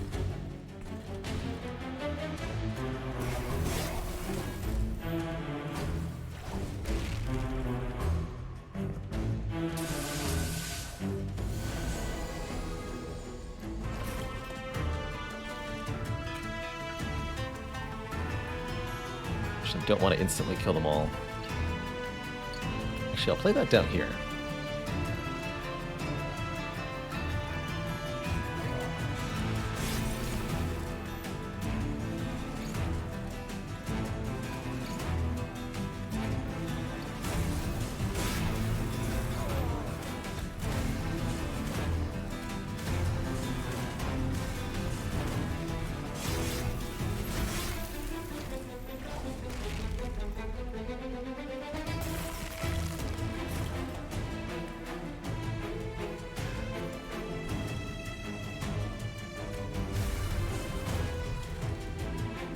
Titan's Gratitude down here. So I'll play Torch as well.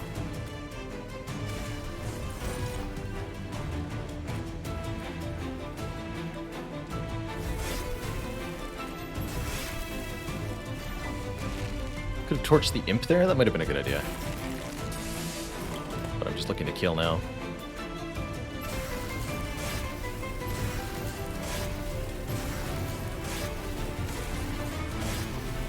$126 armor on the Siren.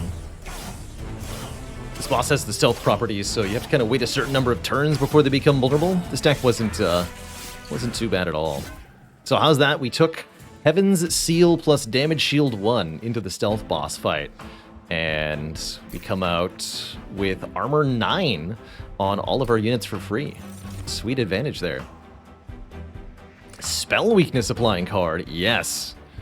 That can make for mighty powerful wallopings from the good old Wingmaker or from the Crypt Builder. I forget what the bonus is. We have like piercing on all of our spells, because that'd be insane if so. Armor 9 bad for killing the Imp? Not when our spells do way more than 9 damage, actually. We're fine. The only one, because I went easy on you. Damage spells get piercing. Yes. And so that actually means that we won't have any trouble killing the Imp either, because we'll pierce our own armor. That also makes the Imps easy to kill.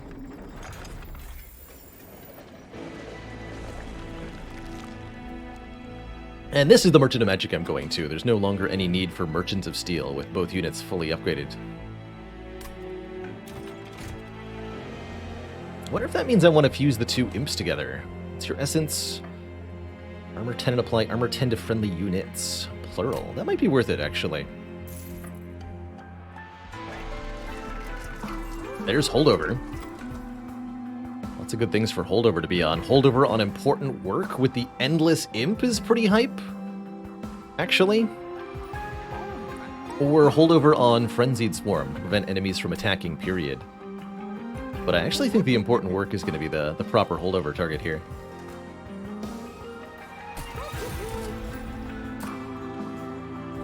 This is not a damage spell, so let's make it cheaper. 10 magic power onto Hornbreak. Or Crypt Builder.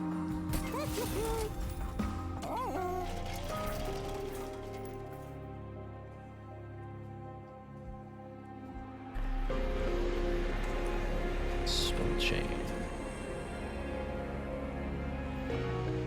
Wait a minute.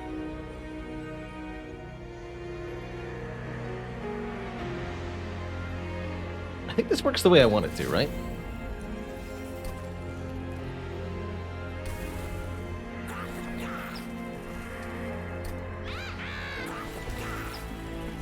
I'm pretty sure it does.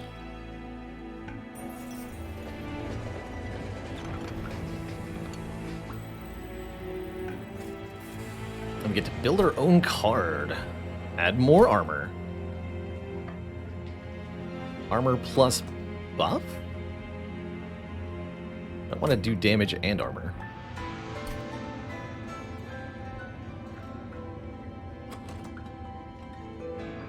pull to the back. No, just leave it be. What do we get? Armor 14 plus 10 damage. I don't think I need that. I think that's a good enough card. Cool event, though. I like that one, where you get to build your own card.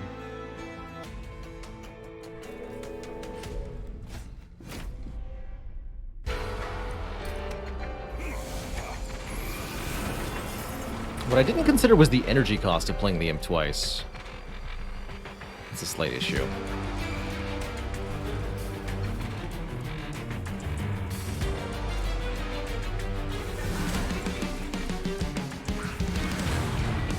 Arcus is here to play the world's least interesting game of Simon Says. These dark shards each turn will forbid us from taking a specific action. Or result in a penalty if we take that action. That shard up top penalized us for playing spells on the top floor. This one here penalizes us for having units die on the bottom floor. Alright, no hef up top. So that's fine though.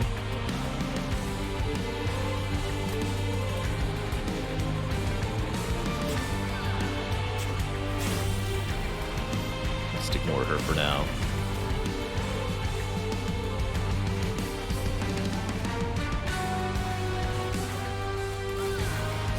Blah.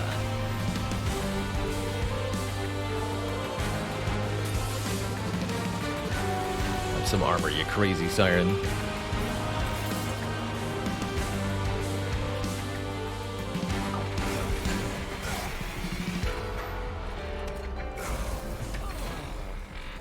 Guess we'll just keep buffing her.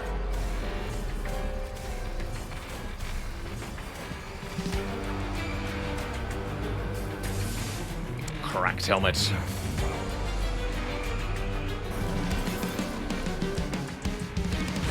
Okay, so that's the one for units dying. Good.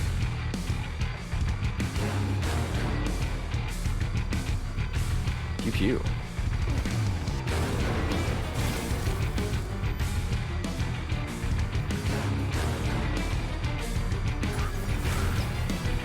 But the Blades and Scourges cost 0, right? So I don't care. It's right over, okay. He's got Spell Shield, but it doesn't matter. Bummer.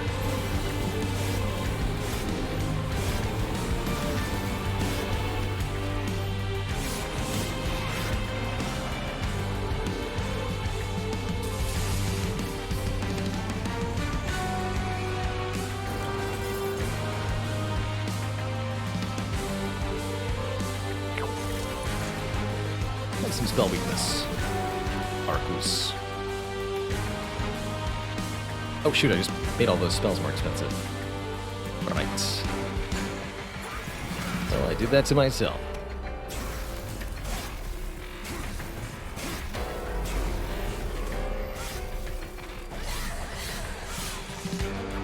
Foolish.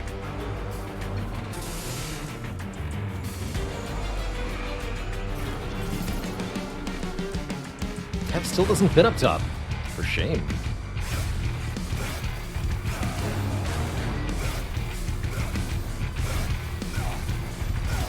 Guess I'll put her on the bottom floor? Good luck to you.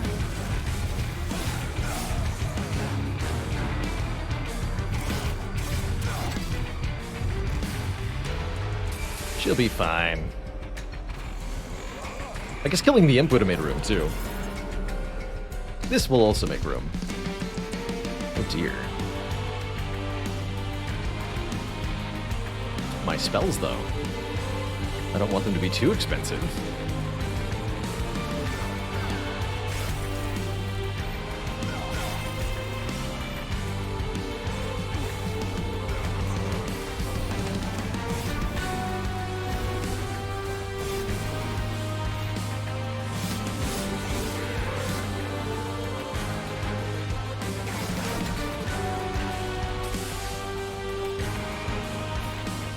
Final wave. So we do immediately draw the imp, right? That's right. play him twice per turn, essentially, like this.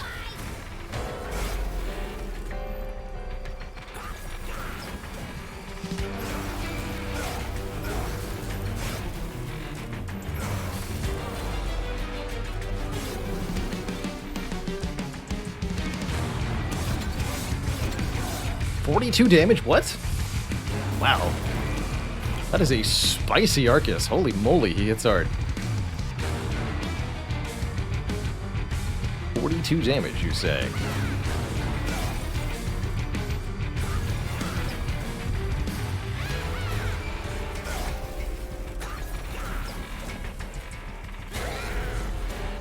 Just keep killing him. It's just the right thing to do. 400 armor. You believe we're gonna have 2 of these shortly? Incredible.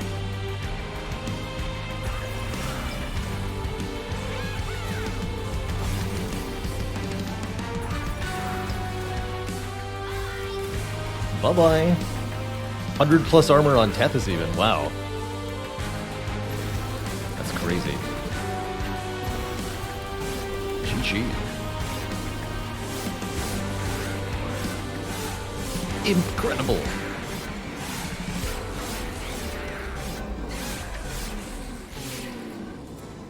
Poor Arcus. Like 5 magic power to spell in hand. That's kind of cool. I like it. This is a Harness the Titan kind of run. I'm gonna have a lot of cards in hand and buffing them all. Kind of cool.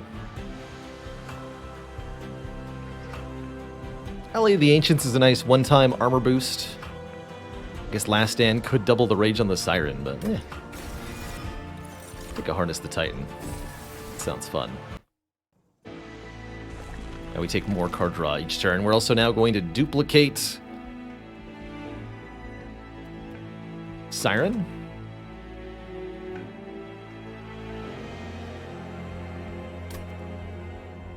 Guess I'll take the Concealed Caverns as well. And then we'll go Merchant of Magic at the last floor here. Get one more dupe.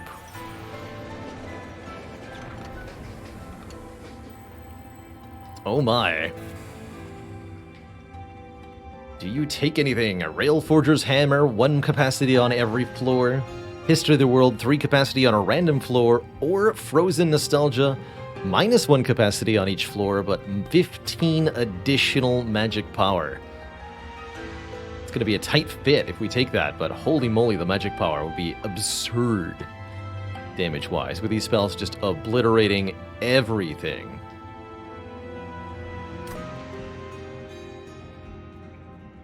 Hammer makes it much easier to play Hef.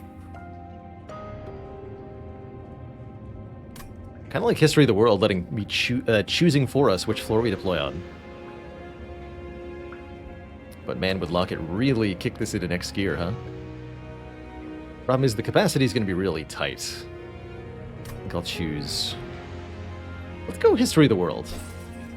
Let the book choose for us and get lots of capacity so that we have no problem getting our Siren set up. We might even go triple Siren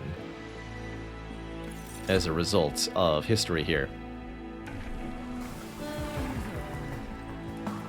And I'll go full Conduit Tethys. Why the heck not? I'm also just going to keep increasing my shard count because I feel capable here. Bring 'em on.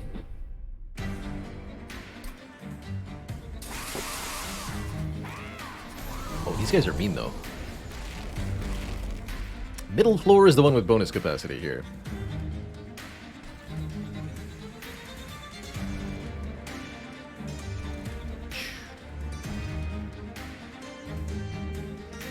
I suppose that's got to be okay.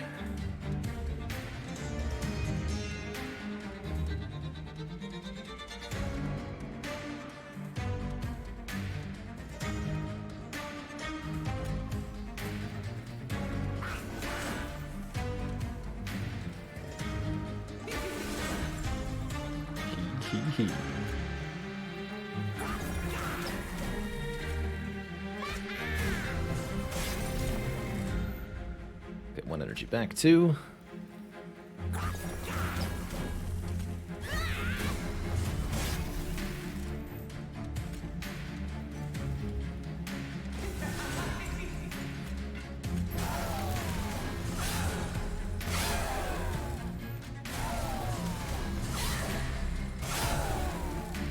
Okay, we'll take 30 damage to the pyre from those ones, but we're set up decisively on the middle floor here.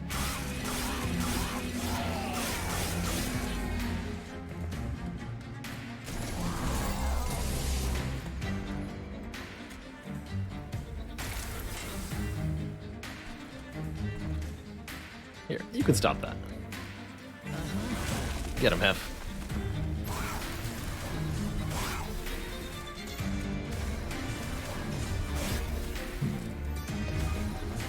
Failed to kill here.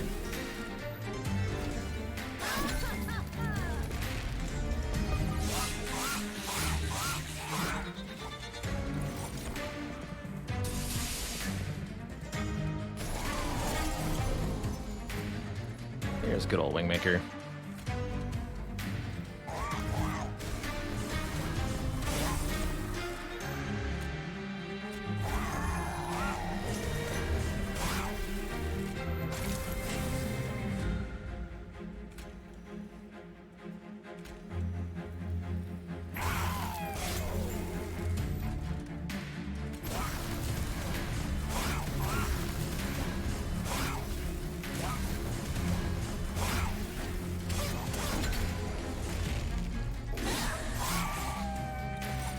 Alright. Things are under control now.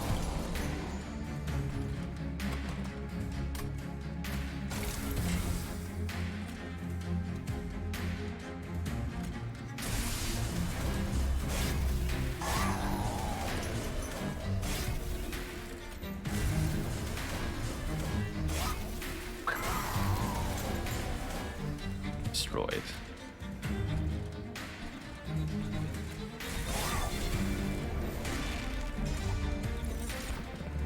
But its self-mutilations cost 0 because of Sinner's Salve here. One of our many artifacts that we have makes all Blight and Scourge type cards cost nothing, which is awfully helpful.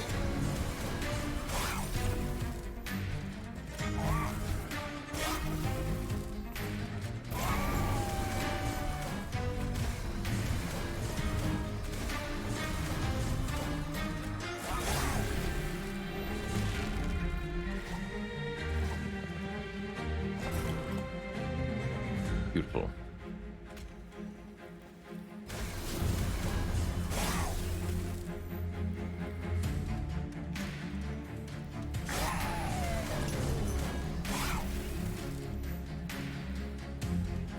No matter where in the rotation he goes.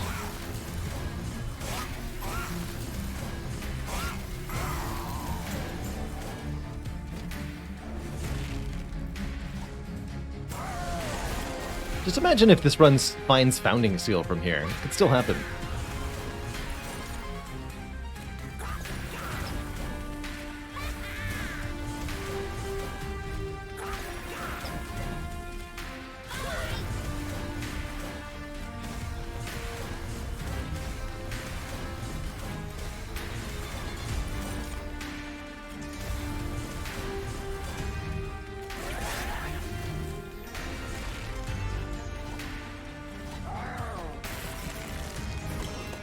Good luck, sir.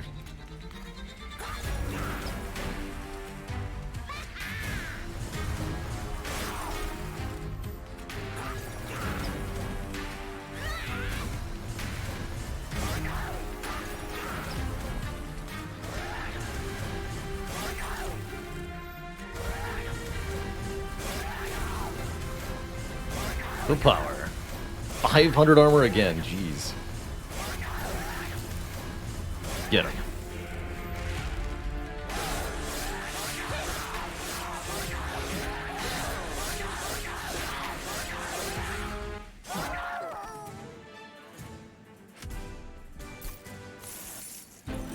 We're at over $1,000 here. Do I need more defense? I don't think so.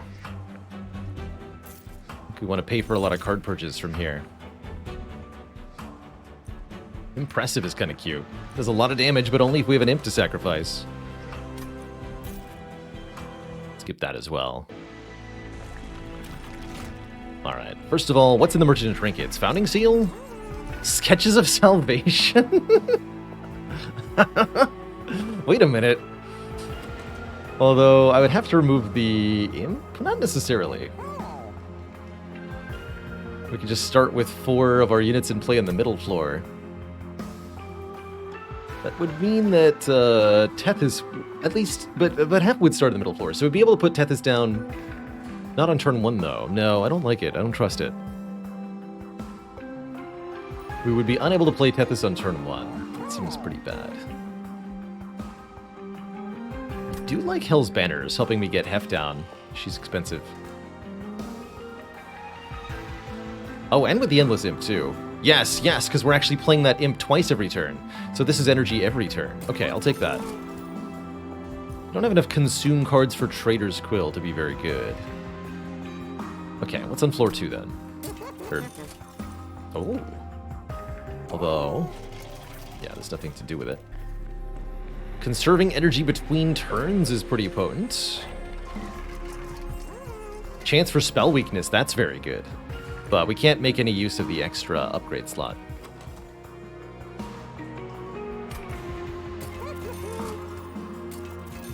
I'll happily take those 2. We're gonna donk 2 more cards. Losing... I think I like the torches more than I like the Frozen Lances, although I can play the Frozen Lances without a target to buff, which I can't do with the torches, so we'll lose 1 of each. But what will I spend the energy on? Renewable Urchin Spines, that's what? I guess.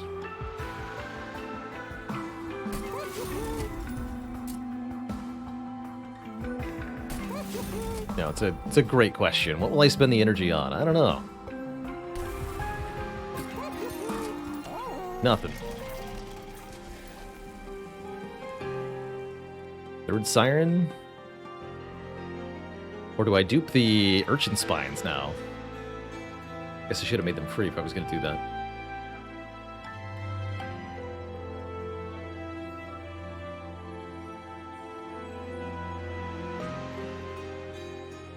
Third good old Wingmaker is pretty comfortable too, actually. Should take 1 more of these. Wingmakers. One of my best damage cards. Fight Seraph the Chaste.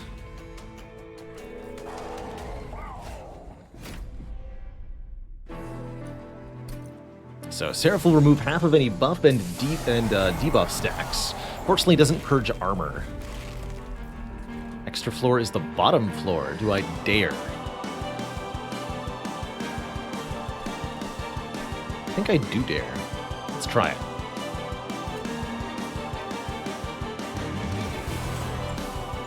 Especially given that I drew the helper and important work on turn 1. We can get our armor up instantly.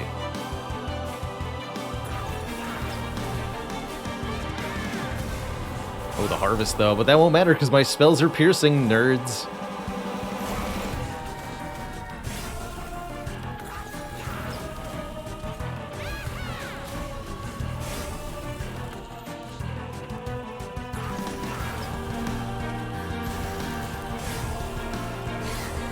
I'll have to invest some spells in killing these enemies on the higher floors. But only some.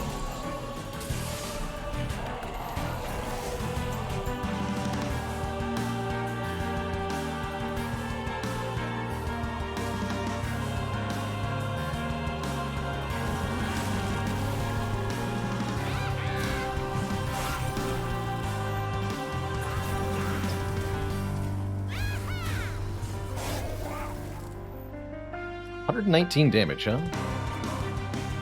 That's, I guess what the Frenzied Swarm is probably for. Okay, we'll kill you.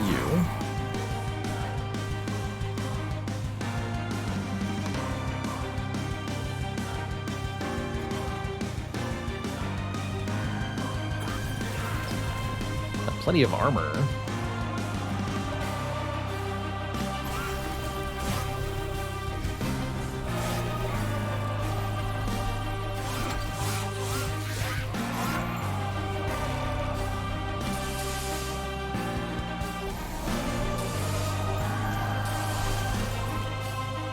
There they are. Yeah, good old Wingmakers will easily clear the top floors here. Especially with Harness the Titan further boosting them. Oh, yes.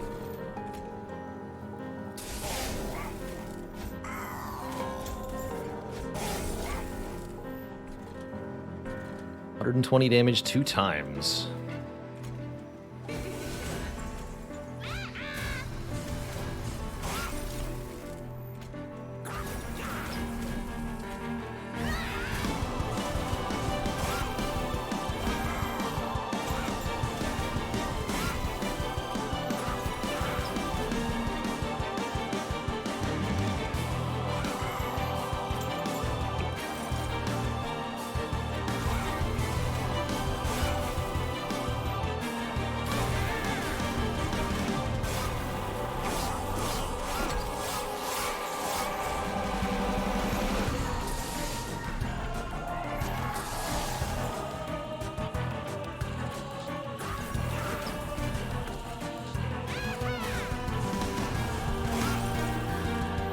This will speed up some of this incant rocking. The animation's a little faster here.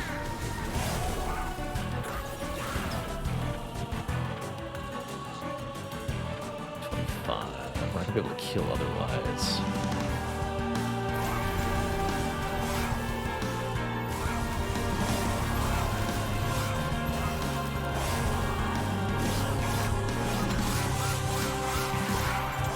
The Imp got the guy for 1.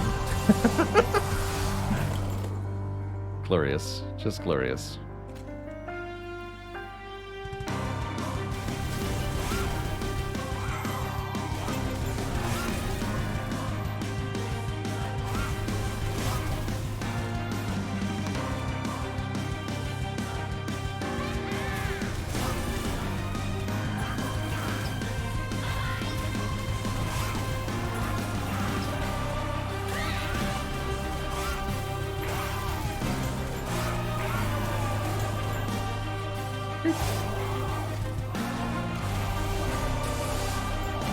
Get him, Wingmaker. Yeah. Wait. Double yeah. Kerblam. Hundreds of damage.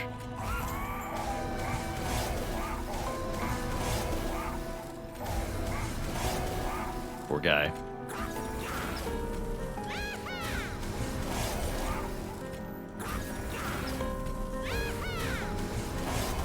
There's no limit to how many pips of capacity you can have on the floor, but there is a hard cap of 7 units. So that's the most we can do, no matter what.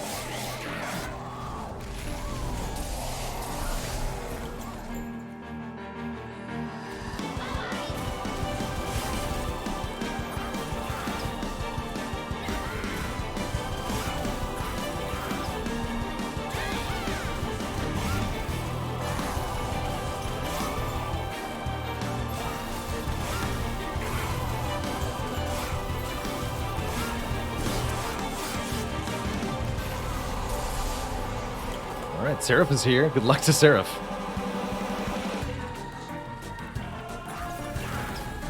Wow, actually managing to do enough damage to kill half even with 500 armor. Can we change that? I think so.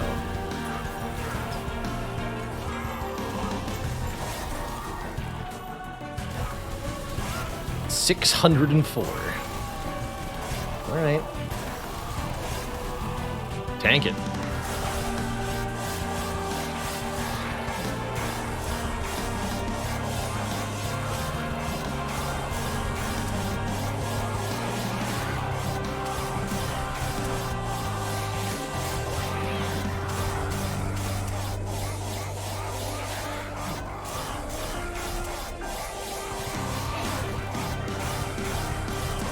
At 24 lifesteal, giving him 24 times 18 additional health.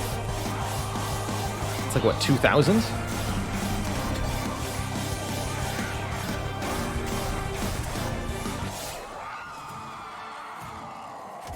$4,000?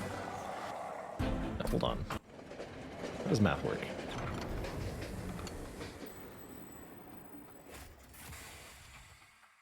432. Okay, not that much, actually. Oh man, blank pages. The sort of turn if you do not have a champion in your hand, add a random one to your hand. This is one of the funnest artifacts you can get in Monster Train. It only appears if you have more than 150 pact shards going into the ultimate battle against the last divinity. And only then some of the time. Very, very, very strong. With all that capacity, yeah, we're going to be... And they're max upgraded, too.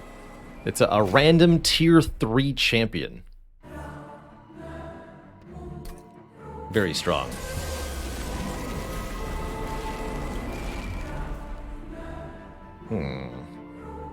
Bonus capacity is on the bottom again. I don't think that's the right place to set up against TLD. Although if I go top, Tethys dies instantly, right? Because we'd have no answer to the sweep. That's correct. So I guess bottom it is. Fair enough. Okay, we'll set up on the bottom then.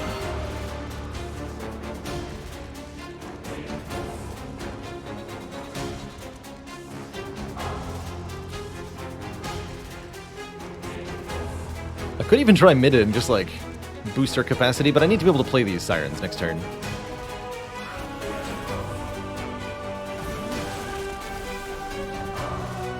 So no bonus damage either.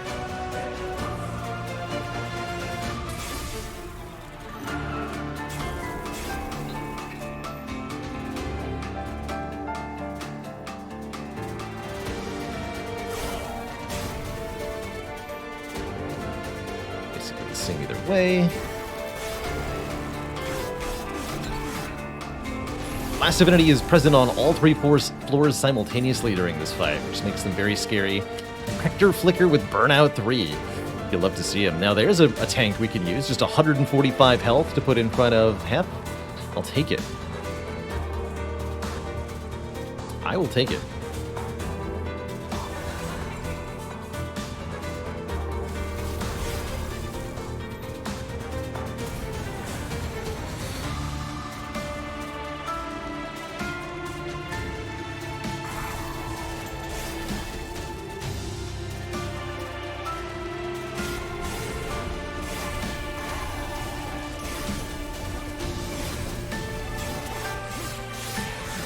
So far, so good.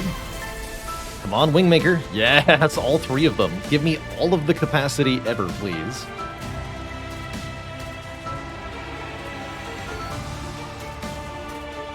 Please and thank you.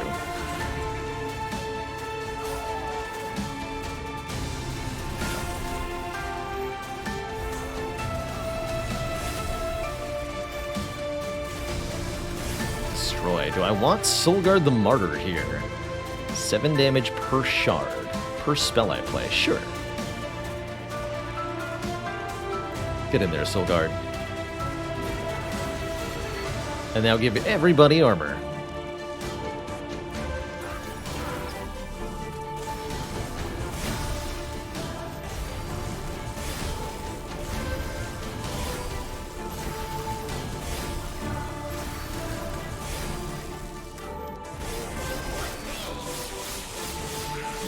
And yes, as you can see with blank pages, you're getting champions from every single clan, which gets pretty cool here. Oh, Resolve returned 2 random consumed spells. Oh, there's none, actually, though. I've consumed nothing. Well, heck. 1? No.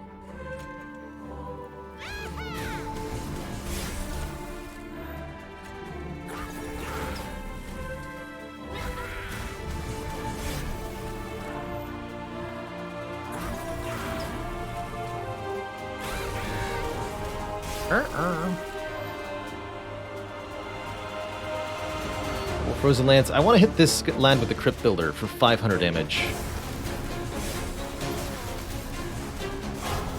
Bonk.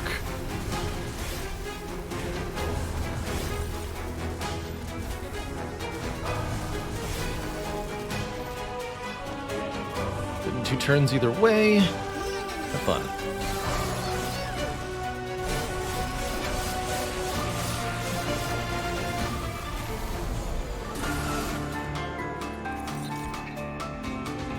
You can even have multiple of the same... What? That I didn't know.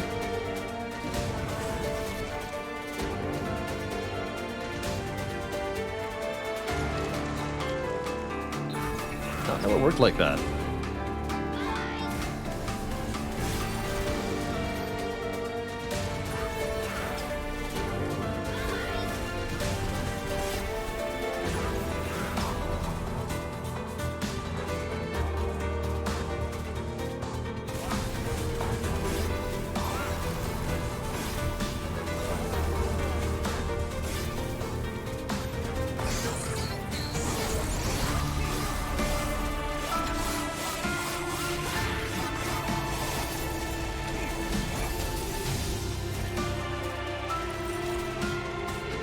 Bop.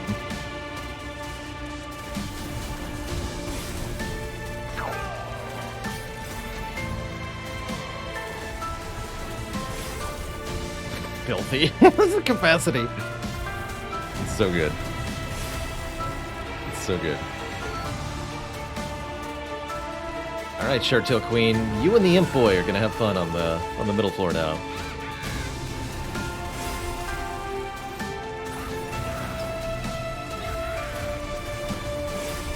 Here, have fun.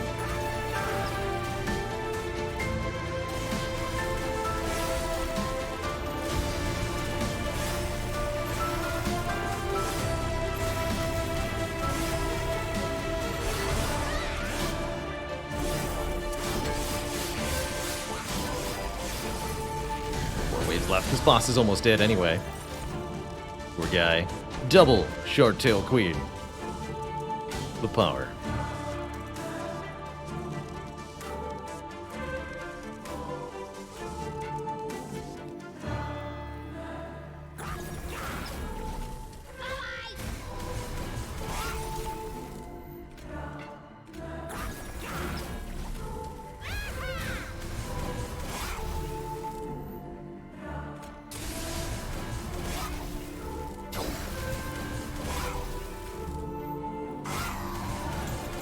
To the Discord pile with them.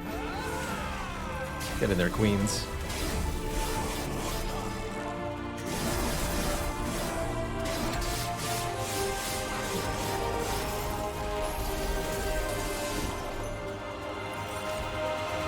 Little fade! Plus 20, plus 5, and burnout to all units when killed? I'm not sure I want to do that, necessarily.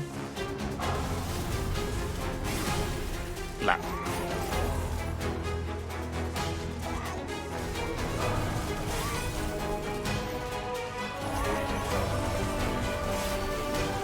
GG, Divinity, GG. Get in there. Buff them all.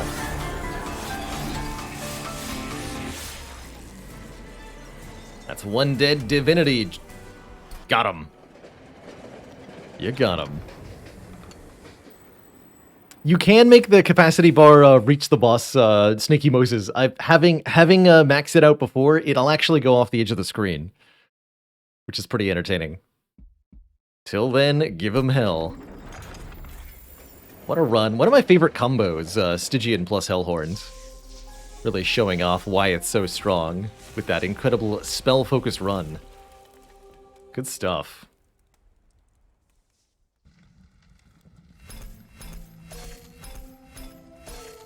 And we got Impolate mastered, finally!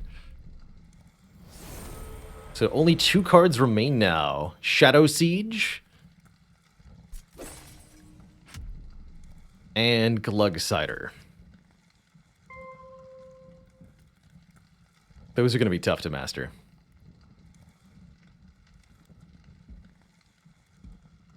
Alright, let's start a new run. I'm also going to take a quick break here. Enjoy the starting musics here. Awoken with Wildenton, supported by Umbra. Very interesting. Really cool, actually. Love this set of starting cards.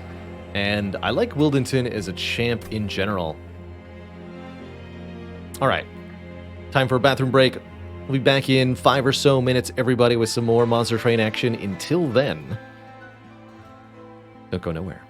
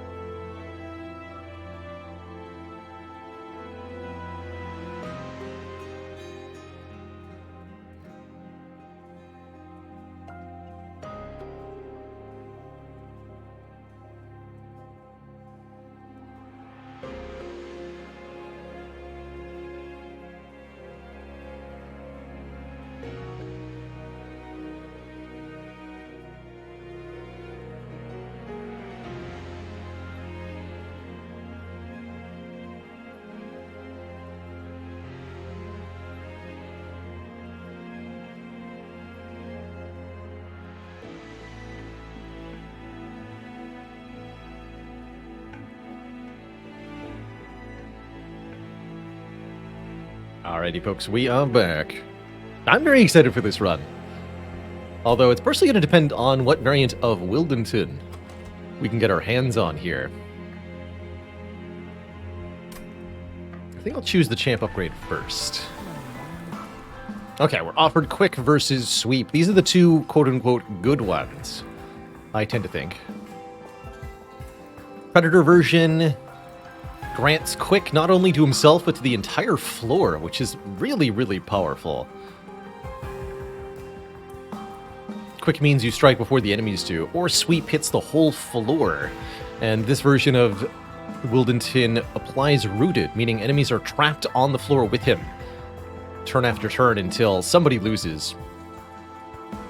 Strangler can be a little trouble if you can't deal with enemy damage output. Otherwise, it's a real difficulty. And Wildenton itself will often end up dead. Let's go quick first.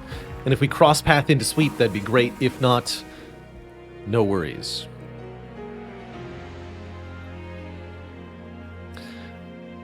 That's right, I'm Rando. You can only have 2 different champ abilities. So you have to go 3 into one path, or 2 in one, and then 1 in another during your run.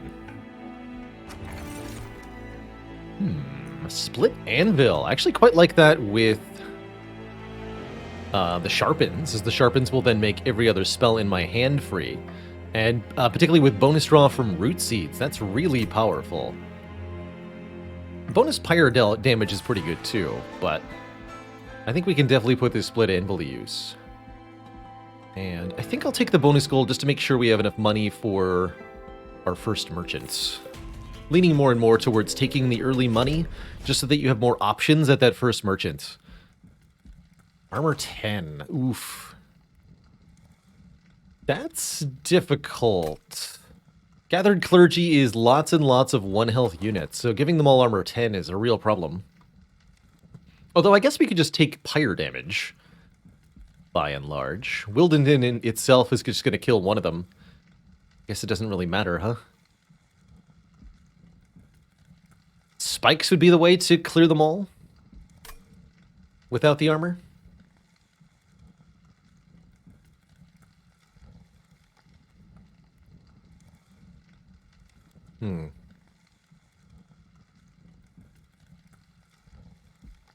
Oh yeah, and I don't think there's a chance of facing the superpowered version of them.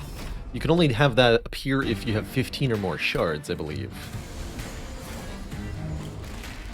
So you don't have to deal with any of the nasty multi-strikers, for example.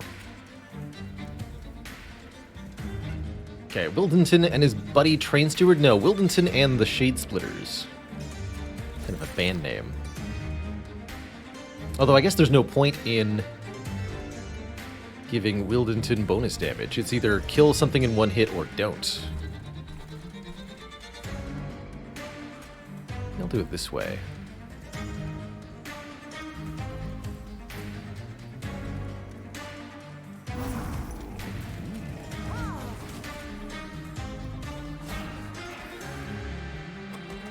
Minus draw could hurt, but I will take the bonus energy. I guess you're not that useful if you're not quick, though, huh?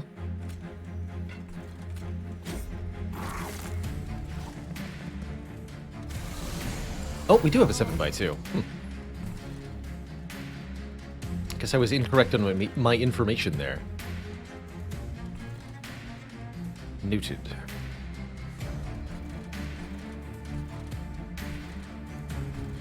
That'll be quite a bit of damage to Wildenton next turn, then. He might end up perishing. A bit concerning. I think I've made a mistake.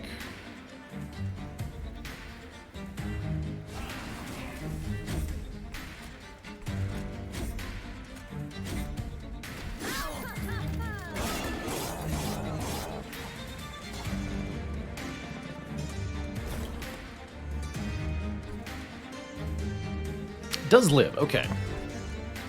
Maybe I can get a Shade Splitter that gives lifesteal. We can get that back.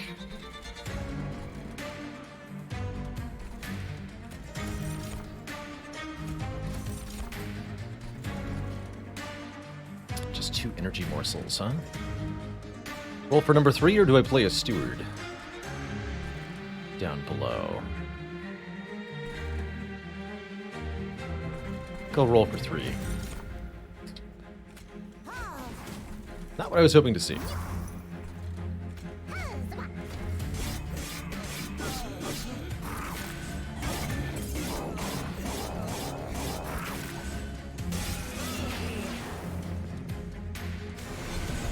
Oh, and those all have armor 10 too? That's a real problem.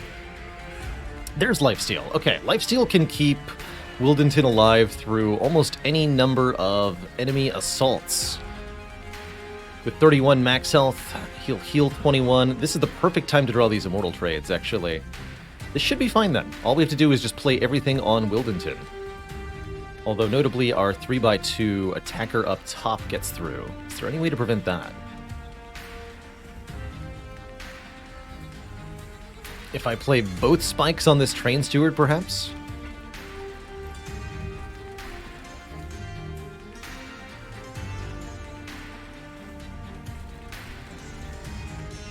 Let's actually just do some quick Wildenton math here. Won't have any energy to spend next turn, although I could redraw the immortal trade. 8 lifesteal means Wildenton does 1, 2, 3... 5 strikes for 23 on this boss. We should be in the clear, I think.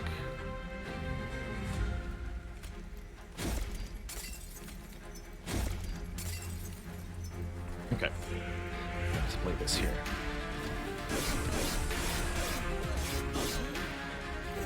Take a little bit less fire damage this way.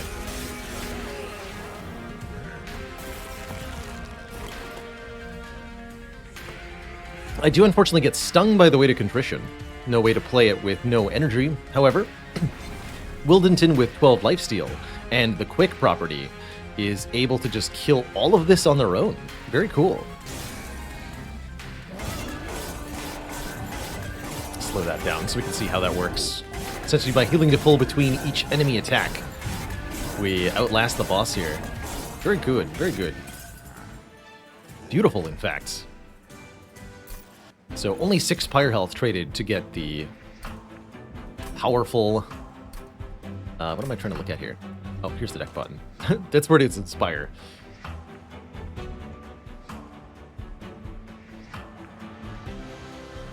That life drain's so good.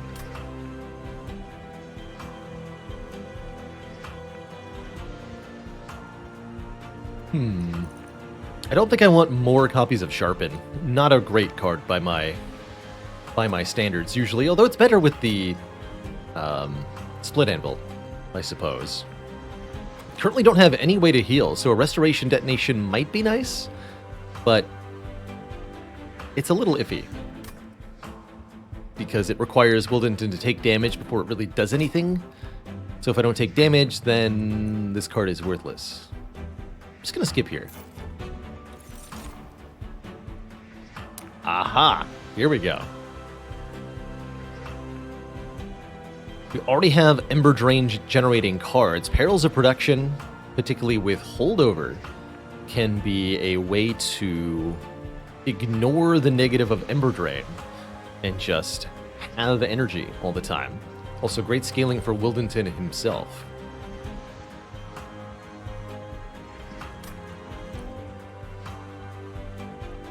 We'll pick it up, and we might put Holdover on it if we can find it. Animus of Will with Multi-Strike is an excellent companion to our Wildenton here, as this thing will have Quick alongside Wildenton, and we'll get big bonus damage scaling from stuff like Root Seeds or Sharpen. Normally not a huge fan of Animus of Will, but a ×3 attacker is excellent here. I could also take Shadow Eater and make that our primary morsel recipient. Speaking of morsel recipients, Animus of Will also does that well. Let's take that Multi-Strike with the Quick.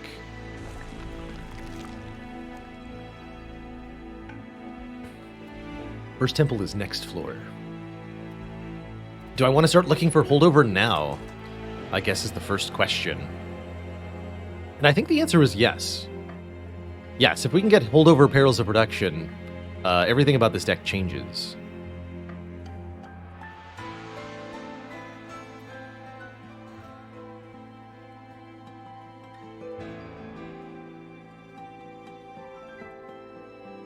Everything.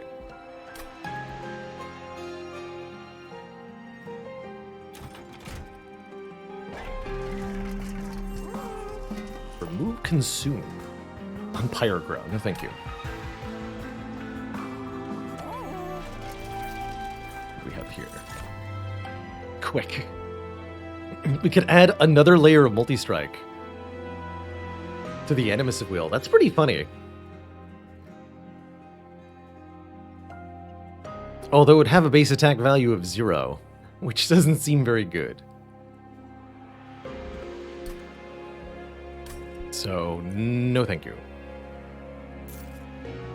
We have more time to find something to merge with our support unit anyway. I will pay 15 shards to look at Artifact here. Volatile Gauge, Split Anvil. Perils of... No, that's going to be a disaster, right? Yeah, that's going to be a disaster. Okay, never mind. Not with Ember Drain. In that case, I'll take an extra upgrade slot on our units, potentially allowing us to have something very strong.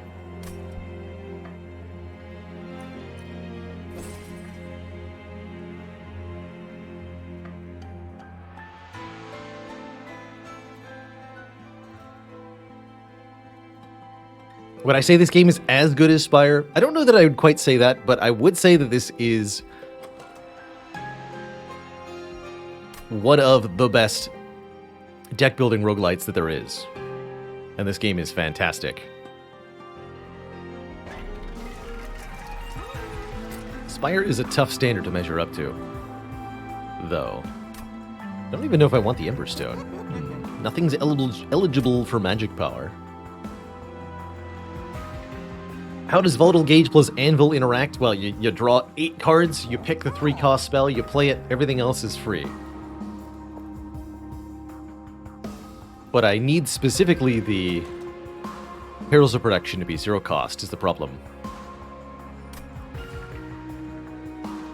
Other games that I would say that are very, very good in this genre include Griftlands, Slay the Spire, of course, Roguebook.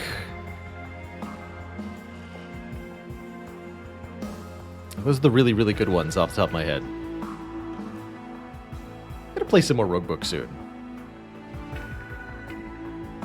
Oh, and I've heard good things about Neoverse, too.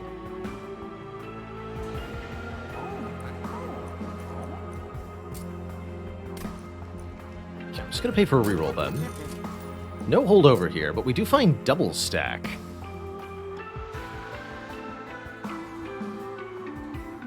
And I do like Double Stack on an Immortal trade quite a bit.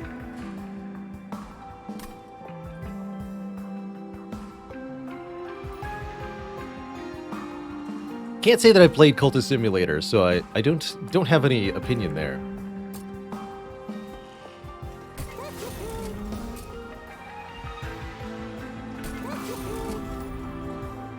And I can afford 1 Purge. I might be going to another Merchant of Magic. In fact, I probably will. Unless I duplicate... unless I duplicate the Immortal trade, which I totally might do.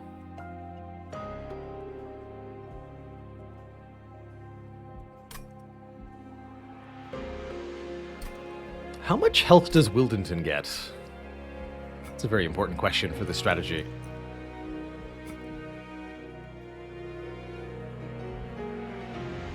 Okay, yeah. Quick goes to... Oh, Quick doesn't get any more health. Ooh. That's not good. Might have to cross-path just for the additional health. In fact, I don't even know that I want multi-strike, because it's going to make our lifesteal less effective. Food for thought.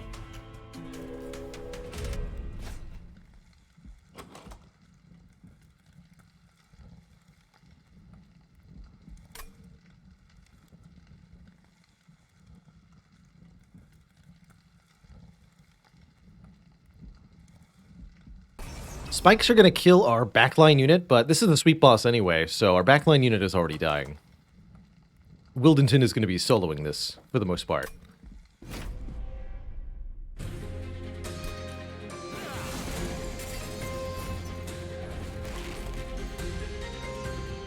Well, but... No, it would definitely help to have... Oh well. They die, they die.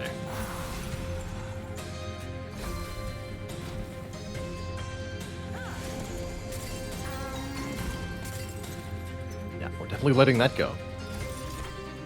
It's just real.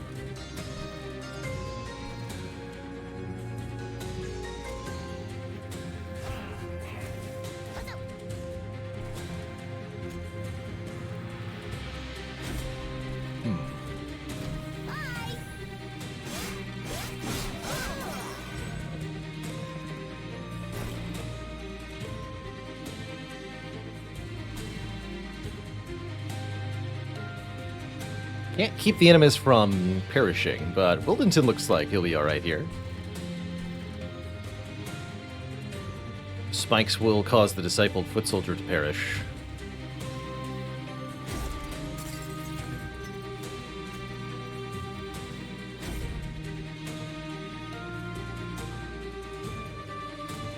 Get enough rage to kill this thing. I think this actually works out just fine. We play everything here. We'll go here.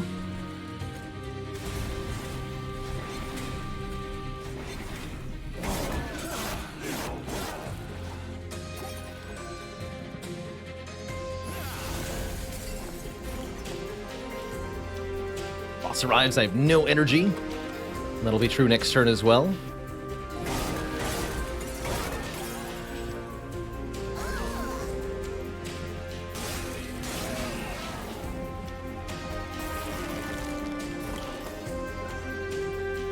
And again. Here's hoping this works. Yep, easy peasy. Wildington with this many lifesteal stacks is just impossible to defeat. Impossible, do you hear me?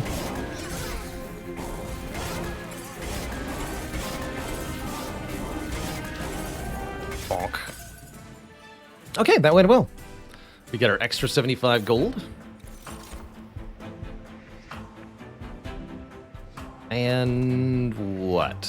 Do I want a Vine Grasp? Kind of. Currently, I have no way to kill backline enemy units. At all.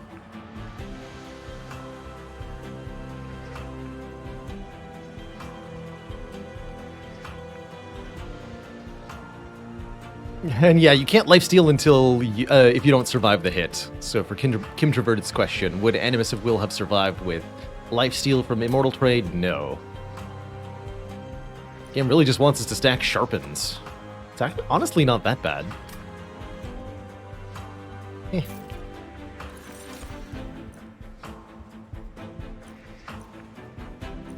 Actually like both of these. Although if I'm duplicating the double stack one, I don't need another regular one.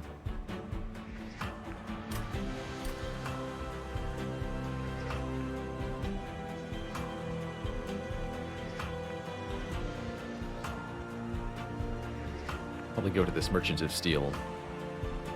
Or Merchant of Magic for a while after that. Might dupe it later, then. Let's take the Space Prism. Having the space to play a morsel or two could help quite a bit. In a couple of ways. And we're going to go to the Merchant of Magic here. Continue to look for a way to find holdover on this Perils. That's the prime directive at the moment.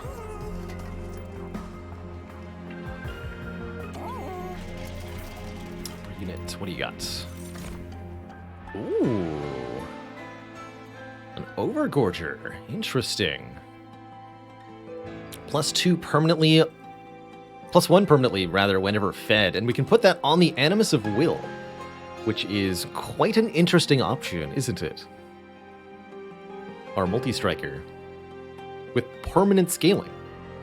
But I think it would be difficult to feed them large numbers of morsels. Perhaps we're better off with Morsel Maker here. This just gives a flat +6/+6 at the end of every turn of combat, letting our Animus of Will automatically scale her power pretty effectively.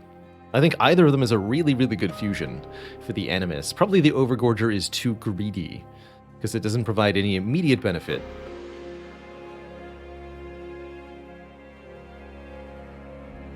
So let's go with the Morsel Maker. I think this will be a really reliable infusion. Shakti, thank you so much for 5 months, almost to that half year of support. Got here 30 magic power. Urge is pretty reasonable. We could lose one of these Shade Splitters. I think that's a good use of 10 Pact Shards.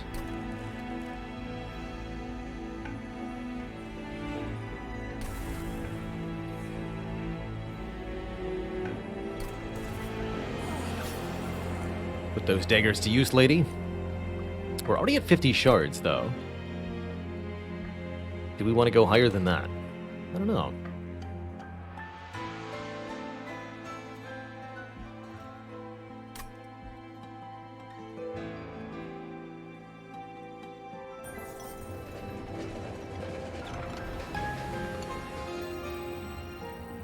Oh. Remains of Armageddon litter the icy landscape. What do you salvage from this ancient battlefield? The sword, which does area effect damage with piercing, with at X cost. The shield, 2x damage shield, can be a really, really, really powerful thing to build around. Although I don't think it's that good with lifesteal.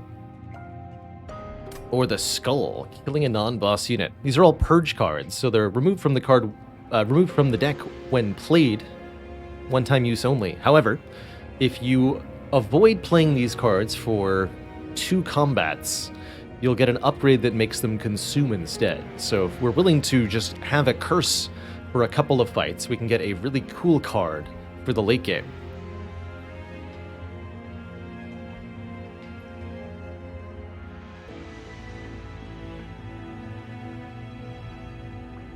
Got mastery on all 3 of these, so I don't need to worry about that.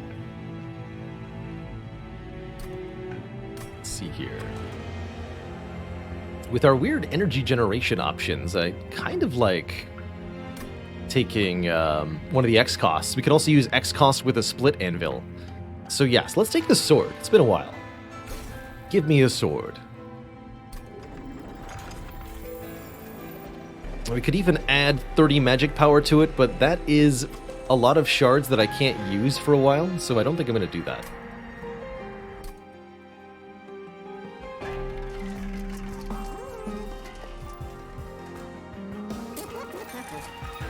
Double stack again. Alright, I'll just do this. Now I don't need to dupe the card because I have 2 of them. Neat. That worked out funny. Alright, that makes me want to purge even more. Let's get rid of a Shade Splitter here.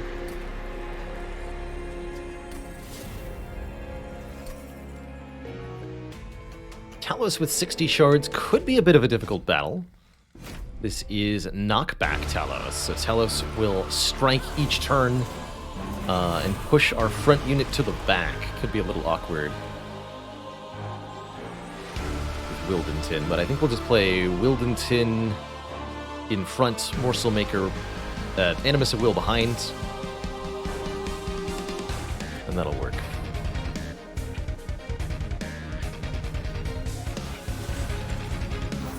That way we don't lose our Animus. And then the next time Talos comes back to this floor, the Animus will be chonky enough that it won't matter.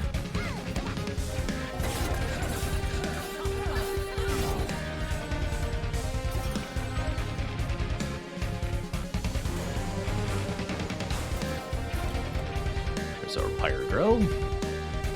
So here, using the Split Anvil, if we play the Sharpen, then all the other cards in our hand will become free. Sharpen her.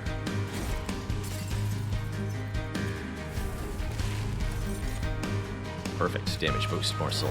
Good. Keep boosting her. Get reduced draw next turn, but the bonus energy each turn will be quite nice. Lets me play one of the Ember Drain cards without it being too big a deal.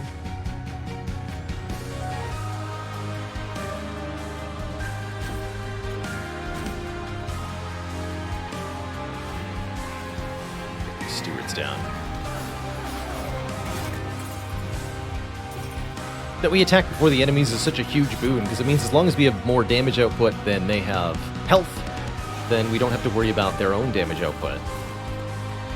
Very strong.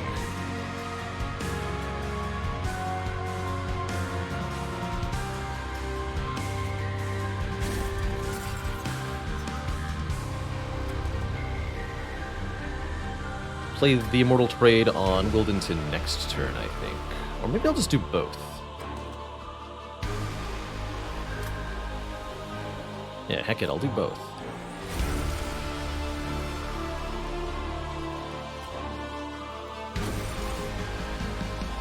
And shield or just more health. Please receive damage shield.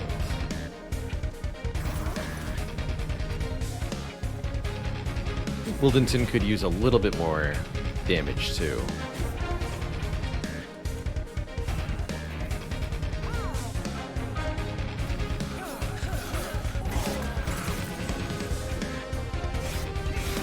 Just enough to heal him to full health with each attack. I think that's probably the magic number.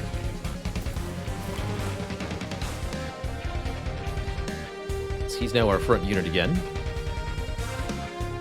And we're no longer getting energy ever again, either.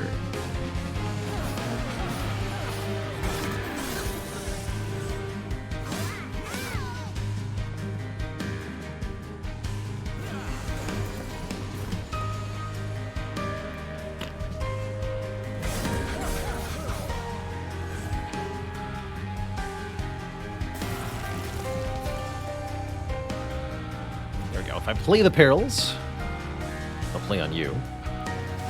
Then everything else is now playable again. Lifesteal, yes. More of that, please.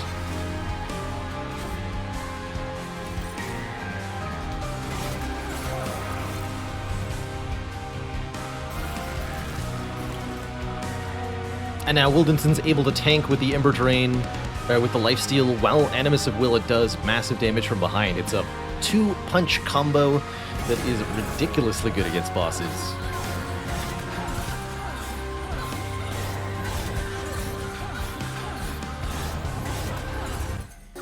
We just need to make sure that we can keep Wildenton alive during the later portions of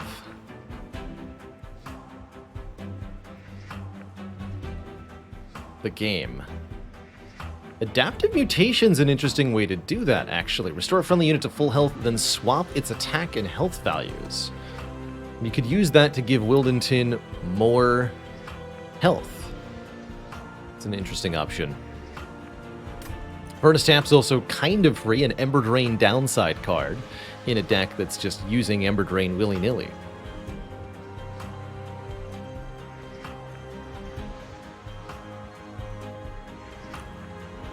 Either we give the Animus one more multi-strike or we add multi-strike to Wildenton. Not sure I want to do that, though.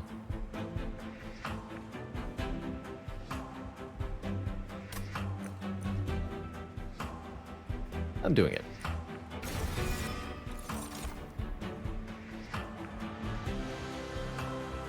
Let's see, do we want any additional units at all? I honestly don't think so. I really don't. We want to make sure that we're playing our Animus on turn 1 so that she gets the full stat scaling of full combat every turn. I don't have capacity for anybody else.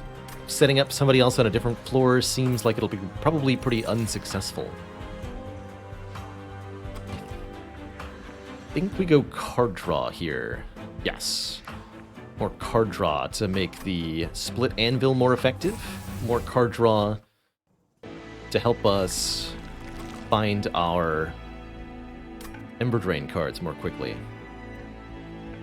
I have basically no money for this Merchant of Steel, but the Animus of Will almost demands that I go anyway. That said, removing 2 cards and getting an artifact sounds mighty helpful here. Especially since I have no use for the Awoken Unit banner. But 3 upgrade slots. I guess we can go to this Merchant of Steel. With presumably some more cash.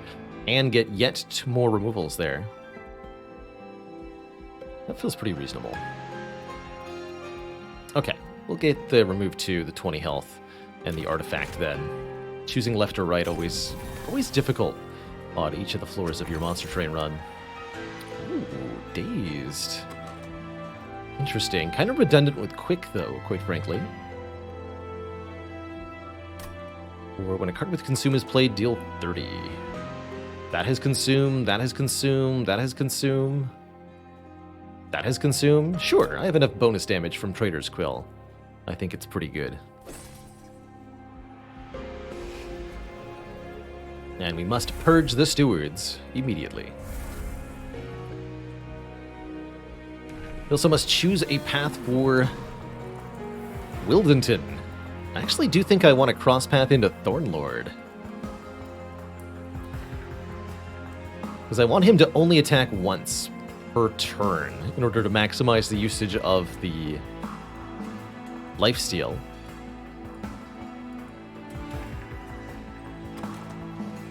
This path also increases his base health the most. We'll get him to 70 health. And the thorns that he summons on turn 1, or the stings rather, that he summons on turn 1 will give us bonus draw on turn 2. So Thornlord is also a very good card draw advantage. Disincentivizes us from taking further Purzel's Compound. It's kind of interesting. It's here. Spell Chain and Intrinsic. That's actually a good reason to intrinsic the Higher Grow. As then they'll counteract one another.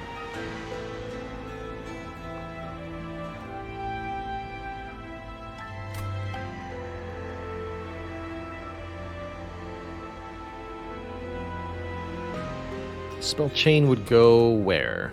On Sword? No. There's nothing to put Spell Chain on here. Intrinsic Space Prism, also very reasonable. Giving me more capacity on turn 1.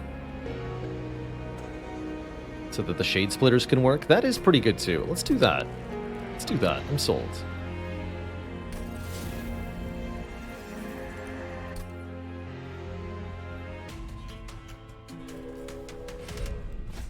Spell Shield. I don't even do spell damage. That sounds like a free money. And the sword is piercing, so if I have to use that, which I'd rather not. And immediately rewarded for intrinsicing Space Prism. Pretty cool. That even means I can play the Morsel first to avoid the Ember Drain next turn.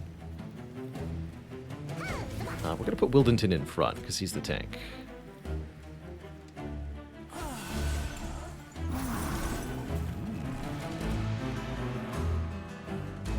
Spell Shield. Okay, let's not even bother.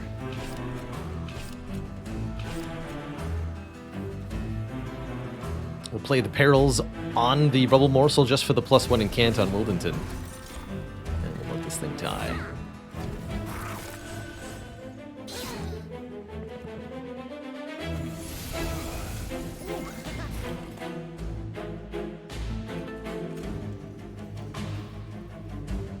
$75 gold if I get rid of the sword right now. Worth thinking about.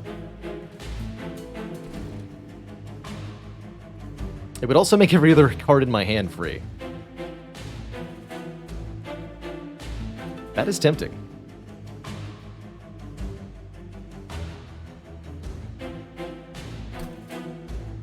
That said, I really like what this sword is going to do for us later in the run. So let's not sell it for a mere 75 gold. However tempting that might be.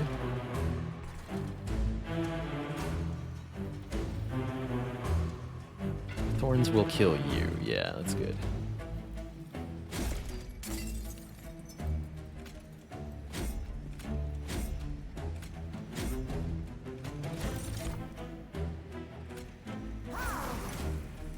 And that also lets me kill the steward here. Okay.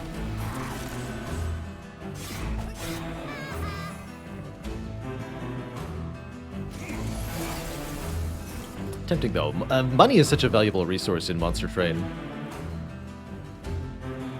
Okay, we're gonna gain armor 10 whenever I play a spell. There's a slight obstacle here.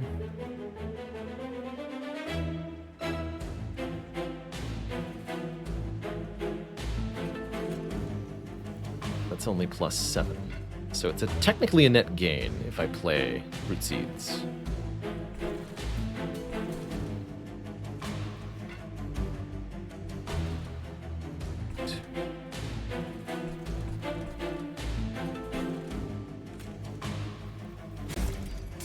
Guess that's gotta be okay.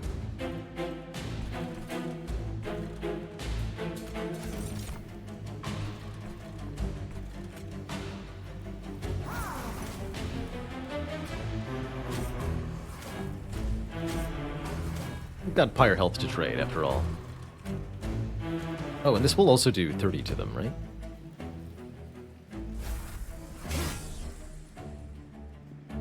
Good. We'll wait to redraw those. Just take 7 here. Not bad at all.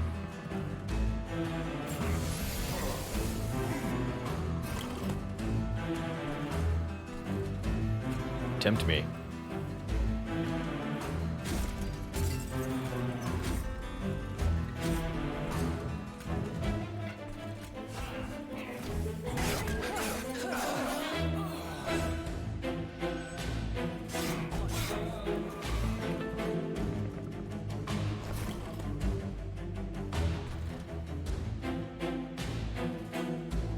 Okay, now I believe it's time to get angry. Just play all of the stuff.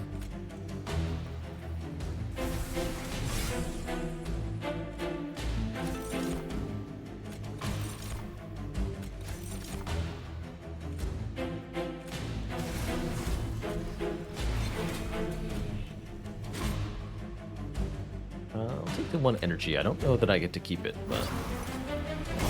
yeah.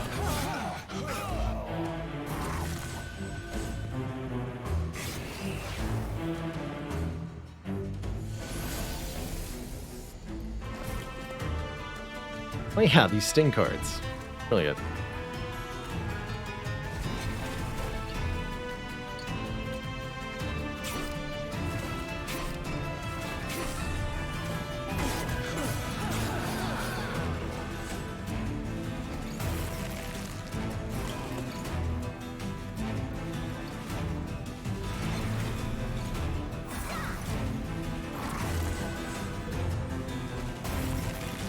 Thornlord can just tank all the damage and heal it back, killing the boss easy peasy. Just like that.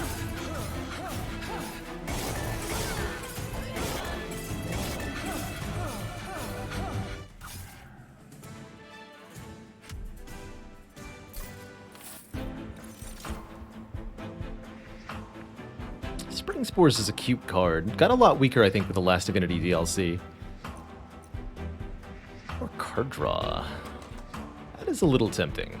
I don't really have the capacity for you, though. I think we just keep skipping here.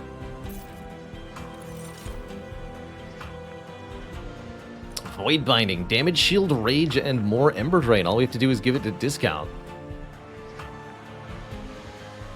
Rage 6 is a lot of Rage, too.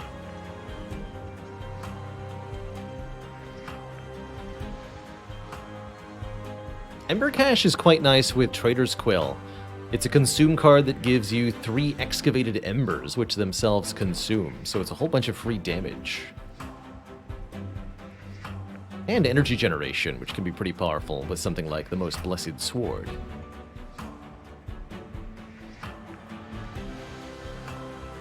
Gem Trove's nice, but too expensive to really be playable here. I'm gonna grab this Void Binding. Just take all the Ember Drain cards. Seems kind of cool. And here we're able to get Hope for Peace. Spells with Purge are Consume instead. which is also bonus 30 damage with Trader's Quill. And now that means that the sword is here to stay, and we are going to be able to do filthy, filthy things with it. Oh yes.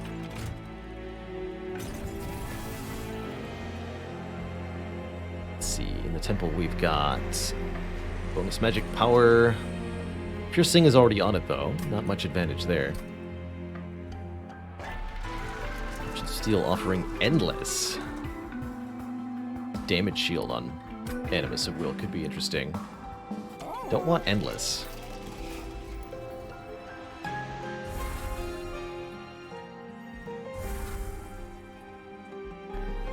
I wouldn't call the purge upgrade on the temple a big buff necessarily. It becomes 10 magic power. Actually, no, it becomes -1 cost and consume for 10 shards.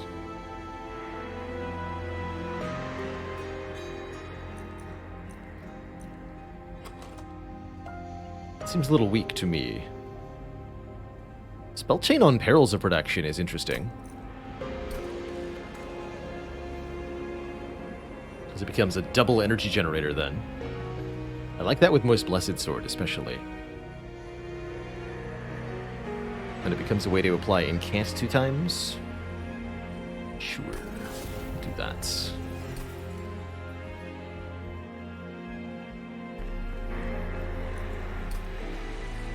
Then I'll pay for a reroll here? Question mark? Oh, I have 3 upgrades? Okay, we'll give damage shield. That ensures Animus of Will doesn't die early to any nonsense. I was wondering if we might see the large stone, only because we have intrinsic...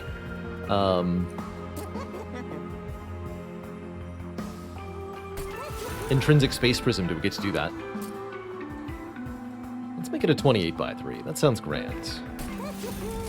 Become beefy. Go forth. And conquer!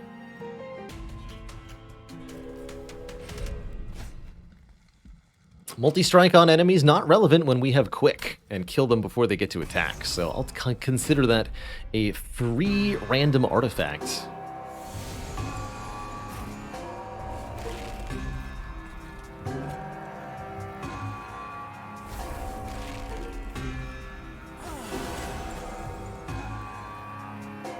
She beefy.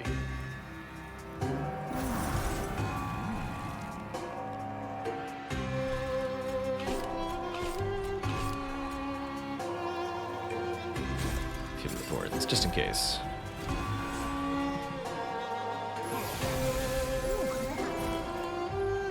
Finally, a collector we can kill. Beautiful.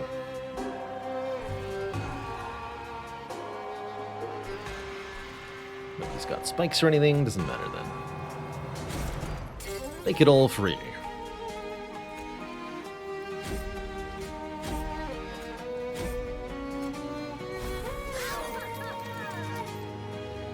Drain 3. Oh yeah, I'll just like play everything next turn. It'll be fine.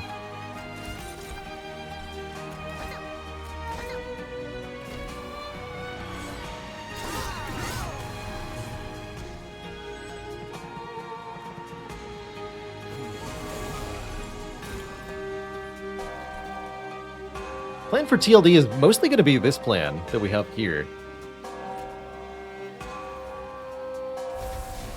Where we give a lot of life steal to the front guy and a lot of multi-strike to the back lady.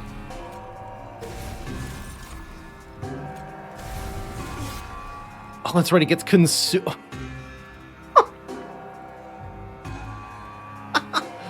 That's an interaction I forgot about. So, normally spell chain cards create a copy that has Purge. But because we have Hope for Peace, the copy has Consume instead. The core difference is that we now get to do 30 bonus damage playing the second one because of the Trader's Quill. The fact that it actually consumes, goes to the consume pile, mostly doesn't matter. There's some weird stuff Wormkin can do with that that's very broken. But we can't do any of that with the current set of cards. But that's cool. Trader's Quill Hope for Peace interaction. Not expecting. Not expecting that at all. Here, have more anger, sir. Become big.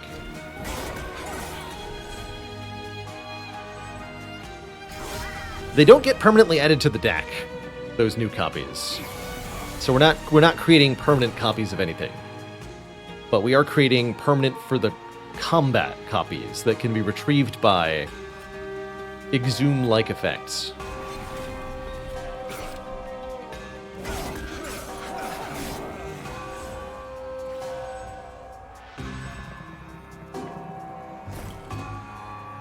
And here's Perils to let me actually spend a lot of energy this turn.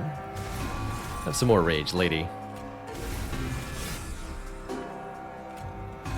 30 lifesteal. So Most Blessed Sword just blaps for 150. Here, just kill all these. Why not?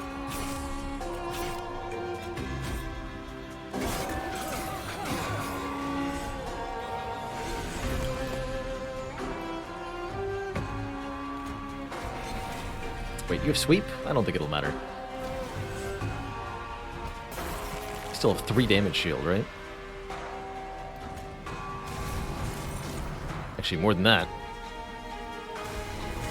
Behold the power. Damage shield 5.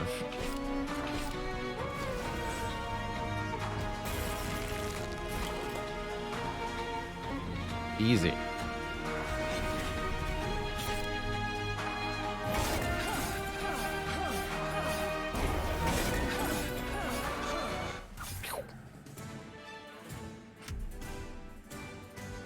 Faulty Loader. Dazed 3 and melee weakness 1 to the enemy units on the bottom floor. So the first wave of enemies, essentially, can't attack and takes double damage. Really nice artifact.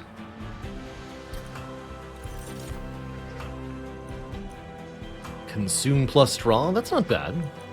Channel Song doesn't do anything, since we play all units on turn 1.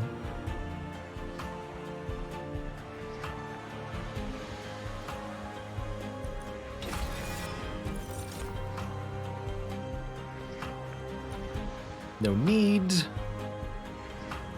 Also no need. Also no need. Skip it all.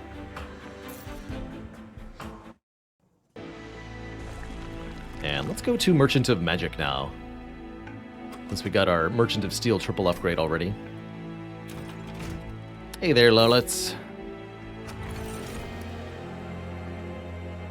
I guess I'm getting additional morsels? Huh. But what if I don't... Well, I guess I could take 25 gold over either of these, which might actually be the play here.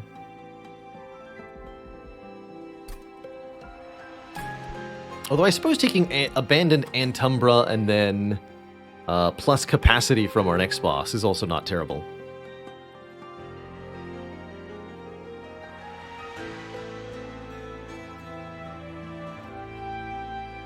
If you're just getting started in this game, Luminescent, I think the best advice I could give is find a particular combination of clans that you like, or at least a particular champion from one of the clans, and practice playing with that to get a feel for what the various challenges are and how you have to adapt your play to overcome them. Like the boss fights, for example. Yeah, the current problem is that we have no actual capacity for morsels. I think we're probably better off just taking the money here, saying no thank you, and planning around something else. Permafrost. Permafrost on the sword is kind of cool, actually. Permafrost means we retain it in our hand until we're ready to use it. For big damage. Do that. You need to be free. Hold over. Dang it. Double stacked Furnace Tap seems okay. Range 12, Ember Drain 6 on Void Binding, also very powerful.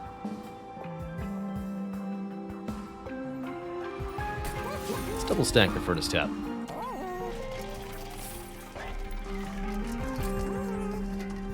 little cheaper too. And I'll pay for 1 purge here. 1 shade splitter.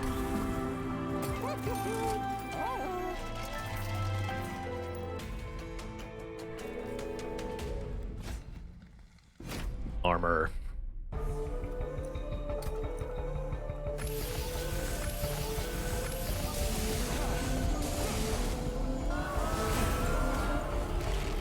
So that wave's totally debilitated. Again, the plan here, just set up behind Wildenton, stack damage on both of them, and eventually put some lifesteal on Wildenton, although I don't think we'll need it immediately here. Should actually play Wildenton before I do that. Bell here is going to be granting armor to stuff, but it truthfully won't matter much. Draw 9 cards next turn. Yeah, let's not penalize our energy gain just yet. Righty, and thank you so much for 2 full years of support. Much love to you.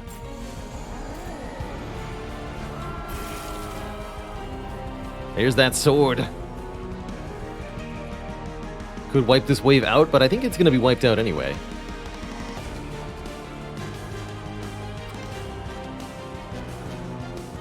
Have to wait for at least the furnace tap before we embrace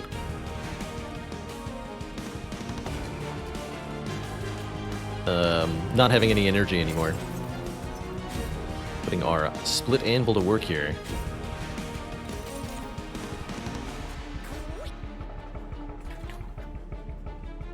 So don't play these. Correct.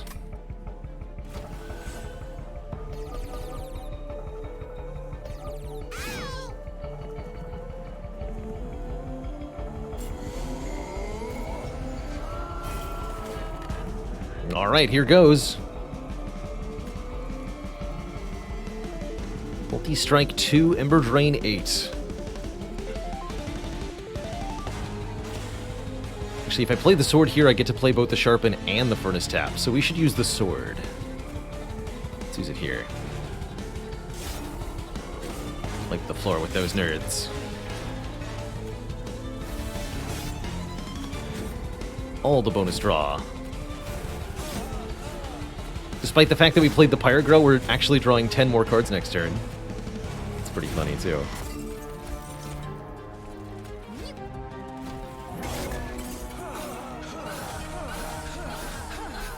Hit that boss.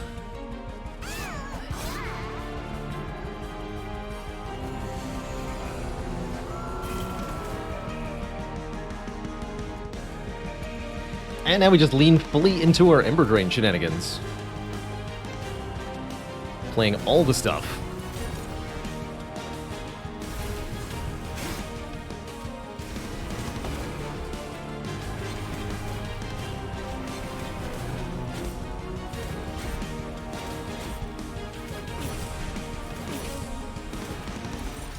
Just playing these Shade Splitters just so I get +1 on our champ here. We'll probably want to remove all the Shade Splitters by the end of the run. That's right, BGG. If you take the Purge Stone with Hope for Peace, it just becomes a Consume card instead.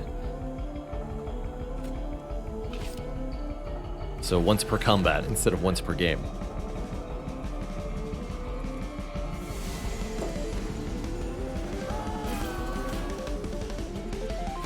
More Ember Drain.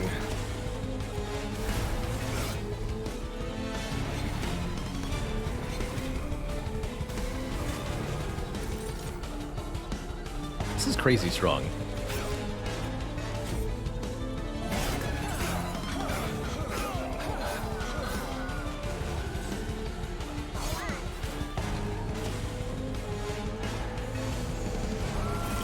We're drawing 8 cards per turn. We're stacking Rage on the ×5 multi-striker. I don't care that I have no energy. This is wild.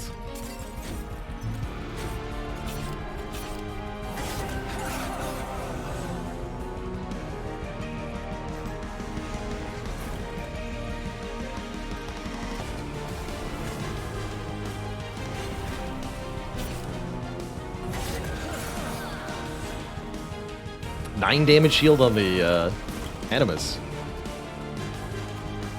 50 lifesteal on Wildington.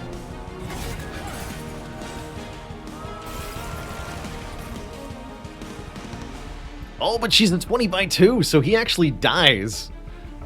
This is precisely why I wanted to take Wildington with more health. I was very much worried about this exact kind of situation. Fortunately,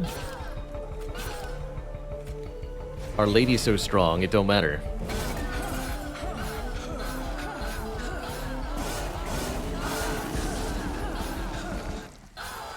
Oh, that was interesting. Fel went twice in a row there because we lost the quick property when Wildington perished. So she got 4 attacks.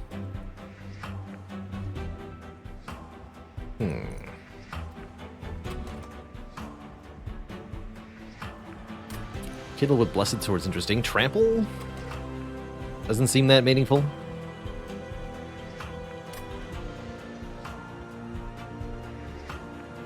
Oh, that's true. We're fighting Seraph the Diligent, huh? He's gonna give us some interesting times. Maybe worth taking the Kindle just for him.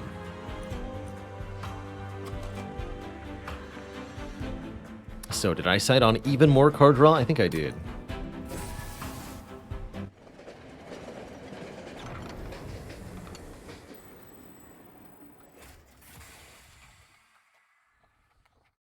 Does this give you hope? It does. Get a Divine Artifact for 1 combat. Could take 25 gold instead, but what about 60 damage per consume card for the next fight? Double health or damage on the champ could be fun too. Double health especially. But no, we'll take Divine Trader's Quill. But it's a good thing to keep in mind, we definitely need some assistance for Seraph the Diligent here. He will otherwise be a problem for us. Did anybody say 90 damage? Sure did. I think we'll go to this Hellvent. What am I going to duplicate? My Perils? That's a way to deal with Seraph.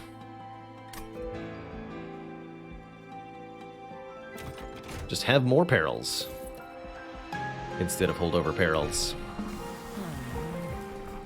Rather than adding multi-strike, we're going to double his incant scaling and most crucially gain that 30 additional health on Wildington. Very important.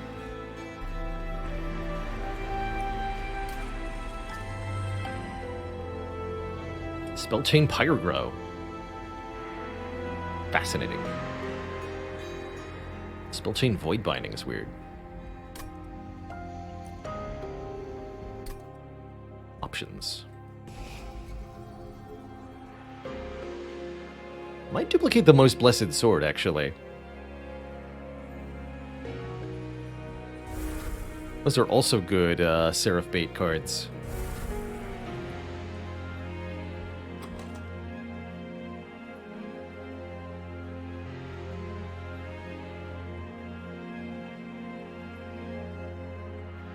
And they're just useful. It's also no shards to do that.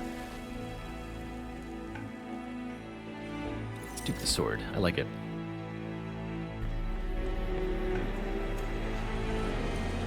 Spellchain the Space Prism. It's a fun little option. That does give me the ability to deploy morsels, but I'm just going to purge them all. What's on the final floor? Just 10 gold, or 100 gold rather, for 10 shards.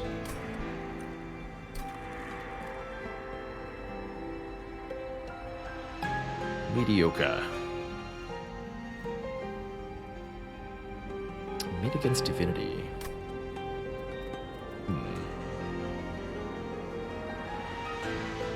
Would bottom not be more reasonable? Let's see what's wrong with the bottom floor.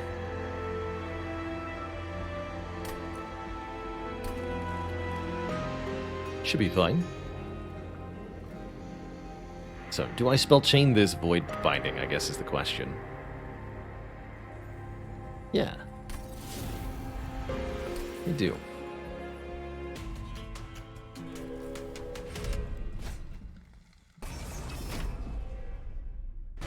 definitely don't care if the enemies have strength.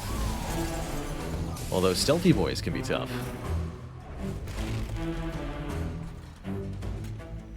So, Wildington first. Then the Space Prism. That way he gets +2.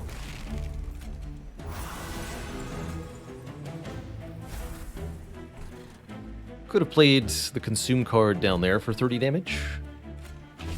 Didn't feel motivated to.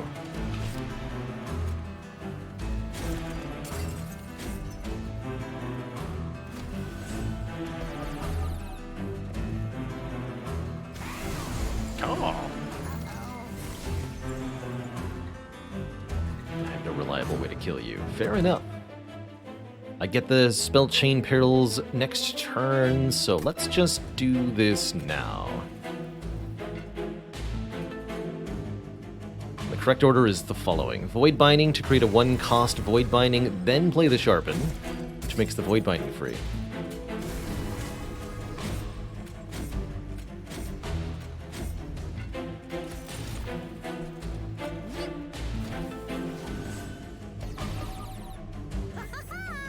Bye.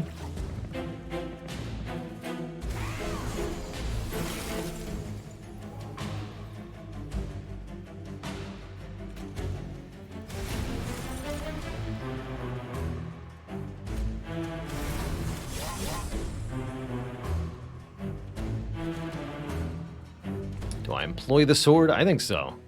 Let's kill this bottom floor.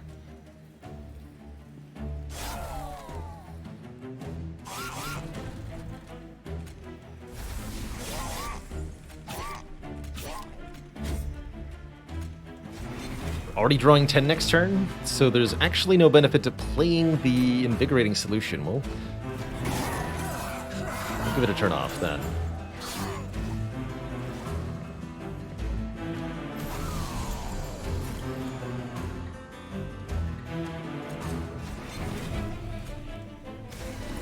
Can't play the created 1-cost Void Binding, but they're at least sticking around for later turns.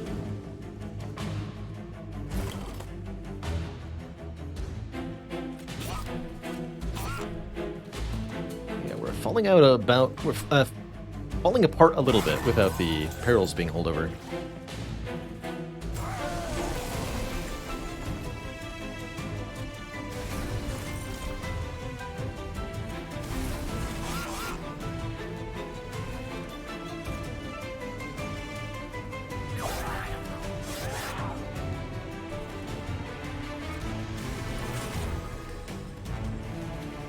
Oh, right. Whoops. Did that to myself. Not that it's gonna matter. With 146 times 5.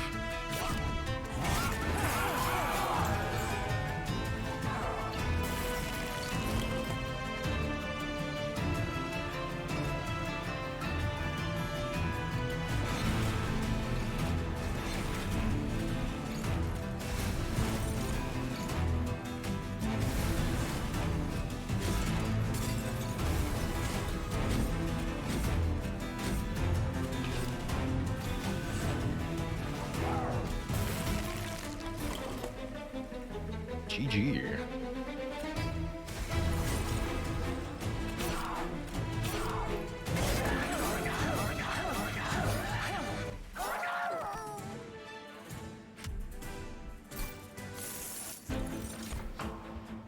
More stings.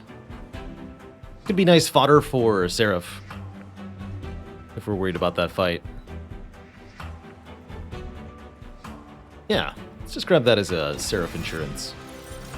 That should be plenty. Not doing anything with eating units, so we'll skip Wretch and Feast. No need for a Descend either. Let's just take our fat stacks of cash, head to the Merchant of Magic here, as well as the Merchant of Trinkets.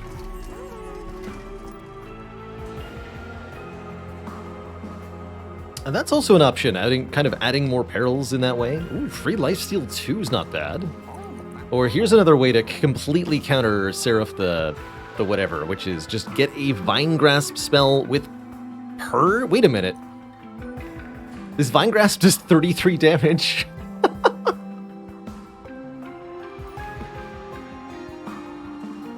Okay.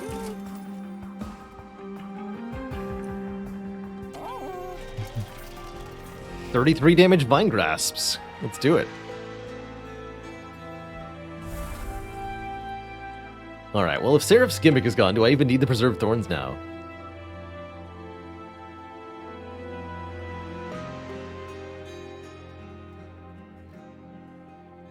I guess not. Although, notably, if we draw 10 cards, I cannot create one. Which could be a faint issue. Not a big issue, but a faint one.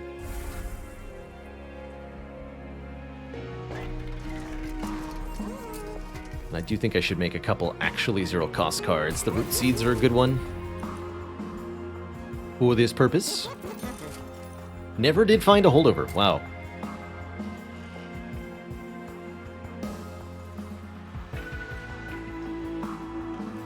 Could, like, undo Most Blessed Sword. That's odd.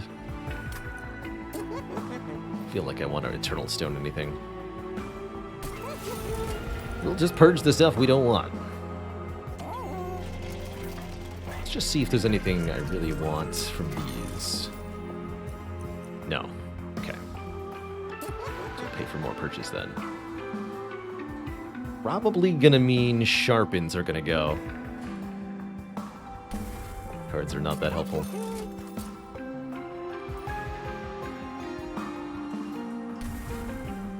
I'm sorry, Sharpen. But your time is past. Alright. Seraph. That is your real name. Show me what you got.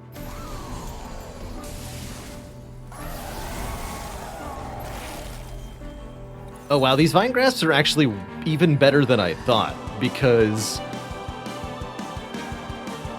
they pull the unit to the front and then deal 30 damage. So I can snipe anything that has less than 30 health every turn. Cool.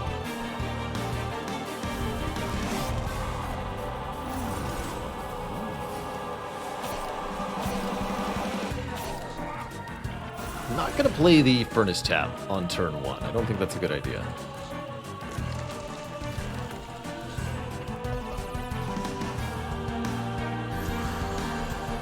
Especially since I don't get a Vine Grasp on this turn.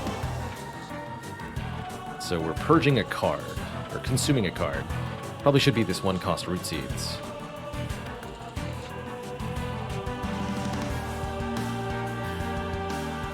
Do I just go ham next turn?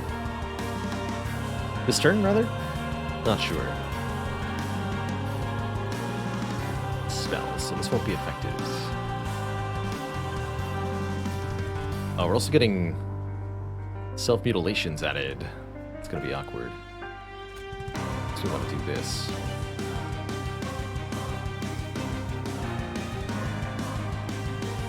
Actually, wait, we can do better. Don't consume that, though. Oh, I understand. Okay, lose the Root Seeds.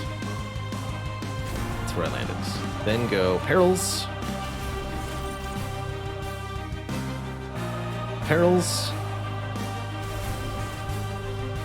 Play these. Play this. Now play this. Wipe the floor. Shut the door. Okay. Energy's now offline, but we're powered up. The hope, anyway.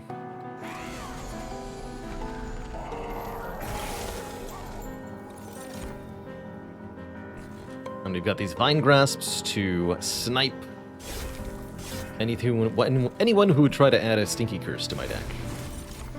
How dare you? Do you not know who I am?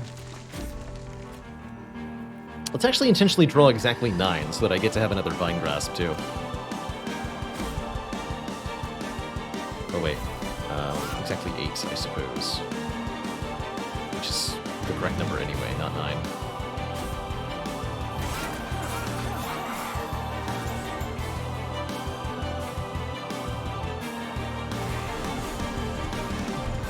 Beautiful.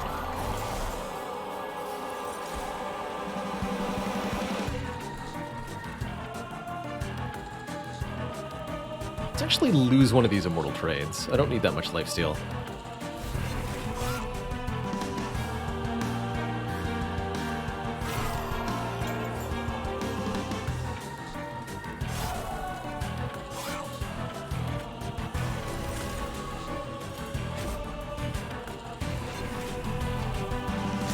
Take a little bit.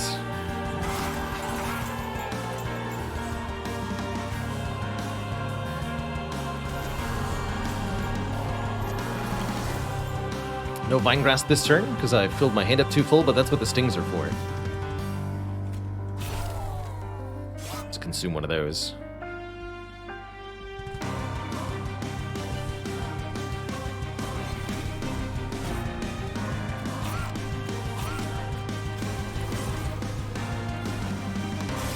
Again, we're drawing 10, so no Vinegrass this turn either.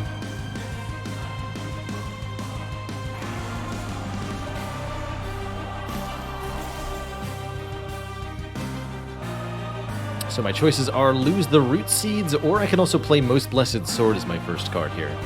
Although it won't do anything, and I'd rather play it to wipe this floor. So let's just lose this Root Seeds.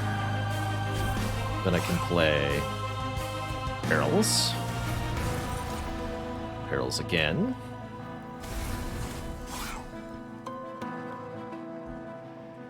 And we'll play Most Blessed Sword for 3.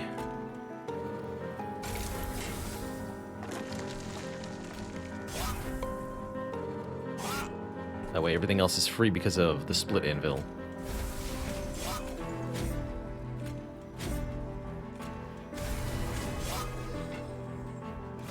Easy.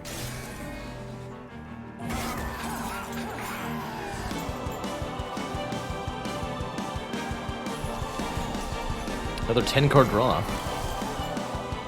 Who's a sting here?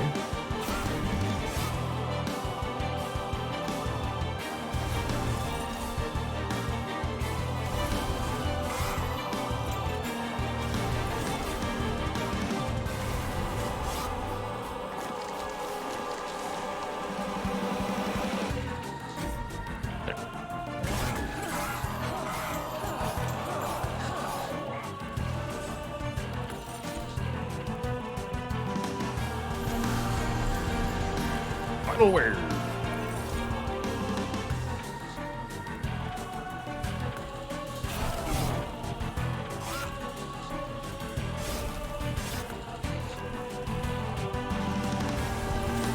Take some pyre damage from these stinky cards, but otherwise we're completely in the clear now. GG.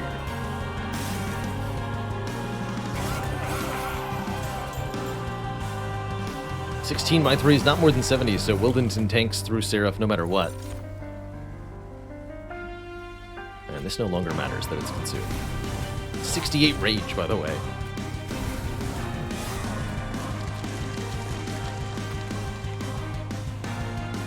Self-mutilation in there? Blah.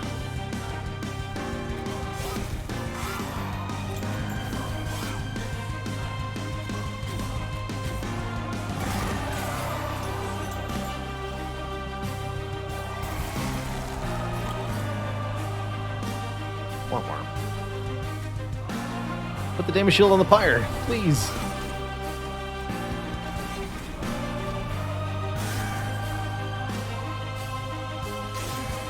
Why did the Alpha Fiend leave the Hellhorned Orchestra? Because he needed a horn break. Oh man.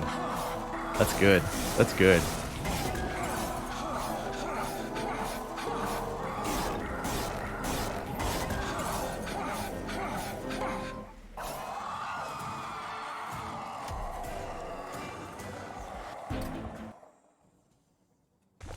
That's real good.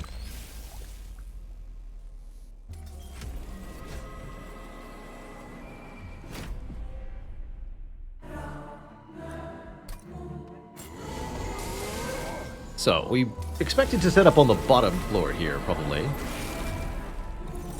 Although I could try top floor, truthfully. This looks like a great turn one for a bottom floor setup, though. Pull this in first. Blast Divinity is present on all 3 floors simultaneously. Each floor has a different special ability, although not a whole lot of damage output on this lowest of a shard count. Sweep on the top floor, hitting all enemy units. Multi-strike in the middle, or trample overkill damage on the bottom. That's the part we're not going to care much about. But does mean a persistent offensive threat, though.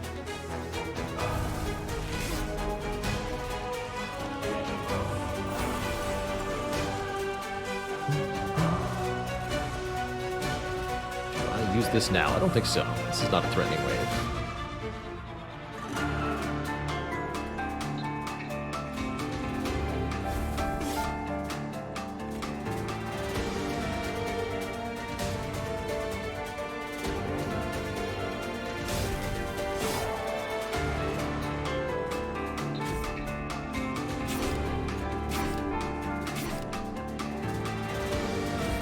Although one gets through.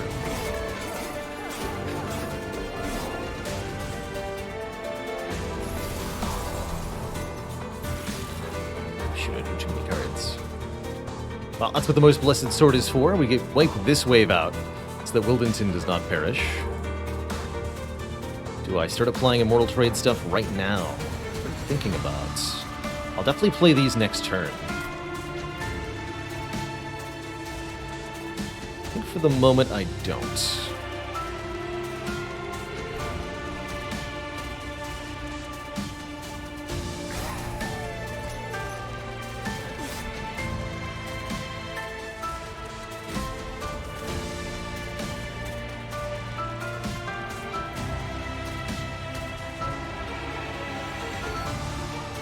Why do I want to Vine Grasp? I'll take one.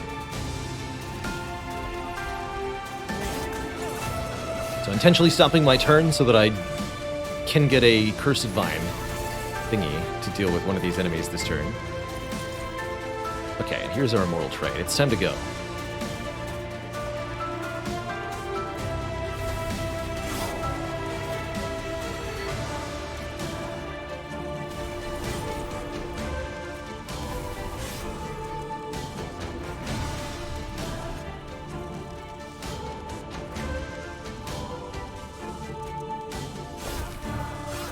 Spikes, thank you.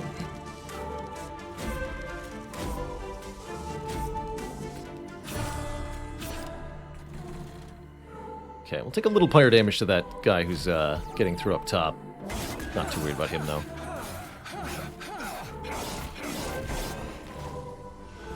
So watch out for these two as well.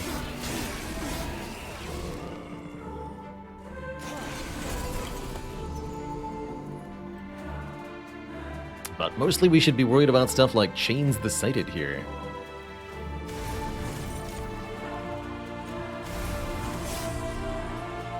Do the following. Yeah, that looks pretty good. There we go. Okay, those are dealt with. This guy's almost dead.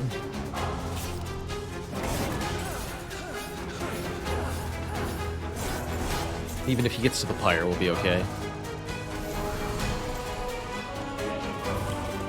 Stealthers could be a challenge, though. How do I deal with them? Stings? Okay. Stings are apparently the answer here. It's a bit spooky.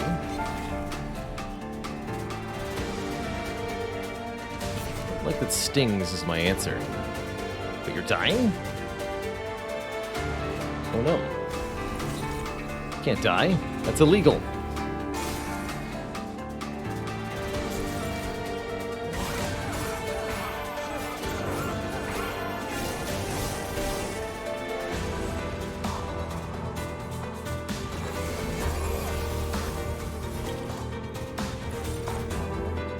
Oh, and Vine Grasps. That also kills them. Pretty comfortably, actually. Good.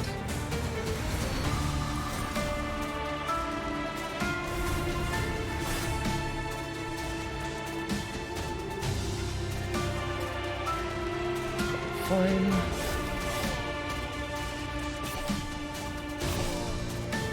Take care of those two. Wildenton's dying? That's not good, though.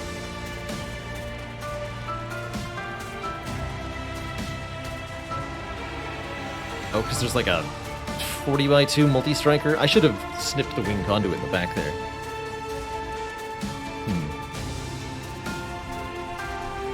Okay, well then we'll give you the lifesteal. Oh, I won't have quick anymore. Let's see how this goes. I need to restart the fight. I'll think about it.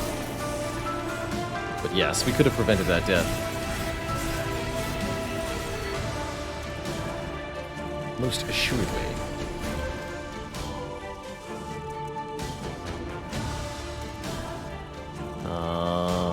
That's gonna be a problem.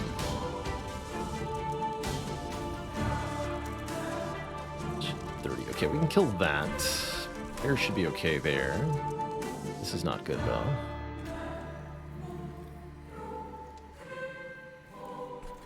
This is looking pretty bad. Definitely needed to do that differently.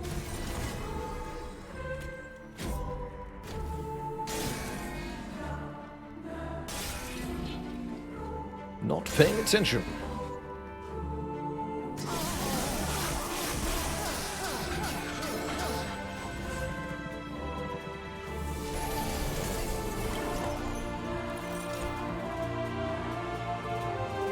Perils. So, is it salvageable? That's the question.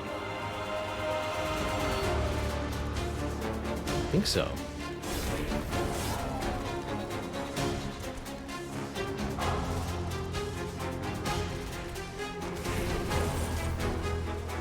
That's the cool thing. I think the answer is I think so. Sure not to draw too many cards next turn.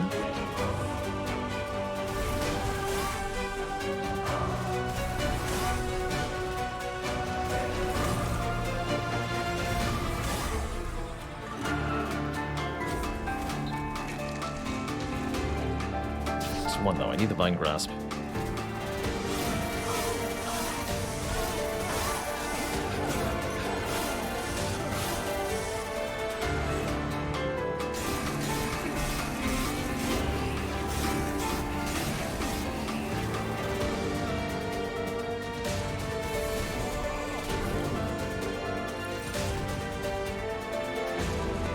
This is the penultimate turn, so these guys are currently the problem. Wow, the player will kill him too. All right, you get him, Pyre. You got it. You got this. Hopefully those don't kill me next turn.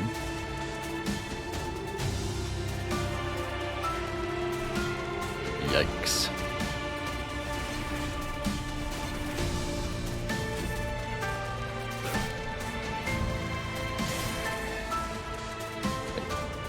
Go to 15. Wait, I'll live on 1? No, I'm gonna die next turn to the shard thingies. Oh, what a hilarious way to die.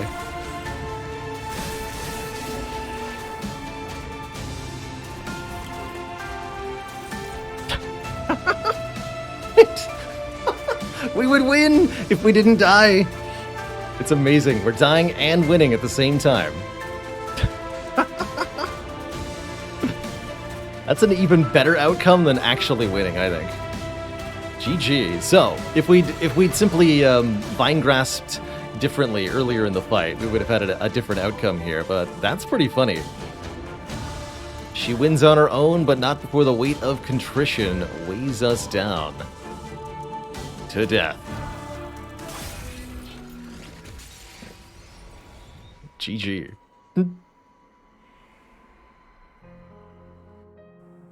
GG. I'll take it.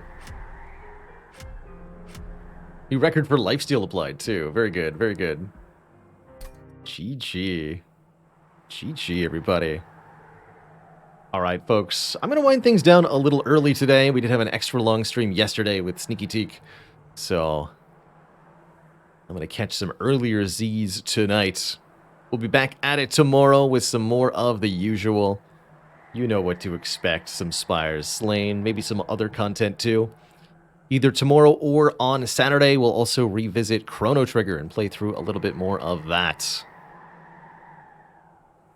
Till then, thank you so much for watching, everybody. Ta-ta for now. I hope you all have a cozy, cozy one. But until then, toodaloo, folks. And good night. I'm going to throw a raid on over to Sanguine Penguin, who was hanging out in chat earlier. Sanguine does lots of Monster Train content on his stream.